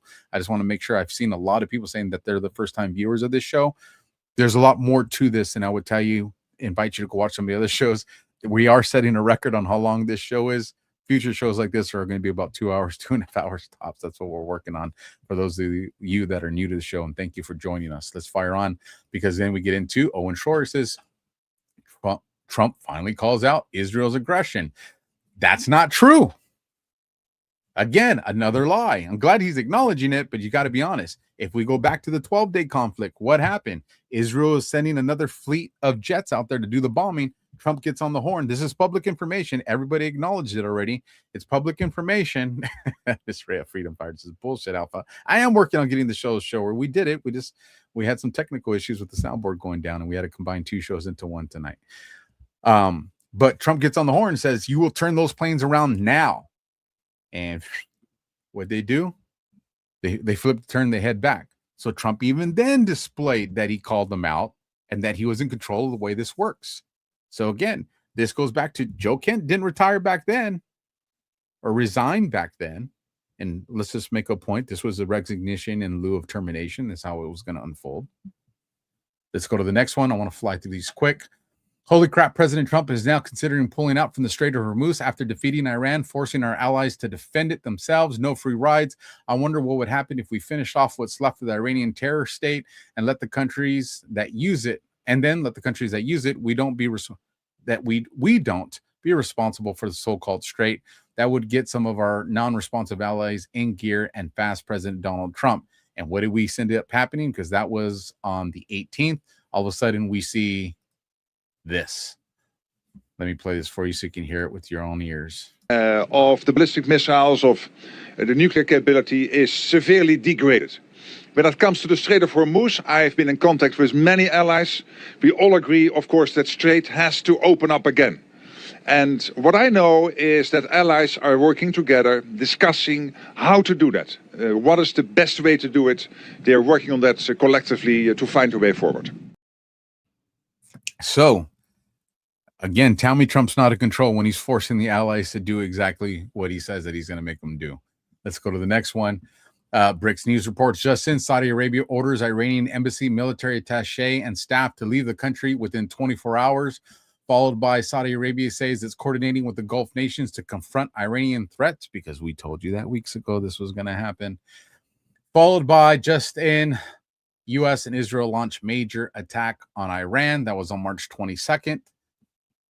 Followed by Qatar expels Iranian military and security diplomats, orders them to leave the country within 24 hours because they're all positioning the control that I kind of briefly touched on earlier today. And then we get Glenn Beck. This is Glenn Beck. I'm tired like you folks. Peter Piper Pickers, right? Glenn Beck comes out, and I'm not going to play this because it's 12 minutes, but I'm just going to isolate it to the thought. After I saw President Trump call out Israel for striking the South Pars gas field, something clicked for me. Remember, this is Glenn Beck. This is you. People say he's Zionist, right? That's an argument a lot of people would make. After I saw President Trump call out Israel for striking the South Pars gas field, something clicked for me. He didn't join Israel's war with Iran because he was duped. He stepped in to control the outcome of the war. Where did you guys hear that from? Just saying. Glenn Beck, let's collaborate. That'd be an interesting conversation. Inside paper breaking. Qatar, Azerbaijan, Bahrain, Egypt, Jordan, Kuwait, Lebanon, Pakistan, Saudi Arabia, Syria, Turkey, and the UAE issue a joint statement calling on Iran to immediately halt its attacks. What are you seeing here, folks? You're seeing the region bring stabilization to itself, and Trump was the kickstart to get this motor pumping the way it was. Russia calls on U.S., Israel, and Iran to immediately end the war. Who told you guys this a few weeks ago? Myself and Josh. And I'm telling you, you're going to see China get involved with this, and you're going to see you're going to see Russia join the Board of Peace, and then Trump's going to meet with Xi this April, and you're going to see that bring the little bow that's going to be put on this scary nightmare that looks like it's on the brink of a nuclear war, according to some of the black pillars. Candace Owens wrong. He never had any control of this war. He just had deranged, bloodthirsty neocons in his ear telling him that he would be great if he did it. He should have listened to Charlie Kirk, and I wanted to put her statement after all that evidence to show you that she's a complete fucking moron, because I just showed you guys substantial evidence to show that he's not only in control of this, he's dictating what all these other countries are going to do in this area. Let's keep going. BRICS, Iranian Parliament Speaker Mohad Khalif is reportedly the one negotiating with the United States. Why is this important? Because Trump came out and said, yeah, I'm talking with someone over there, but I don't want to say because they'll get in trouble. And mainstream media came out and said, Trump's not talking to anybody. He's not. And, well, he got the civilian part of the Iranian government come out and said, yeah, we are actually, according to BRICS, right, negotiating with the United States of America. And then you got breaking huge infighting inside RGC after President Trump claimed that there are people inside the regime who are secretly speaking to the U.S. And who told you guys this at the very beginning of this, within days? Me and Josh. And we told you that Russia was actually the one that was assisting us in facilitating these conversations, which you're going to see. You're going to see Ukraine and Russia, and you're going to see Iran all in about the same window come to stabilization, which is going to piss off the globalists because they think that they're bringing us to an endless war. Won't happen. And then we'll wrap this up, folks, as we land this. The White House, American elections are for American citizens only. Anybody out there, whether it's my friend, whether it's my family member, anybody out there telling you not to vote is retarded. You absolutely got to vote. Anyone telling you that a vote has no value, it only has no value if you don't vote. Again, change your words from making the statements, elections are fake and gay. Work with me on this, to elections are stolen and gay. If it's fake, why show up? It ain't real. People don't steal something that ain't valuable. And when people do steal something from you, you go and you fight to get it back because it is valuable. Our elections have been stolen. They're not fake. Let's continue on. Breaking the Supreme Court signals it will strike down state laws allowing mail-in ballots to be counted after Election Day. Supreme Court made this. This is not a long statement. It's 1 minute. Let me listen. You guys listen to this. We have lots of phrases that involve two words, the second of which is day. Labor Day, Memorial Day, George Washington's birthday, Independence Day, birthday, and Election Day. And they're all particular days. So if we start with that, if I have nothing more to look at than the phrase Election Day, I think this is the day in which everything is going to take place, or almost everything. And then we have 3 points in time. 1844, 1872, 1914. And we can ask, what would people have thought on those days is meant by this phrase, Election Day? Which of those should we choose? Which of those dates should we choose? Well, I think you could choose any of the three. I mean, honestly, I think the single best one, if you're just going to choose one, is 1872. And the reason I say that is because 1914 is the latest in time, but that's the one that Congress gave the least thought to. So, I told Josh it was going to come a lot faster than a couple months, and that has to do with this assessment that I'm working on with the article for you guys on what this Posse Comitatus Insurrection Act and martial law looks like. They got to get ahead of this. So this will be done a lot faster than we think. So let's just fire through this. Barry Cunningham, if you guys ain't following Barry, follow Barry, especially over there on Rumble. I like this guy. I got to get Barry on my show. He's had me on his show several times, and he's another one of those people I definitely party with this guy. And he says, "Welcome to the party, Stevie. Better late than never." What he's talking about? This is 7 seconds of glory. It's not lost on me that the Democrats just want votes from anybody they can get it from, and they don't mind letting some illegals vote either, and that's inexcusable. I love when he shits on the Cowboys.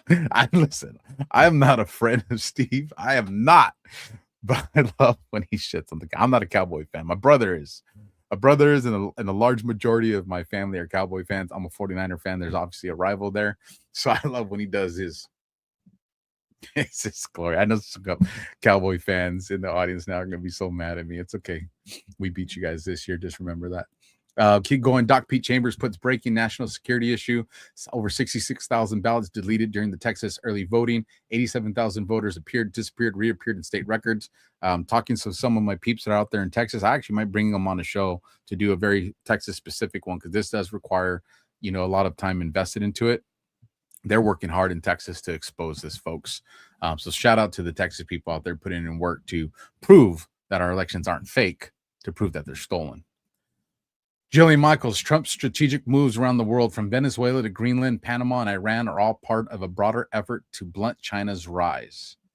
Let's listen to what Anna Paulina got to say here. And I'm just going to say again, folks, you heard this months ago on this podcast, and now you're hearing a congressman that is rubber stamping what I told you was going to be the case. If you could look on the grand scheme of things, we have a short window of an administration that's actually willing to confront China head on. A lot of people have no idea how badly China has infiltrated everything from our tech to our infrastructure to buying property, military installations, literally to buying politicians that are literally pushing pro-Chinese policy that's actually handicapping us as a country. And so I try to keep people kind of focused on that with my messaging, but it can get hard at times because it seems like people are rage baiting a lot, and that's not really what the focus needs to be right now. I was drawing a conclusion when I was looking at connective tissue between Panama, Venezuela, Iran, Greenland, and all of it has an underlying theme, and that's China, of supply chains, rare earth minerals, choking out their ability to access crude without using the petrodollar in Iran. And for some reason, no one's really talking about that. It becomes like this. You actually hit it right on the head. Yes. I'm very surprised. Like, I'll be honest, I'm very impressed without getting intel briefs and stuff that you got on. Seriously, a lot of people can't see that and they don't make those connections. A lot of people too forget that when we were investigating the Biden administration and his son's business dealings, there was a lot of money coming in from China. And that wasn't the only, if the American people truly knew some of the stuff that we were briefed in classified settings on how bought and paid for the Biden administration was by China, I think that the word would be probably treasonous. Wow. Because essentially they were selling out the country, and really, if you want to talk about, taking over without a shot being fired, this was the entire strategy of what the Chinese government was doing with the Biden administration, and no one seemed to care, right? And so you have an administration that's been very actively kind of taking this head on, but there is a lot of foreign-funded PSY operations.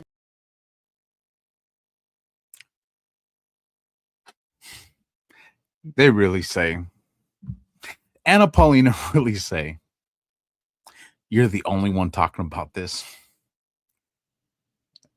you better start watching this damn podcast, Anna Paulina, because I have articles and posts talking about this last year. My audience knows about this because we've walked this entire scheme of how this was going to play out. I do like Jillian Michaels, but listen, all right, call it the way it is.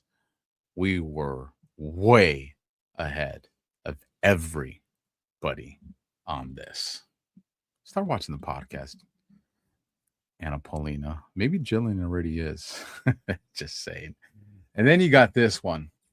And we're into the part of the segment as we wrap this show up. Who's the enemy, right? And I think we've articulated this focus on China being one of them, right? And what this is really about. And that's why we started with there. But understanding the threat that China is and the argument that I've articulated this whole night, listen to what Tucker Carlson has to say about China.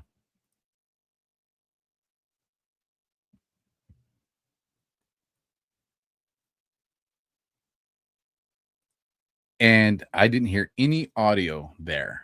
That is crazy. Can you guys hear me? Give me some 5x5s. I just want to make sure. I got paranoid right now. This is important enough that I'm going to do this the old school way. So let me know if you hear me. Cam Cook says, can't hear shit. Muted, no sound.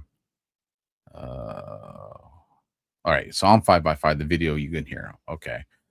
So let me share this because you guys are definitely going to hear this. I'm not letting you guys not hear this. I'm just going to have to do it the old school way. So give me 1 second, folks. And if this doesn't work, I'll try a different way because, like I said, the soundboard's gone. So I don't know if you guys will be able to hear it this way. I'm hoping you can. So I'm going to hit play, and I'm hoping you guys hear this. So it's only about 11 seconds, so we'll figure this out. Here we go. We can no longer be the sole author of terms, of commerce, of anything. We have to share power. With China. Of course, because of their scale. We can no longer. So I hope you guys heard that. I'm going to remove that, go back to the format we had. But you just heard Tucker Carlson there say, we have to share power with China. Now, I want to say full stop. Okay. Don't get into the conversation of sovereign alliance because Tucker doesn't subscribe to the idea of the sovereign alliance. Right? Publicly, he's never acknowledged that. So we can use that argument because we present that argument. We show it. We don't do it in a way that we're trying to subvert the president. However, let me get this back to the way we're supposed to be. Tucker Carlson, you guys all argue, and when I'm saying you guys, I'm saying the Tucker supporters in here, that he's America first. America only, right? That's what MTG says, right? America only. And now Tucker Carlson saying we got to share power with China? I hope you guys got issues with that because I got major issues with that. We ain't sharing power with no one.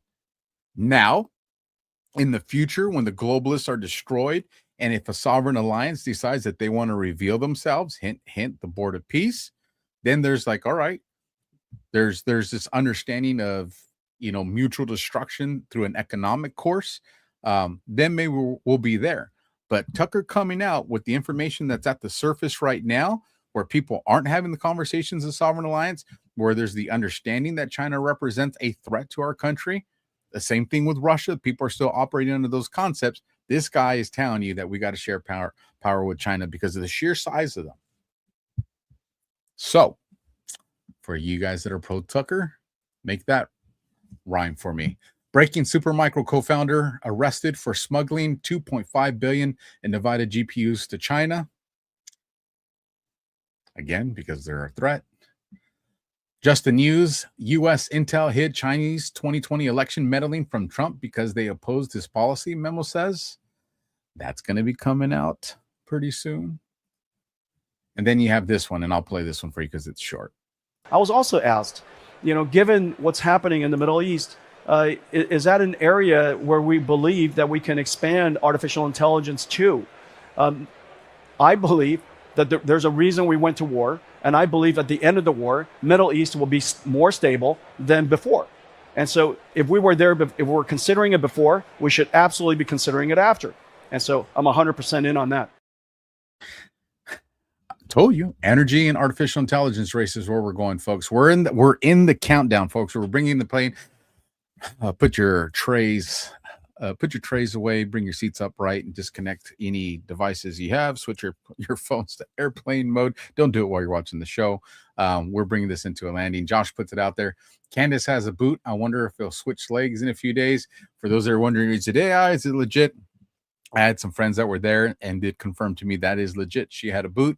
For those of you that have been following the boots in the Q community, very interesting. And we'll be talking about that on Q After Hours on Sunday. For those of you that don't know, that's my way of getting you to go watch Q After Hours on Badlands. So if you are new to the show tonight, I do a bunch of contract work over there with Badlands Media. I do 2 shows, one on Tuesday night at 10:30 p.m. Eastern with my brother Josh called DEFCON 0, the most popular show on Tuesday nights on Rumble. You'll find us on the big screen a lot. And then on Sunday, you'll find us sometimes on the big screen or sometimes on the little screen on Rumble's main page. And that show is called Q After Hours. And that's at 11 p.m. Eastern.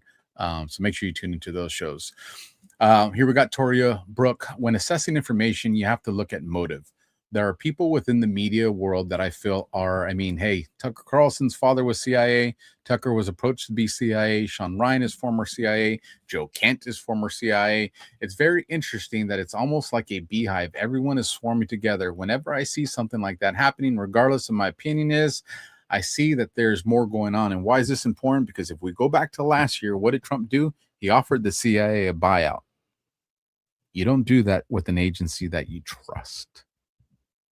So just putting that out there. And then as we come into the final segment of the show, I have we're going to play this Charlie Kirk video. And then after that, we play the Charlie Kirk video. I'm going to close this out with the song that I wrote, not one that I sung. Again, if you missed the show earlier, it's still entitled. Whatever platform you're watching on, whether you're watching on one of the X channels, whether you're watching on YouTube, whether you're watching on Facebook, or whether you're watching on Rumble, whoever comes up with the title that I decide to go with, I'm going to give them some free merch. And I'll announce that on next week's show, which one I go with. So that'll be. So again, I'm going to play the Charlie Kirk video. We're going to get into the Rumble Rats and the Super Chats. I'll close this out in prayer, and then we'll play that video. So let's take a listen to Charlie's message. And you might say, Charlie, do you support or oppose this? I support President Trump. That's my answer. I know the man. He's the commander-in-chief. He's the man for the hour, and he's had the weight of the world on his shoulders. So in a situation like this, I support my friend, and he's had my back and I have his. That's my perspective. By the way, I also look at this and I say, and I understand the arguments of people that, don't intervene and all that. I get it. But boy, have we not exhausted so many diplomatic channels and options. Here is Netanyahu, 261, praising and congratulating President Trump. Play cut 261. So many people will have you think, well, Charlie was this and Charlie was that. Charlie was very clear. He knows President Trump. That's his friend, and that's who he trusts. And that's who he's going to stand behind. So Tucker, Candace, Megyn Callan, and all you simps that are out there trying to subvert my president and trying to use Charlie Kirk's post to promote that ideology and subversion, well, there you go. So with that, folks, let's get into the Rumble Rants, and then we'll get into the Super Chats. Let me zoom in so you guys can see these people. Give them credit. Oh, I see a big one that we're going to get to there. We have. All right, there we go. Start from the bottom. Now we're here. So dollar for dollar coming in from ZBM. Don't tell us what to do, bro. Live your own life, Alpha. LOL. Down the hatch from the racist Idaho. Cheers, brother. Then we got $10 coming in from S2G109. Keep those fires burning, Alpha. My eyes are on fire right now, and I didn't put on my blue light glasses tonight, so I got all this radiation going into my brain. I'm going to have to detox tomorrow on the cold plunge. $10 coming in from Alan S333. Keep it up, brother. Thank you, Alan. You're an OG, brother. $10 coming in from Selbish. You should check out the last 2 posts the White House posted on X. Two 2 3-second cryptic videos. I did look at one of those while the show was going on tonight during one of the videos, and that is definitely going to be addressed this week. I didn't want to do it on this show because I know we're going to be addressing that on Q After Hours. Very interesting though. So bitch. Bear 1007, now monthly supporter. Thank you for that, Bear. I know it's spam sometimes like that. Hillary Dorvin, now a monthly supporter over on Rumble. Thank you, Hillary. Thank you, Bear. Let's keep going. Illinois, I dropped the S. You see, I learned. Is now a monthly supporter. Illinois Danny, thank you. Yeah, let's scroll up. Then we get into $5 from Manol Hayes. Alpha, what is going on with Alexis, Cash's girlfriend, and her flashcards? This is at a White House hearing with Cash, Tulsi, and John Radcliffe. I will take a look at that because I haven't seen the flashcards yet. But reference, here's what I'll say, and we covered this last night on DEFCON 0. There's more to the information. Me and Josh are going to be covering this again, but just understand this. If she had presented that information to Cash, which I believe she did, and there was something to it, she would never be presenting it publicly because it would destroy the investigation. It would compromise the investigation that Cash Patel would be doing with that information. So that tells me that Cash didn't see this information as something that's worthy of an investigation, or they did an investigation to it and it was unfounded at the end of it. So I'll say that. That being the case, there is legitimacy to what she's saying as far as the way some of these things work, but her perspective of where she's seeing it is she's not seeing the big picture because it's happening on all sides. And again, I don't want to get, I don't want to put the cart in front of the horse.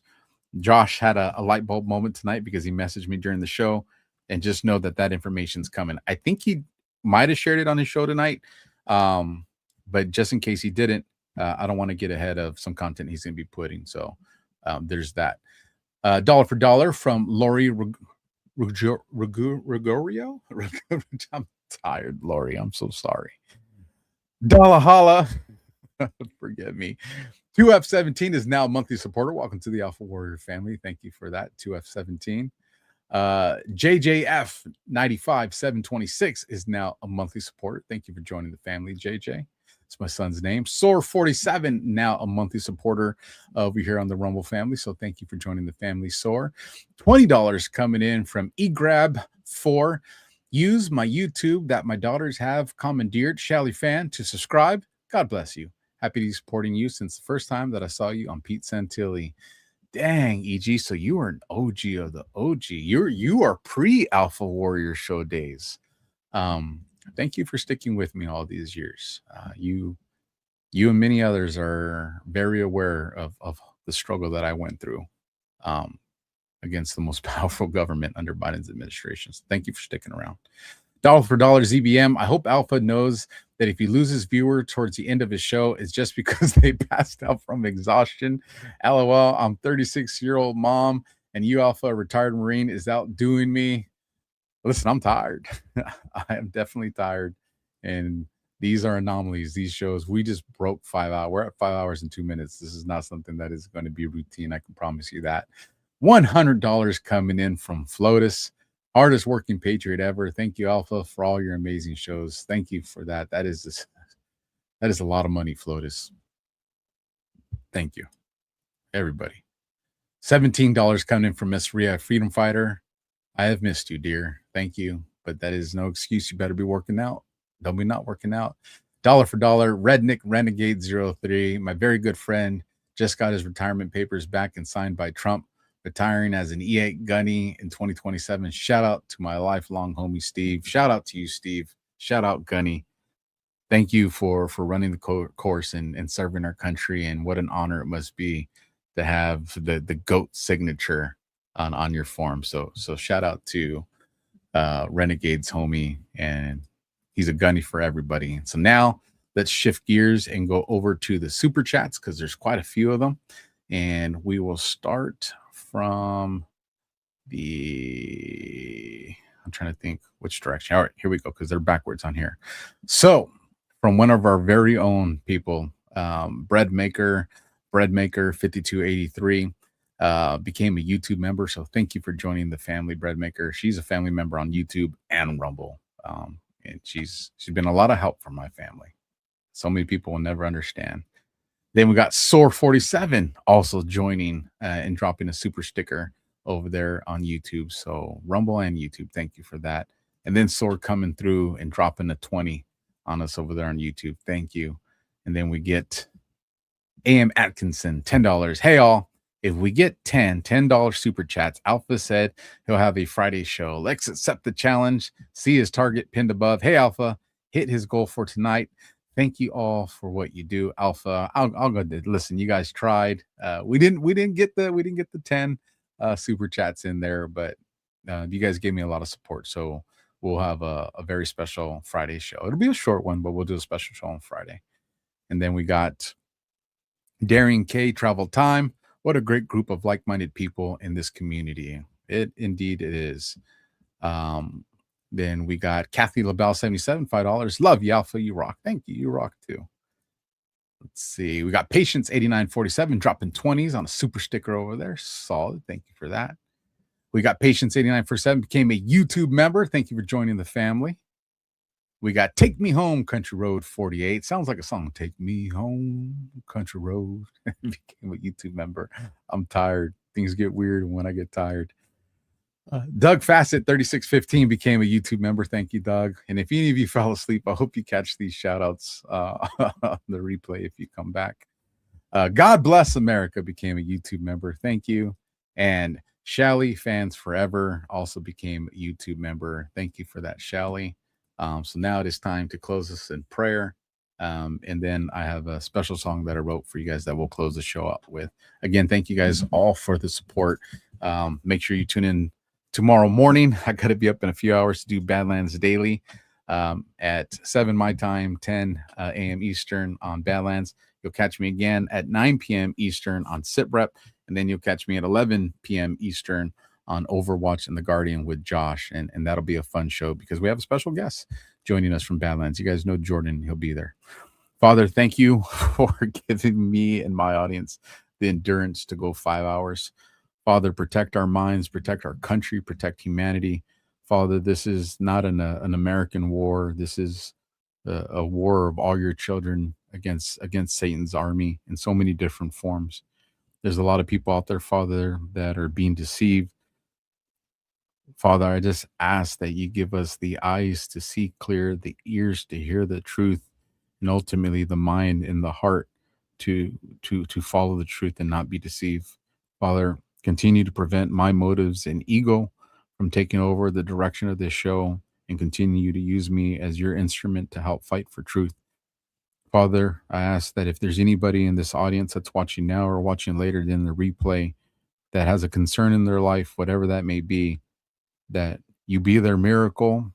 And if it's not part of their story for the miracle, that you give them the peace and endurance and strength to deal with the obstacle that's in their life. Father, we pray and we ask all this in your son, Jesus' name. Amen. I'm tired. I am tired. Thank you guys for sticking around. I think we set a record. I don't think we've ever hit 5 hours. I think we came close once. I don't know if we did, but we definitely breached it tonight. So if you were here from the beginning of this show, you are something special. Something special. Enjoy this song on the way out, you guys. Good night. God bless. Smash the thumb, hit the heart, leave a comment, and I'll see you guys tomorrow. Good night and God bless.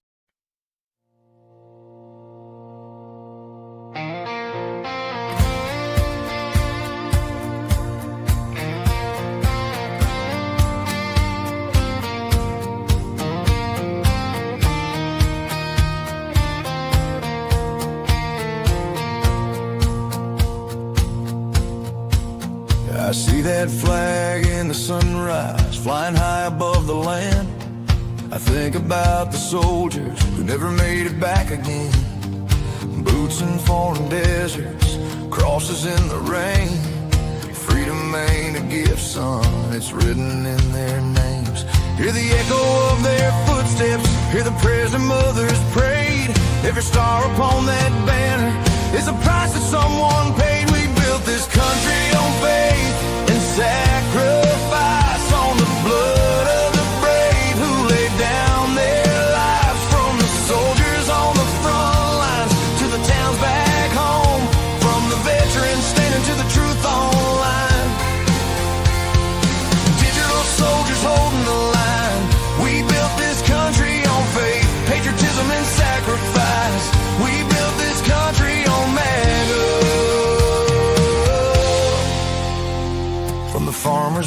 truckers to the ones who wear the badge, from the miners and the teachers to the boys who raise that flag. Every freedom that we're breathing came from someone standing tall. When America was threatened, they were ready for the call. Hear the thunder of the people, hear the freedom in their cry. We won't bow to the darkness while old glory still flies. We built this country on faith and sacrifice, on the blood of the brave who laid down their lives. From the soldiers on the front lines to the town back home, from the veterans standing to the truth online. Digital soldiers holding the line. We built this country on faith, patriotism and sacrifice.